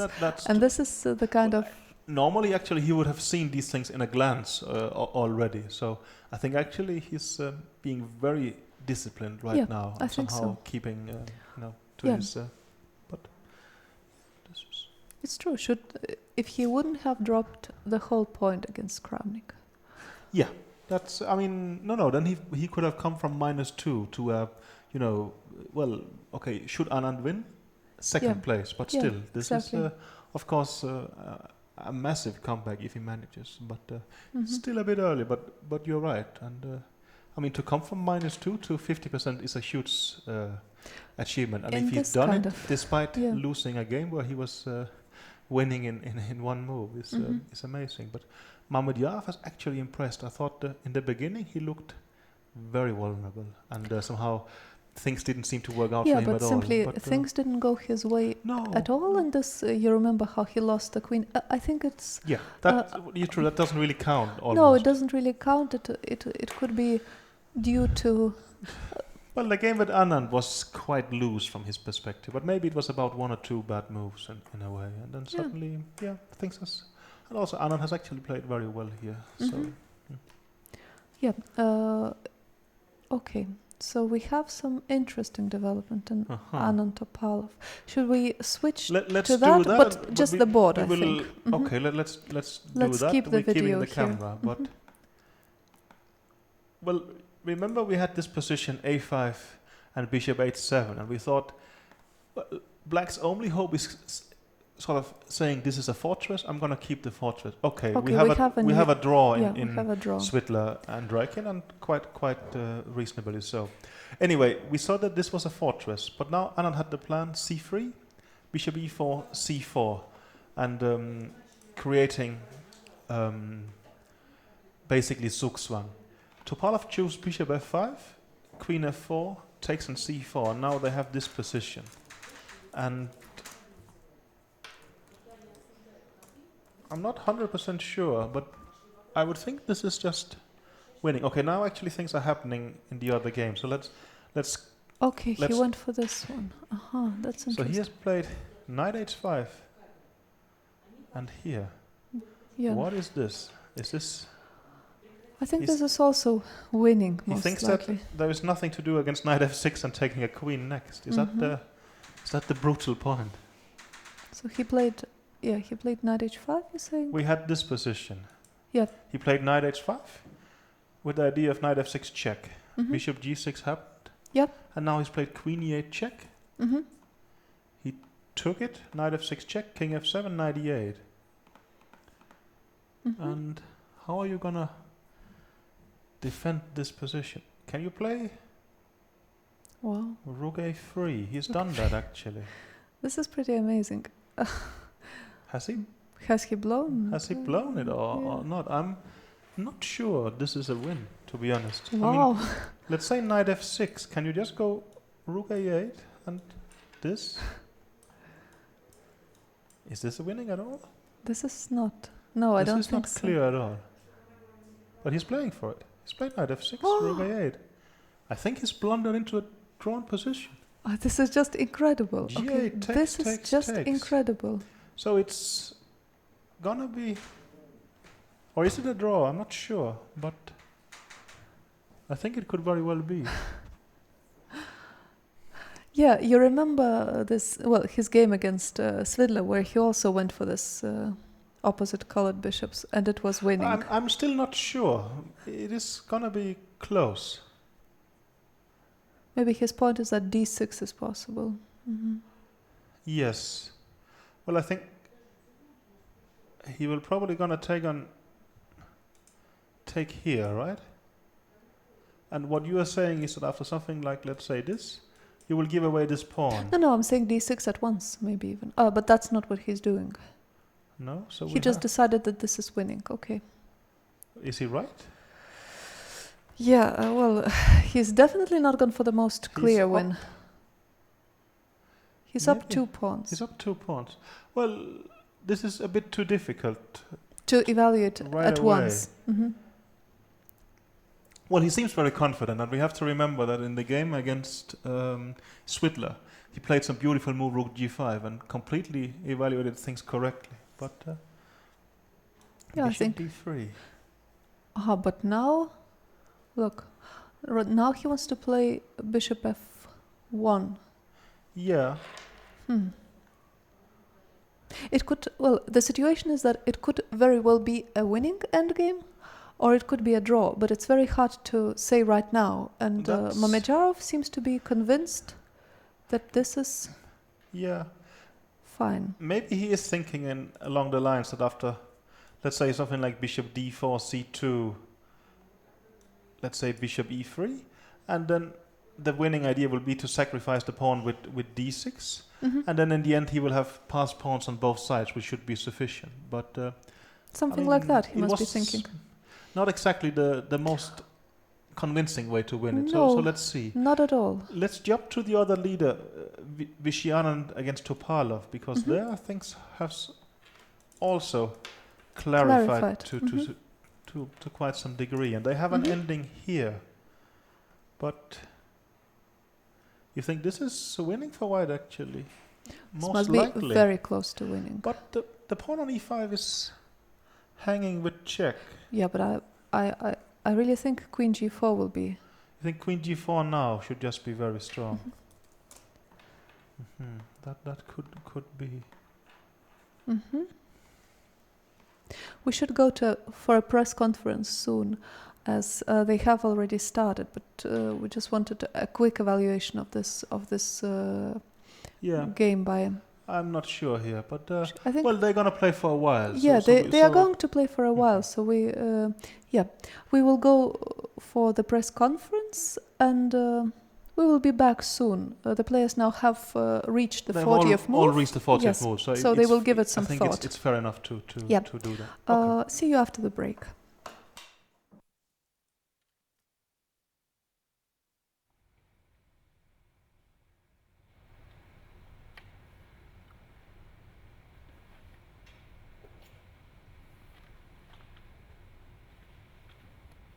Seems like people have been asking me to play a boring game, so I. Так что люди просили меня сыграть скучную партию. Вот, пожалуйста. Дмитрий, ваши комментарии и скажите, пожалуйста, вашу оценку позиции, которая получилась после дебюта, и на что вы как бы сегодня рассчитывали? Дело в том, что при подготовке у меня какой-то небольшой конфуз случился, но я понял это только по дороге на партию. Поэтому я тут решил быстро пойти g4, чтобы напугать соперника, в надежде, что он не пойдет d5. I think that during my preparation I was a bit confused. There was something which confused me, and while coming to the playing hall, I decided to play here g4 and to surprise my opponent. This is actually some very advanced mind reading, because I only decided to play the knight at the board. So this is I'm envying. I'm very, very envious that people can guess my openings. Питер говорит, что он несколько даже завидует такому подходу, потому что обычно во время партии находит... Необычно. Сегодня я дебют выбрал, я пошел d6 за доской. Просто я собирался идти e6, не знаю почему. He played d6 on the board, but he wanted to play e6. Что я даже ожидал этот вариант, но смотрел совершенно какие-то идиотские идеи за черных здесь. А когда мы дошли до этой позиции, я, конечно, понял, что черные будут играть по-другому. I was expecting this line and I was looking for some idiotic ideas, but in the game the black played differently. Ну, вот поэтому, как я уже сказал, пошел G4. That's why I played Получил G4. D5, пришлось подумать. And I've got here D5 and I had to think. Ну, я думаю, у белых еще не хуже, может, я потом не очень хорошо играл. I think white's position is not worse here. Maybe later I missed something. По-моему, нет. Так что, в общем, сегодня, как сказать, совсем день не задался. So today is not my day. Хорошо, что завтра выходной. Thank God tomorrow is a free day. Yeah, I think it's quite often happens that your opponents find the only variation you don't really want to play or something like this. It's not like Довольно it's часто not really. происходит, что соперники находят Since единственные варианты, не I'm знают, not как making победить. this up. I only decided on this opening and the board. So anything Dmitry would have played would have been sort of news to me because Yeah. we had no idea even what his first move will be. So I just I thought I will come and I will play the best I can and we'll see what happens. Но я для себя решила, что сыграю наиболее, проведу партию наилучшим образом, потому что все, что бы не сыграл Дмитрий, было бы для меня сюрпризом, новостью, поэтому я все решения приняла за доской. Даже первый ход. Второй все-таки. Второй ход, the second move. Any questions? Just one question. Maybe you were walking around your, other boards, and you've seen these crazy games today. Yeah, Вы today смотрели все we are an остальные exception партии? today. Yes. Our game is not like the other games. Да, наша партия отличается от других сегодня. Can you give any evaluation of positions which have? Можете дать какую-нибудь оценку тех партий, тех It позиций? seems to me that Shah is probably winning. Мне кажется, что Шахрияр, скорее всего, If I'm выигрывает. not miscounting something, I think Если я не he ошибаюсь в seems расчетах. to be winning, but it's hard to assess. And I Сложно suppose оценить эту I suppose позицию. Sergei should be winning as well. He has too many extra pawns for this not to count. И Сергей, скорее всего, должен выиграть. У него слишком много лишних пешек. The queen ending in Vish's game, I think he has very, very good winning chances, but whether it is already completely winning or not, I cannot say. А у Виши в ферзевом окончании тоже много шансов на победу, но я точно не могу сказать, выиграет он или нет. Дмитрий, which game? Какая партия привлекла твое внимание больше всего? Which game did attract your attention? Действительно, сегодня все партии хорошие, кроме нашей. Да, All the поэтому, games are great except ours. мне больше всего партия Мамедярова понравилась. Действительно, он сейчас должен, мне кажется, в ближайшие ходы 3 выиграть. Там как-то король на G8 запотован уже красиво. I liked most of all Mamedyarov's game because the king on G8 is stalemated very beautifully. Причем в дебюте я почему-то думал наоборот, что выиграет Aronian. Ну так, Because in the беглом opening, анализе. I have thought that Aronian would win. Yeah, here. Shah, if this is not his home preparation, if this is what he came up at the board, I'm very, very impressed because he was clearly playing against deep home preparation and he found a very, very beautiful idea of just giving up this exchange and playing for positional compensation. Но если это не домашняя заготовка Шахрияра, то надо признать, что он сыграл очень хорошо, очень изобретательно эту партию, пожертвовал качество и получил вот такую перспективную позицию с компенсацией. Известно, что в Ханты-Мансийске достаточно хорошие условия для развития шахматная база отличная. По вашему мнению, является ли это основной причиной, является ли это ключом к успеху, чтобы Ханты-Мансийск воспитал собственных чемпионов? И расскажите немножко, какие условия были в вашем шахматном детстве? It's well known that in Khanty-Mansiysk there is a huge and very solid base for chess development. Do you think it is the main reason and the key moment for growing of chess champions in Khanty-Mansiysk? And please tell us about your own chess childhood. Well, по-русски, наверное. Для того, чтобы вырастить шахматного чемпиона, должно в первую очередь повести. Я думаю, что это главное основное условие, поскольку по-настоящему способные дети рождаются, там, условно, 5-10 человек на поколение. Но, естественно, когда есть такая база, которая есть здесь, если такой ребенок появится, у него будет здесь все возможности для того, чтобы расти, и это очень здорово, и то, что здесь делается для развития шахмат, это очень хорошо, естественно, само собой. Но что касается меня, я рос, в общем, в другой стране, и ситуация была, я думаю, что принципиально отличная от сегодняшней, поскольку Шахматы тогда были гораздо более популярны. Сейчас популярность шахмат, наверное, растет в стране, но по сравнению с тем, что было там 70-е, 80-е годы, понятно, что это как бы мы не скоро догоним тот уровень популярности, поэтому трудно сравнивать. Совсем другое время. To be a world champion, you must be very lucky because usually there are only from 5 to 10 geniuses in one generation. So, but if there is such a base, so it's easier to help such talented children to grow up and be champions. Of course, I lived in a different country. I was growing up in a different country, so during my childhood, chess were much more popular than now. So. Yes, and everyone was interested in chess.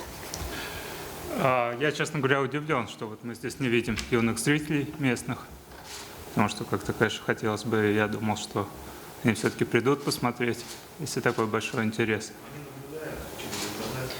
Dmitry is interested why they don't see young spectators here, because if there is such interest in chess, so why not they are not here?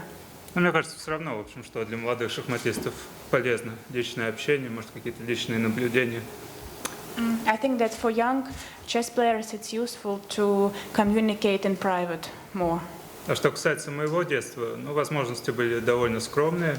What about my childhood? The opportunities were quite humble. Начал я заниматься в Дворце пионеров.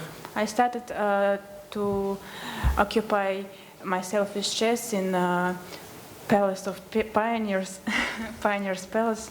Повезло, что попал к хорошему тренеру. I was lucky to have a good coach, Пожарский. Вот сейчас он довольно известный тренер, уже написал достаточно много книг. Now he's quite a famous coach. He wrote many books. Специализируется на детях. Ну, а вот mostly about children. Когда в 99-м году я выиграл чемпионат мира до 10 лет, тогда удалось заключить контракт с пивоваренной компанией, и я получил ноутбук, и, конечно, уже стало веселее. When in 1998 I became a world champion, so I managed to conclude a contract with a beer company, and I got notebook, so it was more easier for me to develop myself. Но так я в целом согласен с Петром, что чтобы вырастить большого чемпиона, ну, коим я себя не считаю, естественно. So I agree with Peter that просто денег недостаточно. Нужен именно талант и желание самого человека работать в этом направлении. I agree with Peter that if one wants to be and to grow a world champion, it's not only about money and opportunities. It's also about it's more likely about the talent and the want of this person to grow. Thank you very much. Спасибо. Просто партии.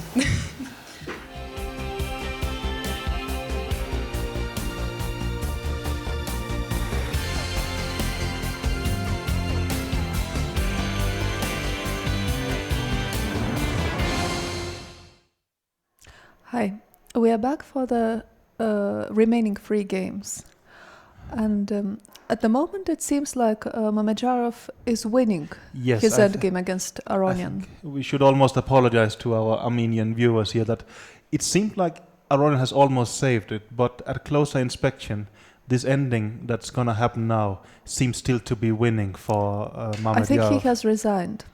He will even have resigned, yes. So a very almost shocking result in a way, but a fantastic game by Mamedyarov, one would have to say. But of course, definitely. Anand is even debating the lines with Aronian here right now. So, okay. No, it is a tough blow for Aronian, no doubt about that. Obviously.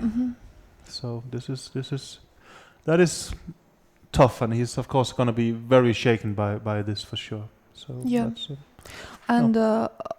and on the other hand, Vichy seems to be winning. So let's have a look at that. Now it is in many ways a good day for Vichy. Well, the day is not over yet, I would say. No, so but he just played Queen D5 in this endgame, where he's simply a pawn up. And suggesting a good move for Black is not easy. No, it's simply Black seems to be running out of moves completely. We might have to go for another press conference soon, but we will keep an eye. Right now, we will discuss the games a little bit. Just to sum it up, Karjakin is now down to just being 2 pawns up, but the queens are exchanged, and well, it would be easier if I just showed you the position, obviously. I don't think we have a board. Okay, yet. That's true. He's 2 pawns up, and he's managed move 40, and it seems to. Well, I think it's a rather trivial technical win, and I think Kramnik might move on a bit, but to no avail. This is actually gonna be just over, I would say. Yeah, so we could easily have 3 decided games today. Yeah. And quite a big change in the standings. Very much so. It could be that we're going to have Anand on +3, Aronian +1, and then a couple of players on 50%. Exactly. Well, quite some players actually. Yes, yes. But let's see about that. Well, it's not completely obvious Anand is very easily winning, but it's our impression that it is going to win. Well, Topalov has just played a move, the king back, and he's a bit tempting, but now we will have a press conference, so see you back in a bit. Mamedyarov and Levon Aronian, they played just one of the most exciting games of the round, and Shahryar managed to win. Добро пожаловать на вторую пресс-конференцию сегодняшнего дня. С нами Шахрияр Мамедяров и Левон Аронян, которые только что закончили одну из самых интересных партий этого тура. Победу одержал Шахрияр Мамедяров. Can you please tell what happened in the opening? Of course, everybody is curious what was home preparation, or maybe you can share some secrets with us. Расскажите, пожалуйста, что случилось в дебюте. Конечно, всем интересно, где была домашняя подготовка. Может быть, вы можете раскрыть какие-то секреты. Yeah, I analyzed this a long time ago. I didn't really remember, but I remember that the black's position is good here. But Я анализировал это довольно долгое время назад и точно не помнил, но помнил, что здесь позиция у черных хорошая. I think this is more or less logical, and here there are many moves for black. Думаю, что это довольно логично, и здесь у черных много ходов. I mean, if black wants to, he'll force a draw immediately. Yeah, with knight c6, rook b2, knight a5. Ну, если черные хотят, то могут мгновенно форсировать ничью, конь c6, ладья b2, конь a5. You have rook b5? У тебя есть ладья b5. Okay. Шахрияр предлагает ладья b5. Anyway, I was blundering things the whole. Ну, в любом случае, я всю партию зевал, что-то говорит Левон. Oops. Let me help you. 1 second. Думаю, что нужно играть конь c4. I think I should go for this. Думаю, что нужно идти вот на это. Было. Or king f2 doesn't matter. d2. Или король f2, неважно. Oh, it's a sharp position. Not easy to understand. Yes. Very unclear. Очень неясная позиция, сложно понять. It was, of course, very interesting to play this. Конечно, было очень интересно сыграть так. But I thought that after this moves, но я подумал, что после этого хода the knight or queen to c1 maybe. Может быть, ферзь c1. Looks very stupid, but very interesting. Rook d4, knight b3. Шахрияр предлагает взять ладьей на d4, конь b3, теперь ферзь d1. Yeah. Wow. Check e3, king f2. Very interesting. Взятие на e3, король f2. Knight d4. Knight for queen take d4. And you, I think you can check e2. Я думаю, что take e3, knight d5, king e4, bishop e6. Ну, что может дать шах на 2, такой вариант. Слон e6. Слон e6. Yes. No, but bishop c5 and white is better. Maybe. Bishop c4? Yeah, maybe you can take Но c3. может быть слон c4 у белых лучше. And I stop here, king e4. Я просчитал этот вариант, здесь остановился. And f6, king d3, Yeah, maybe. It's very interesting, but I don't know. Очень интересно, но не знаю. Sorry, queen takes c3, bishop to c4, and okay. I don't know. What happens here? Is king Что произойдет no, bishop d3, queen d3. Ферзь d3 предлагает Шахрияр. But I don't know. Maybe I think this white is okay. I don't know. Я не знаю, думаю, что у белых здесь no все окей. problems. I don't know what to do. Okay, if I play like it. No, I felt that you should take. This I felt. Я думал, что тебе нужно брать на b6, и почувствовал, что здесь должно быть окей у белых. But I thought you're in time to play knight d2, knight d4. Я думал, что у тебя будет достаточно времени сыграть конь e2. Ah, this rook. Yeah, and rook d2 immediately. Шахрияр предлагает ладья d8 и сразу же ладья d2. I think rook d4 is very principal. Take rook d4. Я думаю, что ладья d4 принципиально все-таки взятие ладьи на d4. Все время я считал такие трюки. Теперь, на самом деле, я больше боялся. Take d4, take rook d4, and if knight b3, I can play like... Если конь In the game, I think my pawn g5. I want g6, I want to show you. G5, fantastic.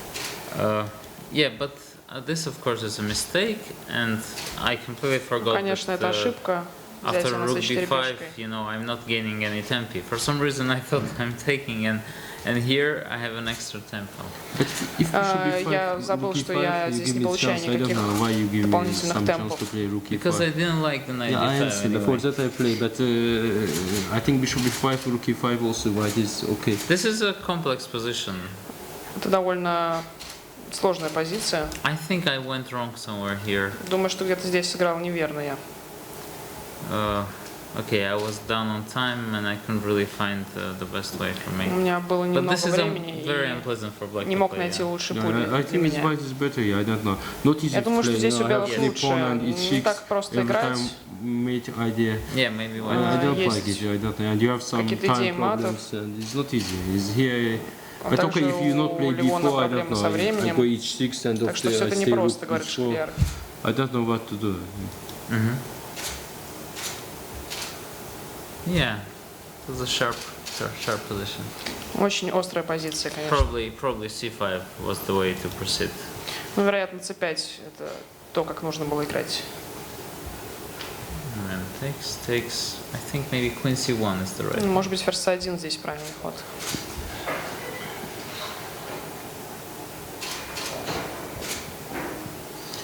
Take b6 and knight c6 is maybe. Взять на b6, конь c6. I don't know. Yeah. Looks not easy. I не знаю, выглядит не так просто. Very interesting rook d4. I don't know why you don't know. Rook take d4 just. I don't believe. Ну, я просто думал, ладья b4. I think I calculate. А Леон говорит, что он в это не верит. Okay, it's very. I don't know. Why not? Wait, почему нет? Почему нет? Говорит Шахрияр.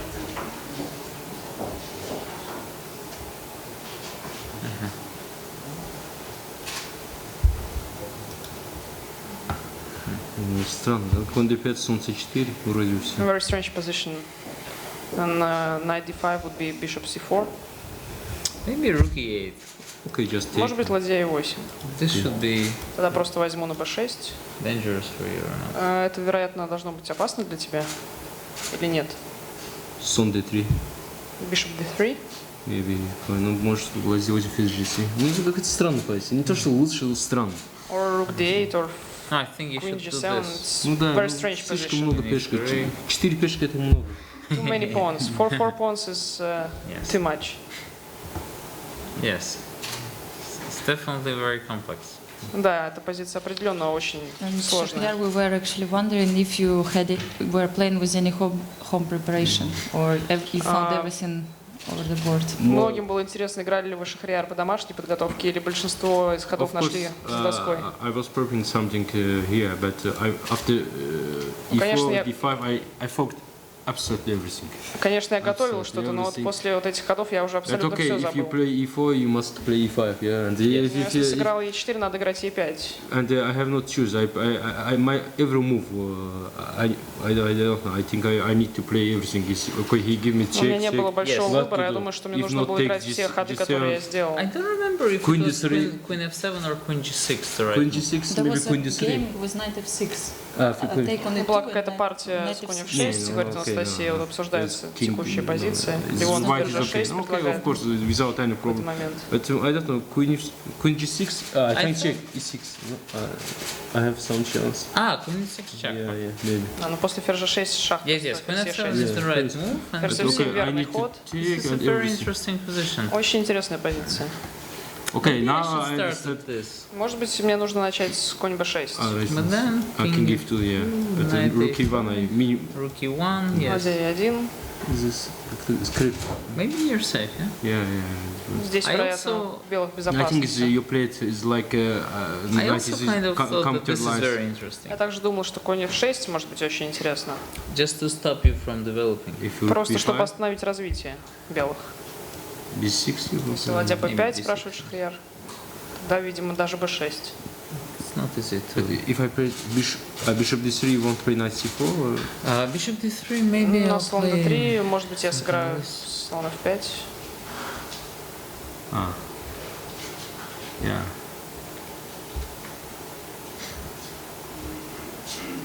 Ну, просто для зрителей поясню, что взятие на f5 на конь c4 не работает за белых. Yes. Rook b5 like it. Rook b5, yeah. b6, just take and bishop d3. Тут может быть просто взять и слон d3 предлагает Шахрияр в этой позиции. Interesting. Yeah, it's interesting. Yeah. Да, это интересно. Shahriar, at the moment when you gave up exchange, did you feel it's better for you? Ладья e6. Слон a6.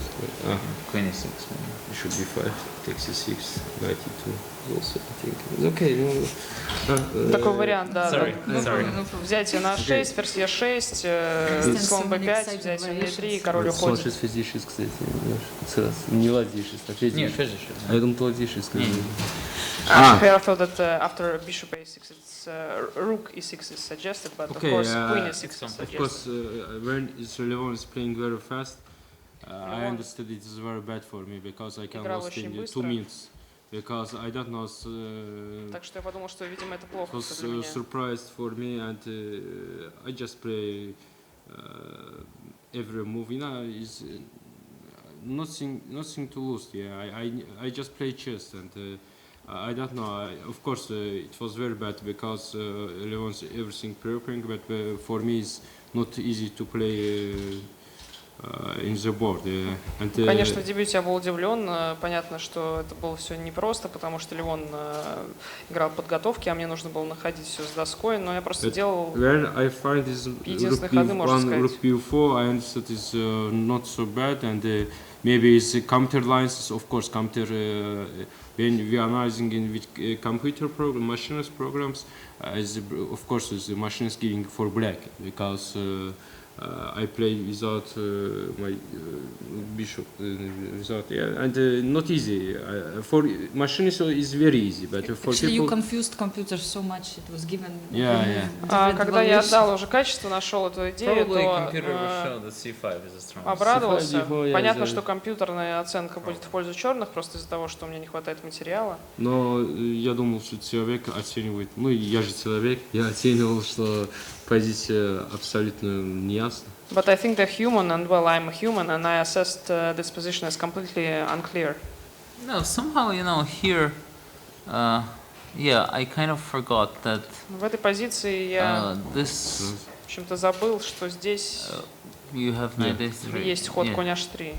But I have in time now is rook e5 also I have. I think rook e5 white is okay. Yes, white is okay. But white is not worse. Black okay, is not worse. I mean, if I think okay, save my rooks, I think rook e5 and is normal position. Ну, после ладья e5 нормальная позиция, если мне удастся спасти свою ладью, то все будет в порядке. I thought I was planning to go for this actually. Of course, когда я видел эту позицию, я планировал так играть. So if you take, okay.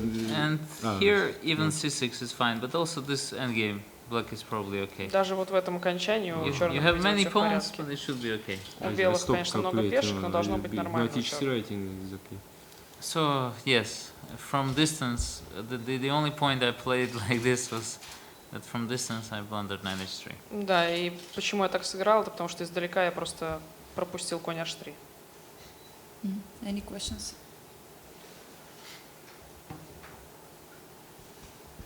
You have been both playing uncompromising chess, possibly the sharpest games of all participants in the tournament. Do you think that maybe taking such a huge risk might have hindered your chances to fight for the first place? Вы оба играли в бескомпромиссные шахматы, и среди всех участников у вас обоих, пожалуй, наиболее острые партии в этом турнире. Но вопрос заключается в том, что не кажется ли вам, что это может поставить под угрозу шансы занять высокое место в этом турнире, первое место? You know, it's a tournament. You have to try and play your best. And это турнир, надо стараться показывать свою лучшую игру. I think, I mean, those kind of positions are generally in my style, but today I think I underestimated the complexity of the position. Подобные позиции, я думаю, что в общем в моем стиле, но сегодня я недооценил сложность этой позиции. And generally, I can't be too unhappy because I also won some games in complex positions, so it's not at all bad. Ну, в целом я также не могу быть уж совсем недоволен, потому что в сложных позициях я и выиграл несколько партий, так что это не только все плохо. So I think also today I played very risky, of course, but what to do? I have -1. If I will stay okay, play normal chess, I will lost. No, okay, if I will play good draw, and why? Okay, I play risky chess. I know it's today 50-50. Aronian can of course beat me, play like it. You know, it's home preparation and just finish. Okay, but I played today very risky. But I don't know. It's the right chess. It's good chess. Of course it's good chess. All I know is good chess. But I don't know it's right or not right. I just like play like it. Ну, конечно, я играл очень рискованно сегодня, но что делать? У меня -1 в турнире, и я понимал, что 50 на 50, и, конечно, мой соперник мог выиграть, тем более, что он играл по подготовке. Но не знаю, правильно это или нет, я думаю, что это просто хорошие шахматы, что так и нужно играть. У меня вопрос Левону. Левон, в сегодняшней партии в какой-то степени не проявилось вот то вот, ну не знаю, может моральное или какое-то неудовлетворение от вчерашней партии, когда не удалось? Well, Levon, in this game today, maybe the moral disappointment from yesterday's game somehow influenced this one? No, not really. You know, I take every game as a separate experience, and Нет, я каждую партию рассматриваю как отдельный опыт, так что сложно сказать.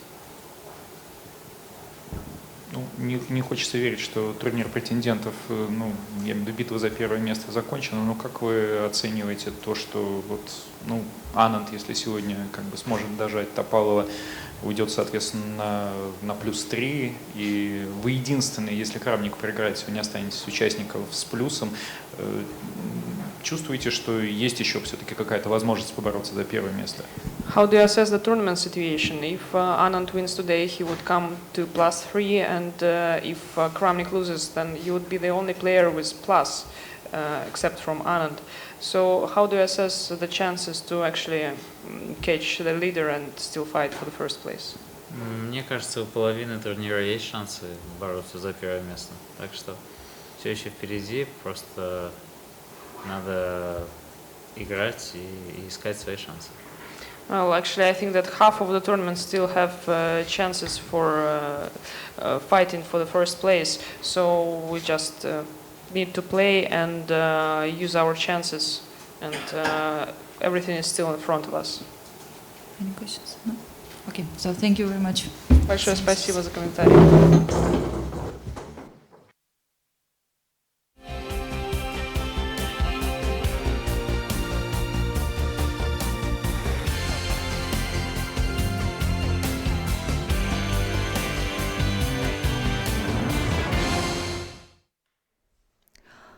We're back for the 2 remaining games. Anand seems to be basically winning against Topalov in this endgame. Very much so. I think simply there seems to be, he has just an extra pawn, but there seems to be no way Topalov can avoid Vichy either exchanging queens with an easily winning pawn ending or picking up an extra pawn. And there seems to be no hope for Topalov getting perpetual check. So actually it looks like a fantastic situation for the Indian ex-world champion and the tournament leader. In the other game, we have Karjakin still being a couple of pawns up against Kramnik, and there is a bit of technical work left, but nothing sort of, that should be remotely difficult for... It doesn't seem like it got worse so for Karjakin at all. Okay, we just saw a move by Anand. He moved his king up to d4, and well, I think there is a threat of queen e6 check immediately, and next queen d6 check. Or queen g8 check and the check on the 7th line. As well. Yes. So most likely Topalov would do something like queen to c1. He should and try. Most likely you would win. Well, would you start checking your way a bit with the queen? Actually, this is. He will have to calculate a bit if queen g8 is the most exact. Take king e7. Another check. Queen g7, I think. King e8, and let's say a check here. And would you go up with the king to d7? Yeah, I think so. I guess maybe queen d6 check here, and I want to play. Maybe you can do it like this, and I think after a move like king e8, you can simply start.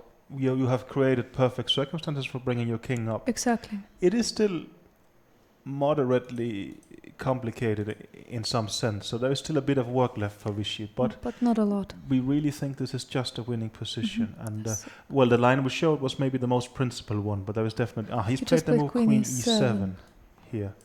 He's attacking the b4 pawn at the moment, and he wants to go maybe but now to h4. I would think queen d6 would just be winning, because well, you can obviously not take a pawn ending, because when you stalemate the black king, you still have to move b6. So, well, you would have to go somewhere like here with check, because if you don't give a check, there is queen b8 takes b7 with check. And here, and I think another check on f2. And now after the move king to queen to d4, everything is protected. You can't be in the sort of 6th rank, and the king is breaking through.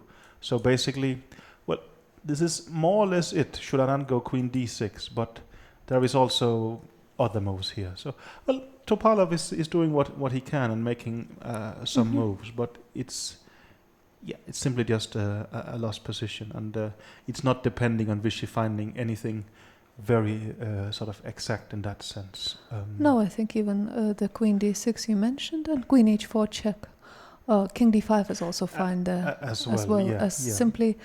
This is not the kind of position where black can realistically hope for a perpetual. I think what Victoria is saying is that, well, I played king c5 and broke through to the queen side, but you are saying after this, now you're breaking through to the king side, right? And it's simply going to end up with, a hopeless position for Topalov. So we think he's just playing on a bit here for, you don't get any points by resigning, so why not try? Exactly. But this is going to break through for him. This should break through quite soon. Well, we also heard at the press conference, they're actually starting to sort of, talk about the tournament situation. Maybe even this is more elegant in the sense of king d7. He can just play the move king to d5. He's going to do it like this. And if queen, he's going to give a check. And wherever the king goes, let's say king d8, he's going to give a check, takes, and we're going to get a pawn ending. Like, I will just show the line. And so the game is just going to be over like this. Well, Anand will have a full point lead towards Aronian. And towards Aronian, he will always have the best tiebreak, unless if a third player catches up. So, of course, he will have a huge lead. But, he's black against Kramnik in the next game. And I think a couple of rounds after that, he will be back against Karjakin. And they will both be on 50%. And should they beat, they only be a half point behind him and have the better tiebreaks. So I think it's almost anybody still have a chance in this tournament. Of course, players on minus score will have a tough time, especially Topalov will be in -2. And I think Topalov could even be in unshared last place, actually. I think we have Andreikin and Svidler on minus. And for them, of course, also there is a considerable gap to the leading Anand in that sense. But of course, it's a fantastic scenario for Anand. And not only does he win today, but his two closest rivals could actually be losing. But still a bit to be played here. Definitely. Let's keep the camera on this game, but let's just briefly discuss Karjakin Kramnik. we have the following position right now. Yeah. And, well, Kramnik is 2 pawns down, but he's basically trying to build a bit of hope on having a blockade on the 7th rank. But, yeah, I don't know how he should break it down, but he will play h5, king h4, g4, and do a bit over there. I really think that h5, king h4, g4, simply for it could even be g5. Yeah, I mean, I think it's reasonable terrible. enough. Kramnik is playing on here, but well, it's not gonna. Game could finish very soon, Anytime, yes. Let's actually stay tuned on that one, because it's very hard for me to come up with a move that doesn't resignable pawn ending for Topalov. And he could play king c7 right now. That is true. Maybe e6 is. But then an queen option. d6 check would be Sorry, a bit yes, annoying. So actually, king c7. I think king c7. He should try. Can you play queen e6, or then you think the queen would escape a bit in the other direction? Maybe king c7 is a reasonable practical try, but I would very much expect that there is a good move. Yeah, queen e6 is fine. Maybe as well. queen to g6. Or queen g6, just is also hitting also the h6 pawn. And keeping more control. Actually, queen g6 I could quite like, but I think we are not down to there being just one move here. And of course, Topalov has showed a lot of aggression, but not a good game for him today. No, that's what I was about to say. That today, Topalov was worse. Managed to solve all of his blunder, h6. But that is actually, I would say, stage 2 of the game. If you take the opening phase, I think even at some point we thought that Topalov was putting quite some good pressure, actually. Yeah. Maybe Vichy found some good defensive moves, but I think Topalov quite underplayed his position and just got into something that was very sort of he got lack into of something prospect. that was very tough positionally. That's what I think as well. And let's see, king c7 has been played, I think. And now queen g6 looks like the probably cleanest. That is the cleanest solution. Okay. Yeah. No, it keeps a lot of control. Of course, queen e6 is also good. Yeah, and, but there are many queen moves, g6, it has to be queen h4, I would say. And I think for a start, you can check on f7 and go forward with the king. I mean, perpetuals is not really going to happen here. I think also you can start pushing your pawn after queen d6 check, king c8, queen f8 check, and it's just. Vichy still has to pay a bit of attention, and I think, well, both Topalov and Kramnik is playing on in positions where the computer is showing huge plus scores and it's just winning. But well, why not? I would say it's quite okay, and that's how it should be. That's the general mood of this tournament. People are fighting really on maximum, and what you also heard. Mamedyarov talking with Aronian during press conference that they just try to play according to the positions and in their own style. I mean, well, they were asking Aronian about tournament standings, but I like his reply that he's playing a tournament and taking it game by game, and I think his strategy has generally been right in this tournament. And I mean, like we also praised Svidler for, but anybody, you don't want to end up in a situation where you say, I didn't really try honestly in a way, right? Yeah. And, I think Aronian, also, how should he play it safer? You're playing against Mamedyarov. There's not going to be safety. What you want to do is actually have counter chances, right? No, but I think it is clear that Mamedyarov today played a very good game. So no one is, those things, they just happen if your opponent plays a very good game. Tough luck. You try to win tomorrow, right? And exactly. Well, day after tomorrow here, but Actually, tomorrow we have a free day. There will be a free day after every 3 rounds, and then there will be 2 final rounds in the end. And, exactly. I think day after tomorrow we will also see yet another interesting round. I think tournament leader Anand, and I think it's a guarantee that Anand will lead after this round. Yeah, this is actually 100% sure. That's already obvious. Then he will be black against Vladimir Kramnik, and that's going to be, for a start, a revenge game for a former World Championship match, but also a very important match for game for both players. That is Kramnik's last chance. I think I would be as drastic as that. Yes, having in mind that today he is very likely about to lose, and generally I would say that if we go back. Even yesterday, it seemed like things were very promising for Kramnik. I think he was playing Andreikin with white, if I'm not mistaken. Yes. And we thought at some point he had a very good position. Exactly. I think rightly so. And he was very lucky against Mamedyarov, but then it seemed that things he got some luck there, and now things would work out. But as seems to be the rule in this tournament, there was a surprise there as well. So no, this is again sort of. I think also, you can say aggression hasn't paid off, but I would say that both Mamedyarov and Aronian was very aggressive. So who was the aggressor there? I think, it's really hard to measure in a way. I agree with you.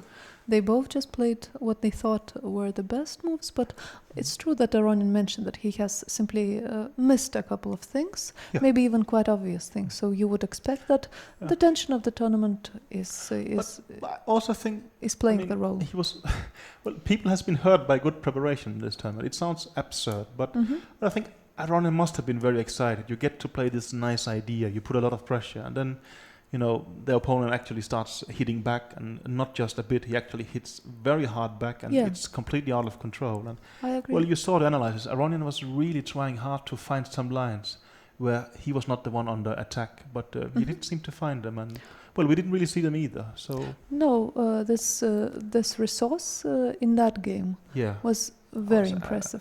Amazing sort of defense by Mamedyarov. This, I think, was very impressive. I mean, Mamedyarov did fantastically there, and somehow I think after the first 2 or 3 rounds, he did not impress at all. But actually, since then, he's played incredible chess.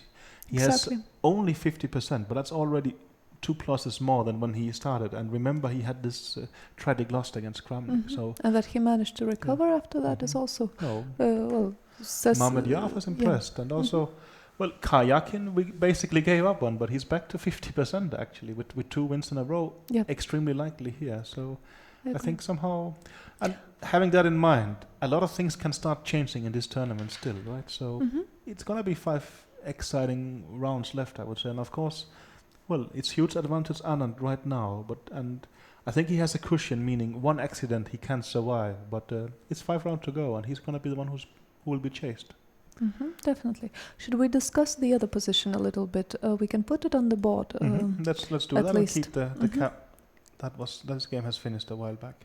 So this is the position that they have, and I'm wondering. Kramnik has just played rook e4. Could his idea be to play something like king g5 followed by h6, or just h6 immediately? Yeah. I was wondering if h6 is a threat. Let's just make a few sort of, I understand 2 obvious observations, but even so. Rook b7 would be very bad, because after takes, there is the move rook b4. And you can keep the 2 extra pawns like this, but this is, to put it mild, that is not a very technical solution. Not unless it's actually brilliant that you can just go away with the king here, and I wouldn't rule that out completely. Is this just winning, maybe? Probably not, but it has sort of. It looks to me like it could be making your chances of winning much worse. Exactly. So this, I don't think this is going to happen. But this is basically what Kramnik is playing for. That it's not too easy to break down the black position. Karjakin has just played king g5, and I think this is.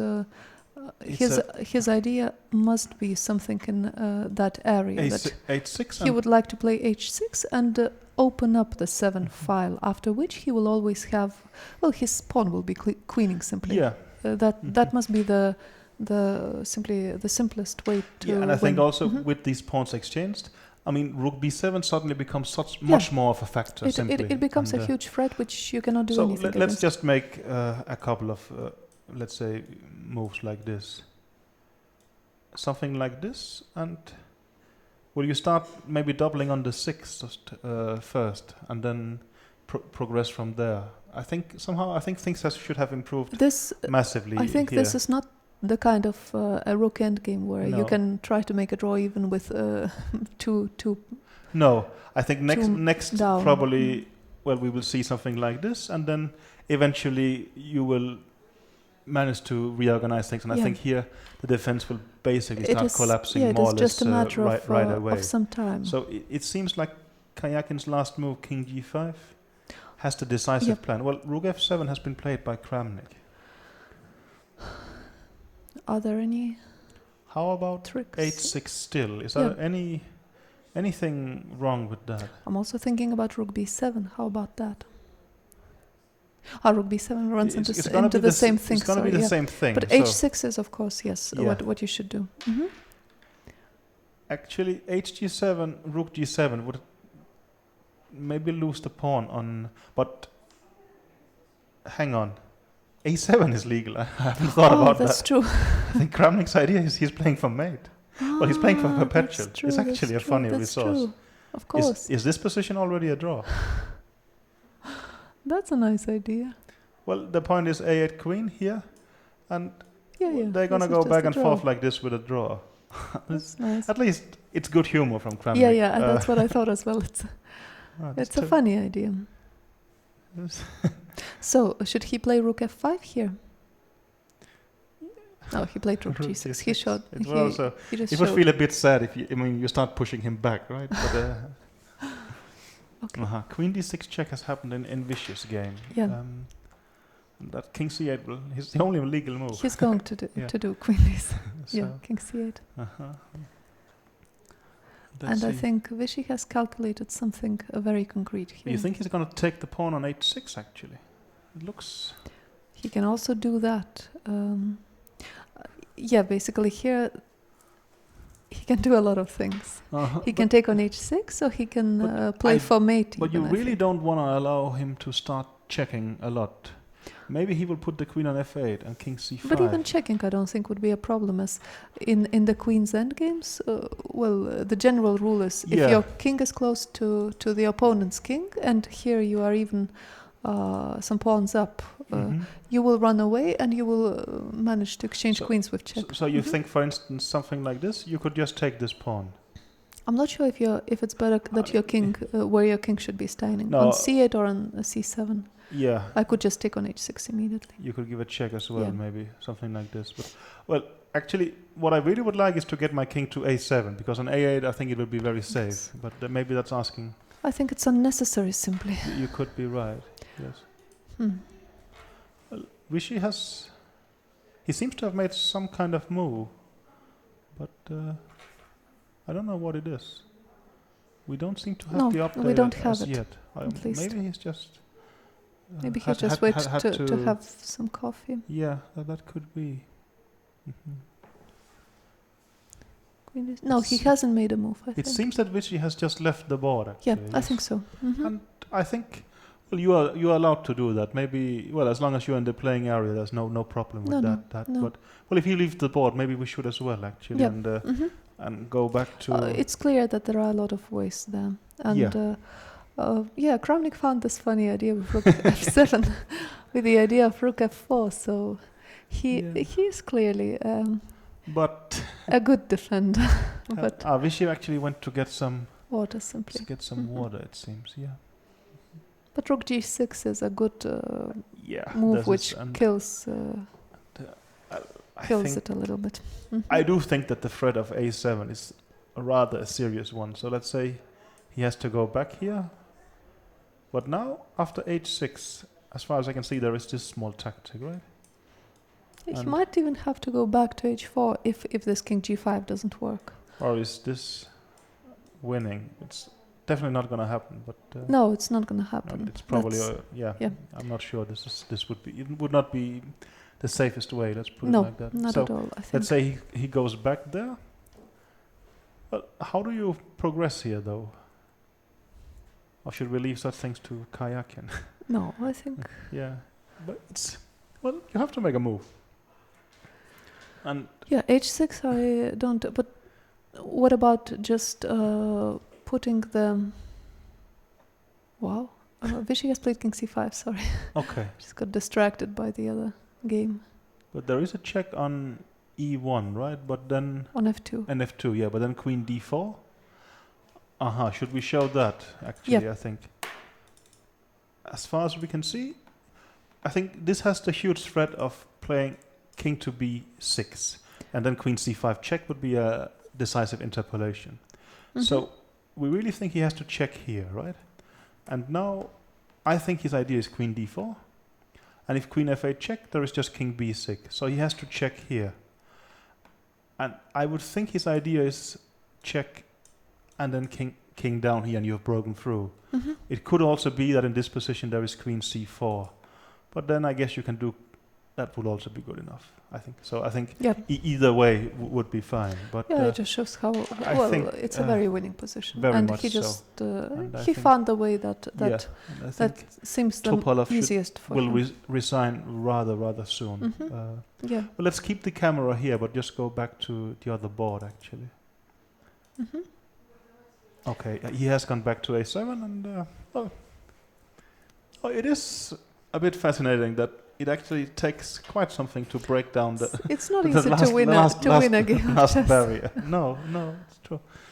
Do you think putting the rook via b5 to b6 would be helpful? Yeah, but then there will always be a check. But maybe that's really just going to be a check. But I mean, I would really like to have h6 as I am pretty sure that that position is winning. So you are saying something like this? Okay, yes. I'm just going to make a move and then another one. And if you check, you're saying your king here on h4, both rooks on the 6th and h6. And like this, you're gonna break down the last piece of resistance. It looks completely correct, right? I think so. Yeah. What about if you play rook d7 there? Of course. Sorry, which move? Yeah, here. Let's say we were discussing rook b5.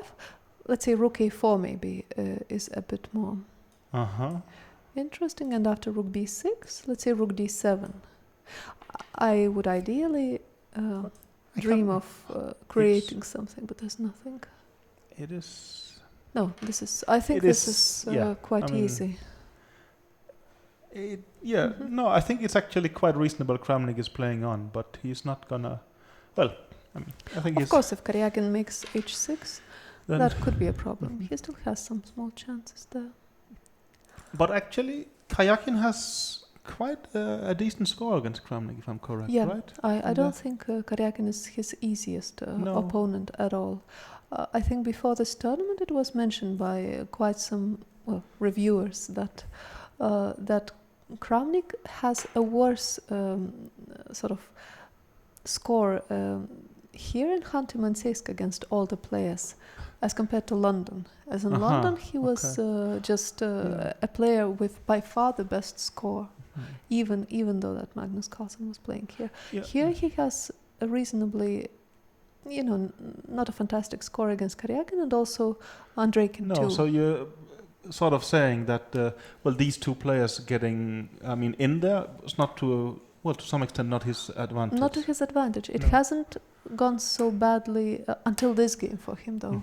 Sure. As he's beaten Karjakin quite early in the tournament. This is actually, should there be some slight irony in it? Karjakin is here for only one reason. Yes. That's because Vladimir Kramnik, of all people, he beat Vachier Lagrave in the semifinals of the World Cup. Mm-hmm. Had Lagrave won this tournament, Kramnik would have qualified by rating, and instead of Karjakin, it would have been Lagrave playing here. Okay, this is for sure huge speculation, and I think Kramnik, of course. No, this is a fact. Simply. This is simply we're stating a fact. Yeah, exactly. But this is how it is sometimes. It's true. Kramnik wasn't playing that much for himself. No. There, of course, I'm sure that he winning really the World wanted Cup to was win. Great for him, for sure. Right? And, but it had no relevance for his participation here in Khanty-Mansiysk. No, I think the rule was that in order to qualify for this tournament by rating, you had to have played either the Grand Prix tournament or the World Cup, and both Aronian and Kramnik choose to play the World Cup. And Kramnik not the Grand Prix, but won it. Yes, and maybe they thought that the World Cup was in some sense more interesting with its format, but also it was one tournament instead of 4 tournaments. Exactly. Right? Exactly. So maybe the Grand Prix was an incredibly strong event, series of events, as let's say the two players, no, the 3 top 10 players who didn't qualify here were also Nakamura, Caruana, Grishchuk. They all played there and they all had a chance. Okay, he's given a check, yes. Queen f2 check, Queen d4 is going to follow. I really think so. It really looks like it. No, we're completely sure. So yes, and In the meantime, Karjakin has gone back to h4, kind of indicating that that didn't work out as he hoped it would. But there's absolutely nothing wrong with him finding an ideal position for his pieces. No, he really can afford that. Things will not really go away. They will not go away. Vishy has played queen d4, and now his king, well, it's eyeing b6 or d6, or the queen can interpolate on c4. I think,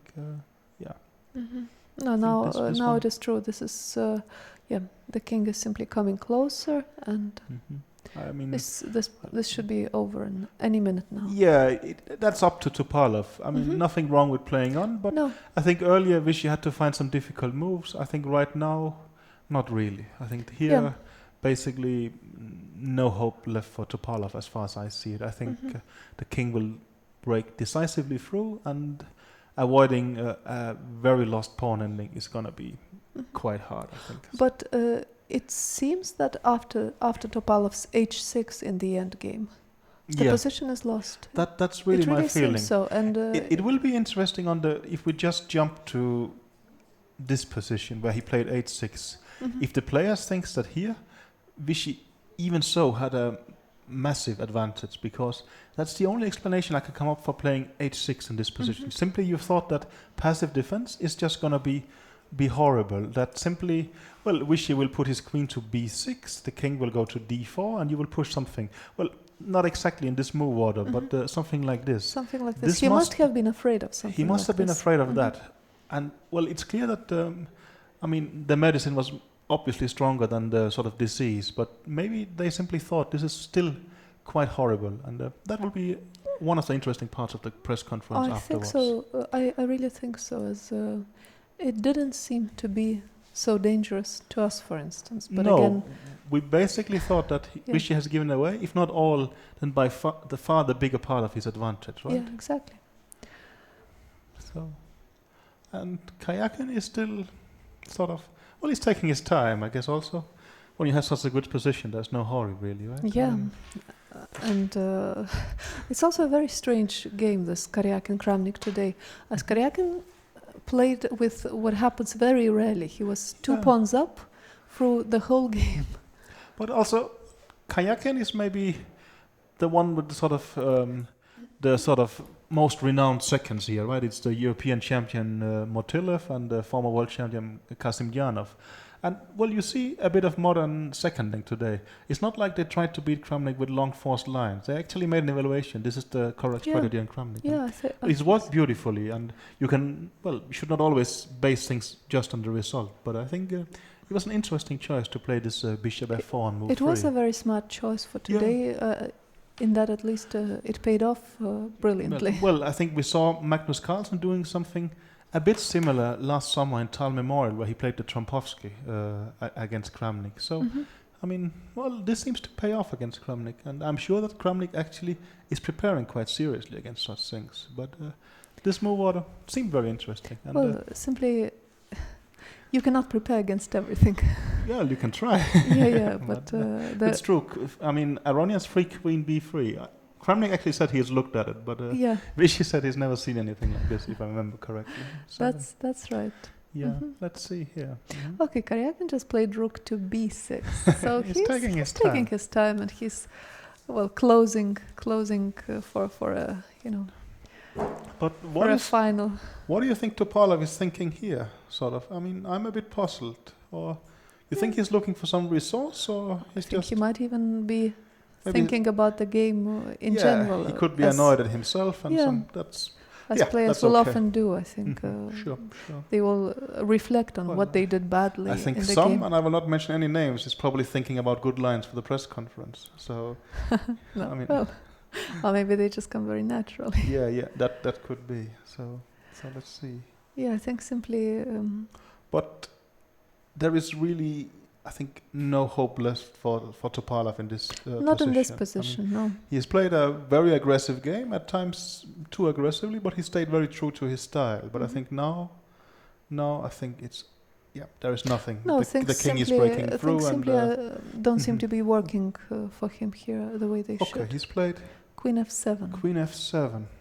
Okay. And how will Vichy do it now?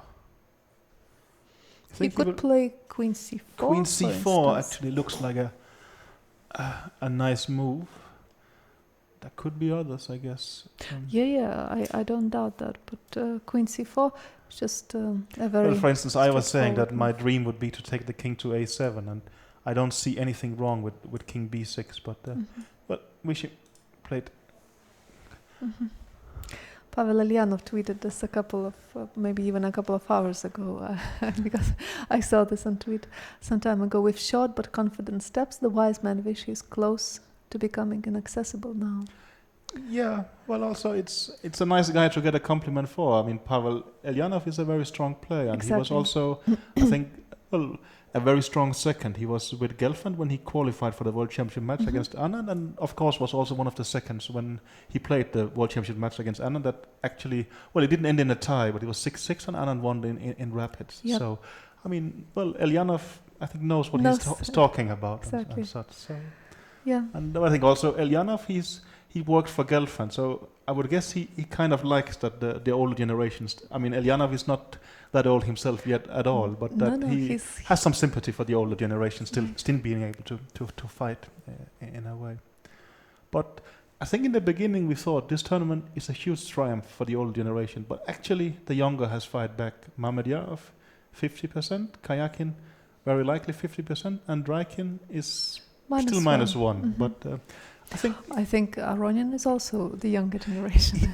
Yeah, maybe you will see him as a bit older one of the younger generation. Yeah, but still he is. Yeah. It is very clear that Vichy, Kramnik, Topalov, and Svidler are close to each other, and then there is the other four players. There are the other four players who are closer to each other. But still, there is quite a difference between between Aronian and Karjakin and Andreikin in age. Yeah, something like 7 years. Yeah. So that is something. Let's see here. Vichy is it's not a bad position to be in. Yeah. Is there any kind of move that doesn't? I think the problem, for instance, is that Queen C7 check, any legal move means there will be a pin in the C line. Yeah. And if you go to, let me go to D7, then it's King B6 check, and when the king goes away, we're gonna check on G8. So I really think the queens are coming off by force here. No, I think he will play Queen takes H5. It doesn't make any sense. Queen takes A5.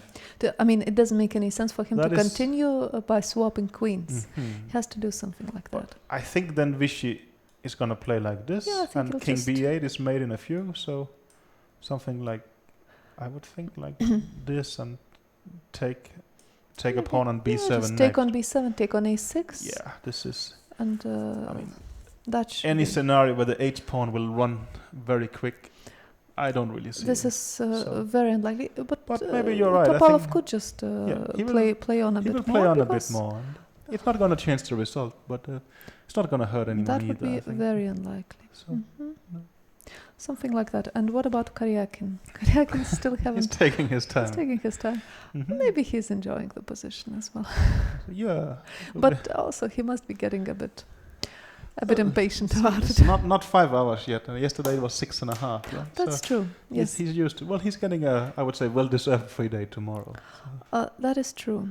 And I think all the players, basically, there will be no players here who are complaining about this rest day now. I think now even Aronian looked a bit tired today. Maybe he was a bit shocked by the developments in some sense, right? And I think understandably so. Everyone is. The players are under huge pressure here. There's no doubt about that. Sure.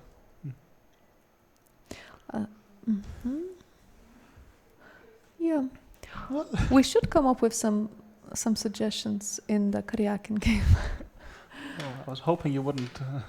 I wouldn't bring that up. No, that was.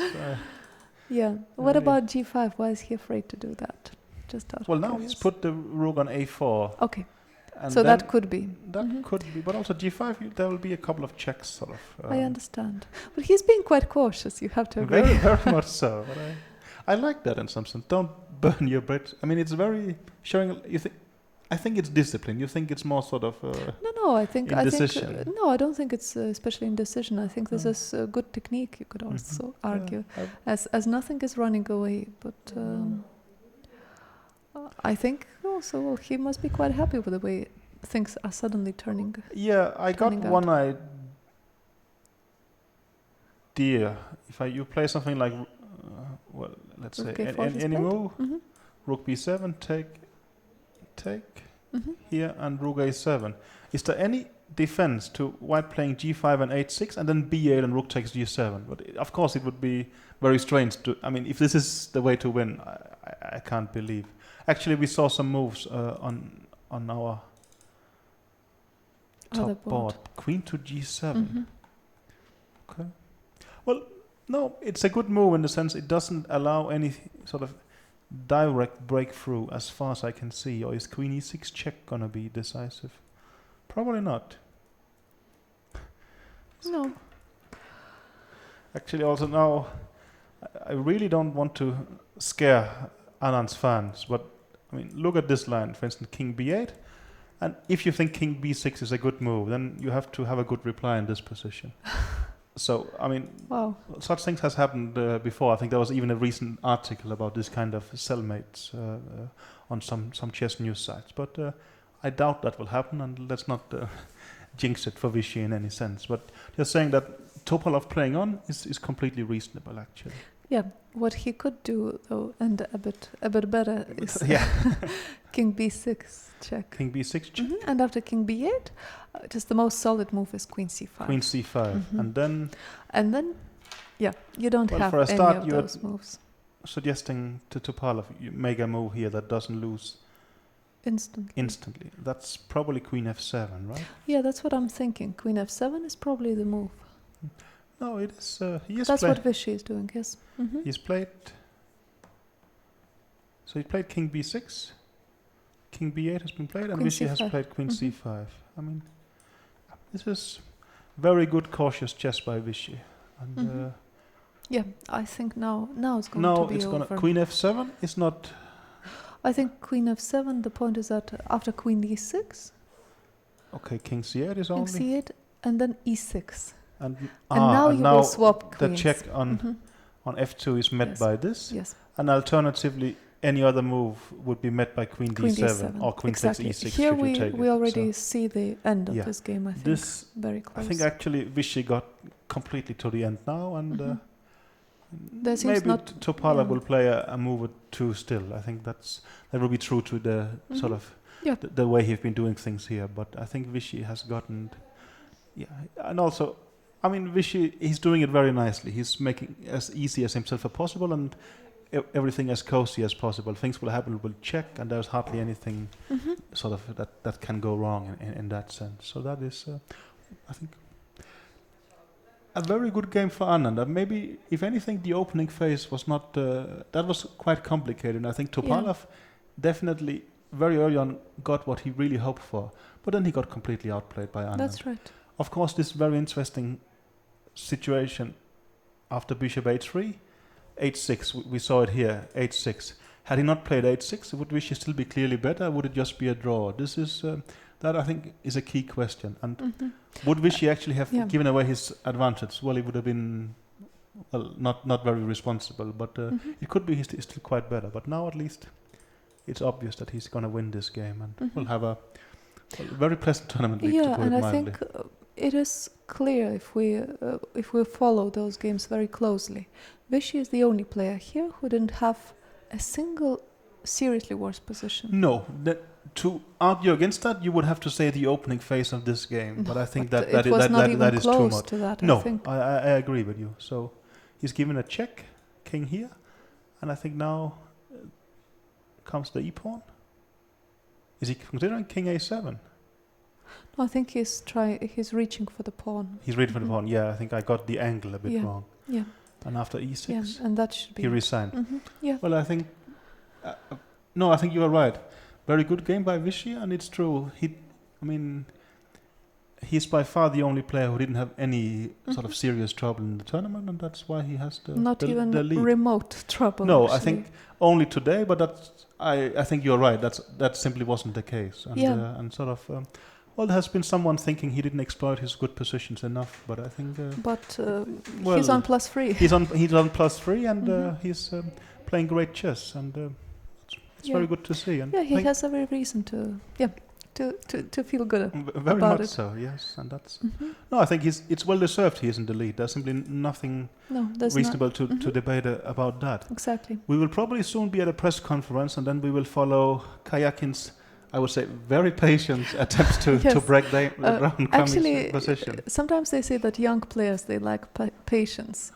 But I don't know, it doesn't seem to be the case. Well, maybe he just doesn't know what to do, but that could be confused with patience. I am pretty sure that I think he has some idea. Well, we saw yesterday he would found spectacular resources here. No, he's just... I mean, Mamedyarov, we would have assumed to do something very quick. Maybe quicker, at least, than this one. No, let's see, But it's gonna... Well, really, I think at the press conference, pay attention to this moment of the move h6. Was Vishy actually still considerably better there? I'm curious what the players would think if Topalov just blundered, or he simply assessed that this was my best practical chance, and then for him, unfortunately, there was a Zugzwang that broke down his position. No, it's simply, it is clear that those two players, they will give you the best answers, because I don't even think that the engine will do that. For sure, no. I mean, well, for a start, they will tell them how they felt and how it affected their decisions, but also, well, it's two world-class players who had to evaluate it during the game, and it was really interesting to see, action. Yeah, finally we have action, yes. G5 After has rook happened. e3, he played G5. But okay, I like the way Sergei is doing it. He put his rook on a4, you shouldn't very weaken stable. your pawns too much. No. Okay, the press conference is about to start, so enjoy. Topalov. Уважаемые дамы и господа, еще одна партия на турнире претендентов завершена. Вишванатан Ананд белыми выиграла у Василина Топалова. So, can you please tell what happened today? Пожалуйста, расскажите, что происходило в партии. So, I mean, Veselin was just saying that maybe BC6.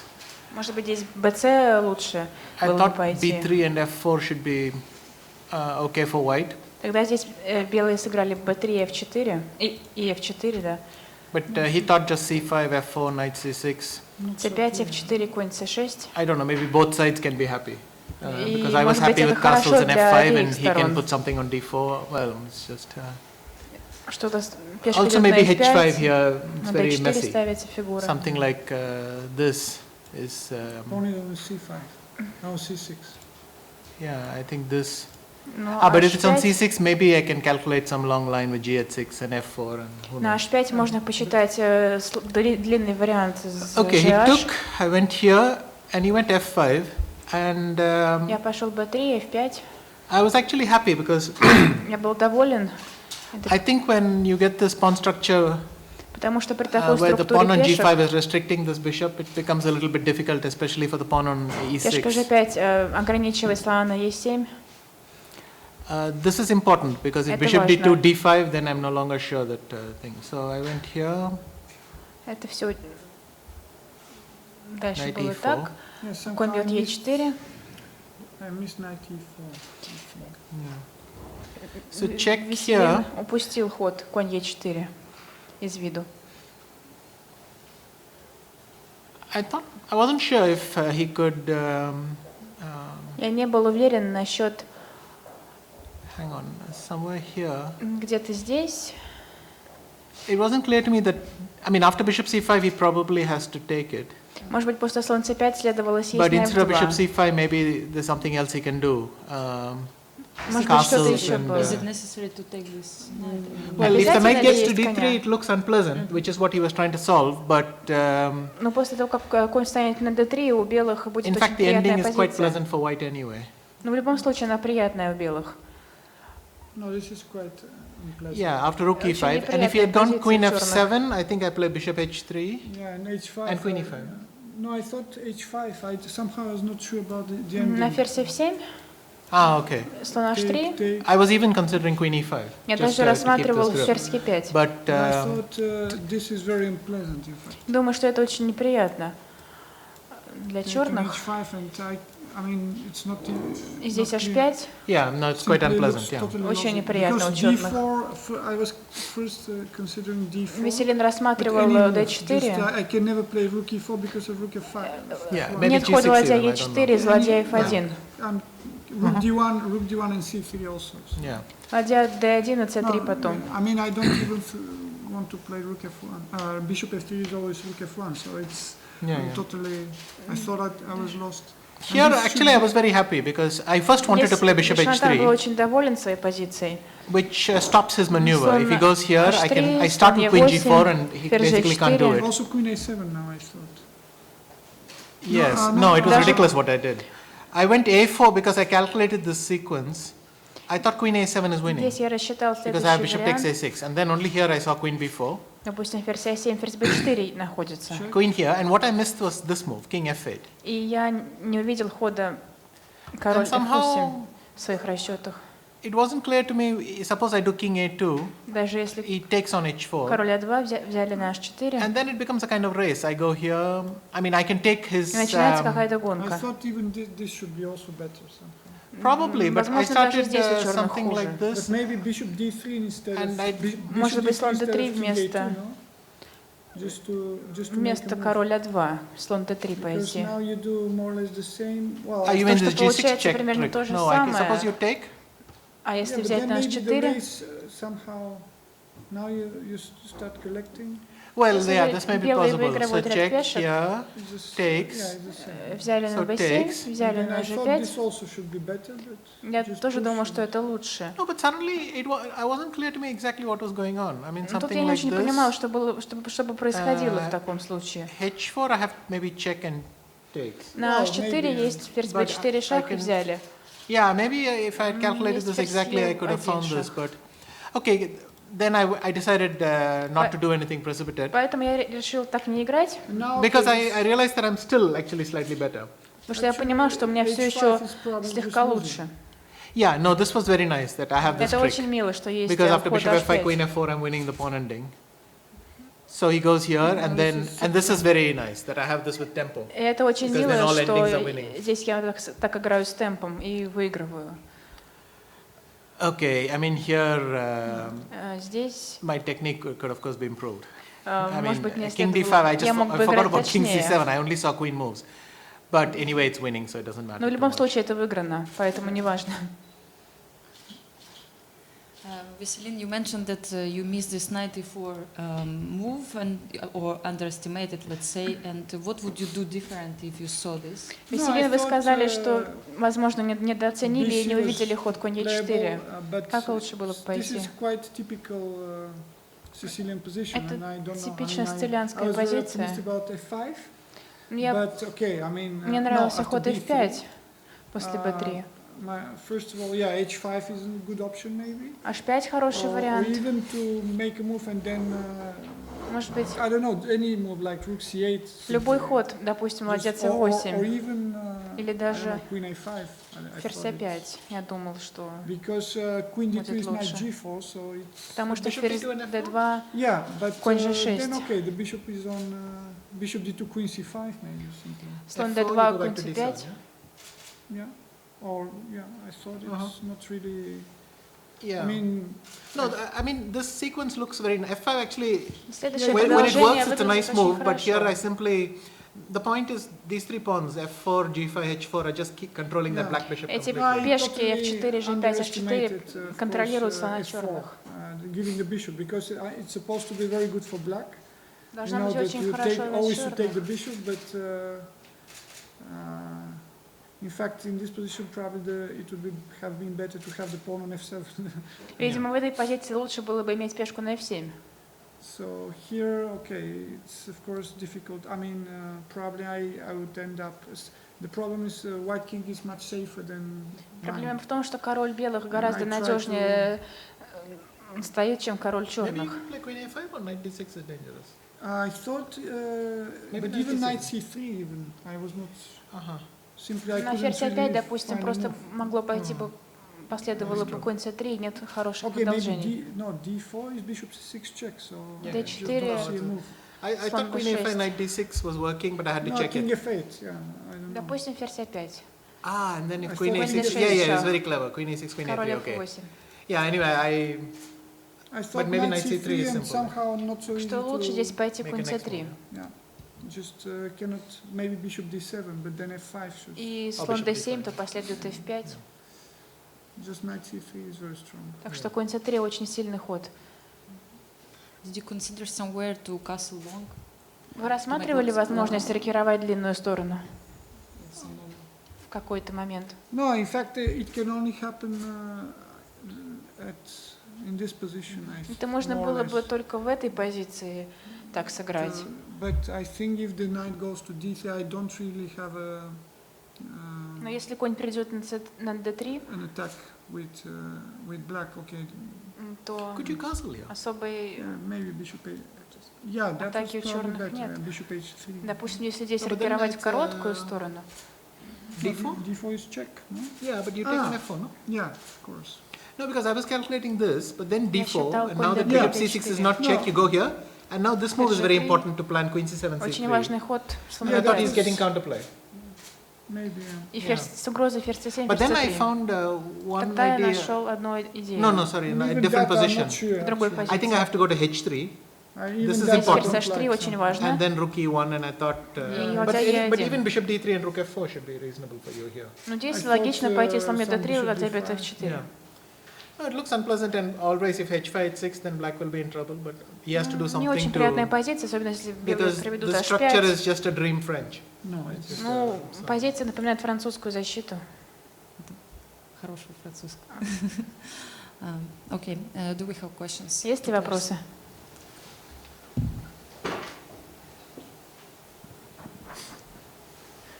Виша, я понимаю, что вы, скорее всего, не будете отвечать на этот вопрос, поскольку не хотите говорить о турнирном положении, но после того, как вот Левон сегодня проиграл, вы сегодня выиграли, насколько тяжело психологически вам будет играть, может быть, оставшиеся партии в этом турнире?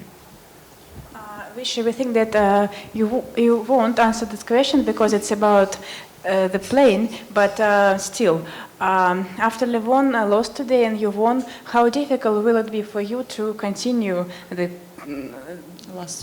last rounds, continue your playing? I mean, it was a good day, certainly, but Конечно, это был хороший день. anyway, I think it's nice I get a rest day tomorrow. So, И хорошо, что just- завтра есть выходной. Yeah, I'm looking forward to that. Я очень его жду. Есть ли еще? Есть еще вопросы? No questions. Thank you very much for your Спасибо. answers, for your comments.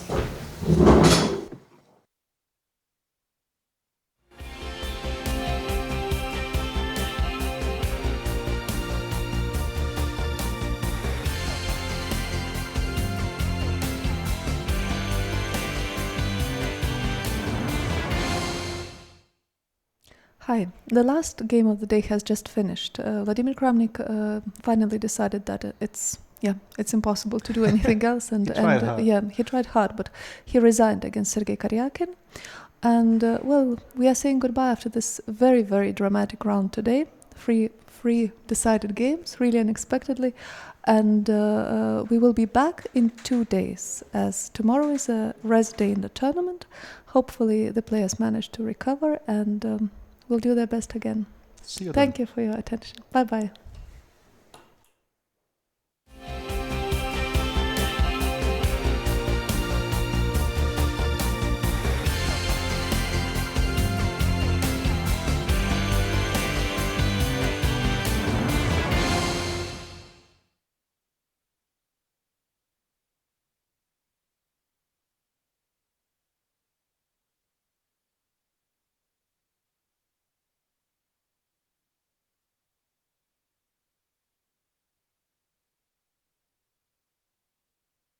Сейчас я только партию открою.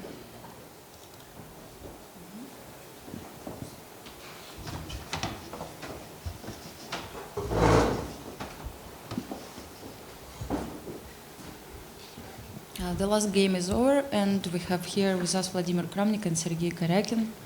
Последняя партия сегодняшнего дня завершилась. Здесь с нами Сергей Карякин и Владимир Крамник. Can you please briefly say what happened today in the game? It was quite long. Сергей Карякин держал победу. Пожалуйста, расскажите коротко о партии. Okay, I went to the bishop f4 line, which was, I'm sure, a surprise for my opponent. And okay. Я пошел на вариант со слон f4. Я уверен, что это был сюрприз для моего соперника.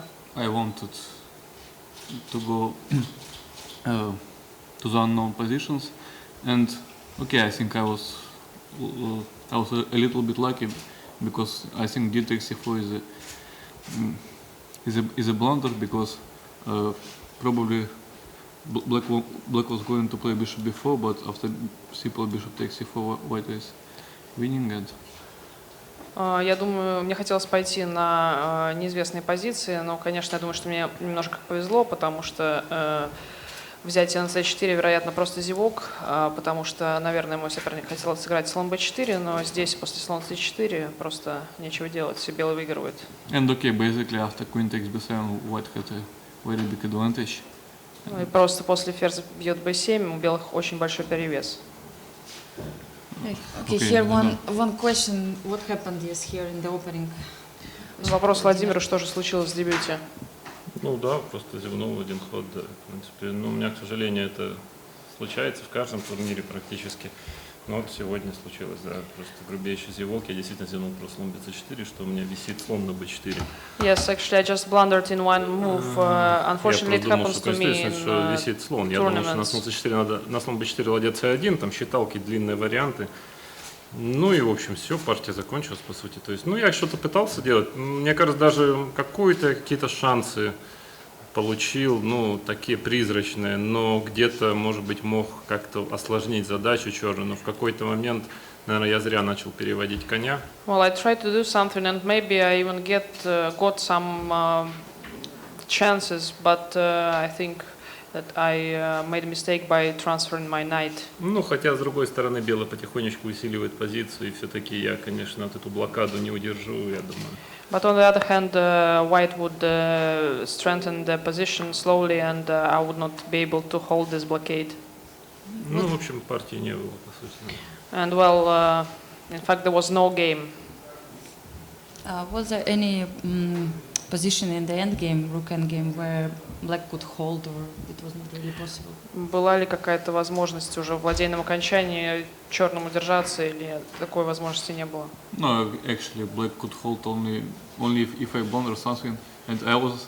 Белые могли бы держаться только если бы я что-то зевнул. Ну, вообще-то e5 с тремя лишними, мне кажется, было проще. А e5 был ход? Ну, вообще 3 I think that e5 with three pawns would be easier. I wanted to resign immediately after e5.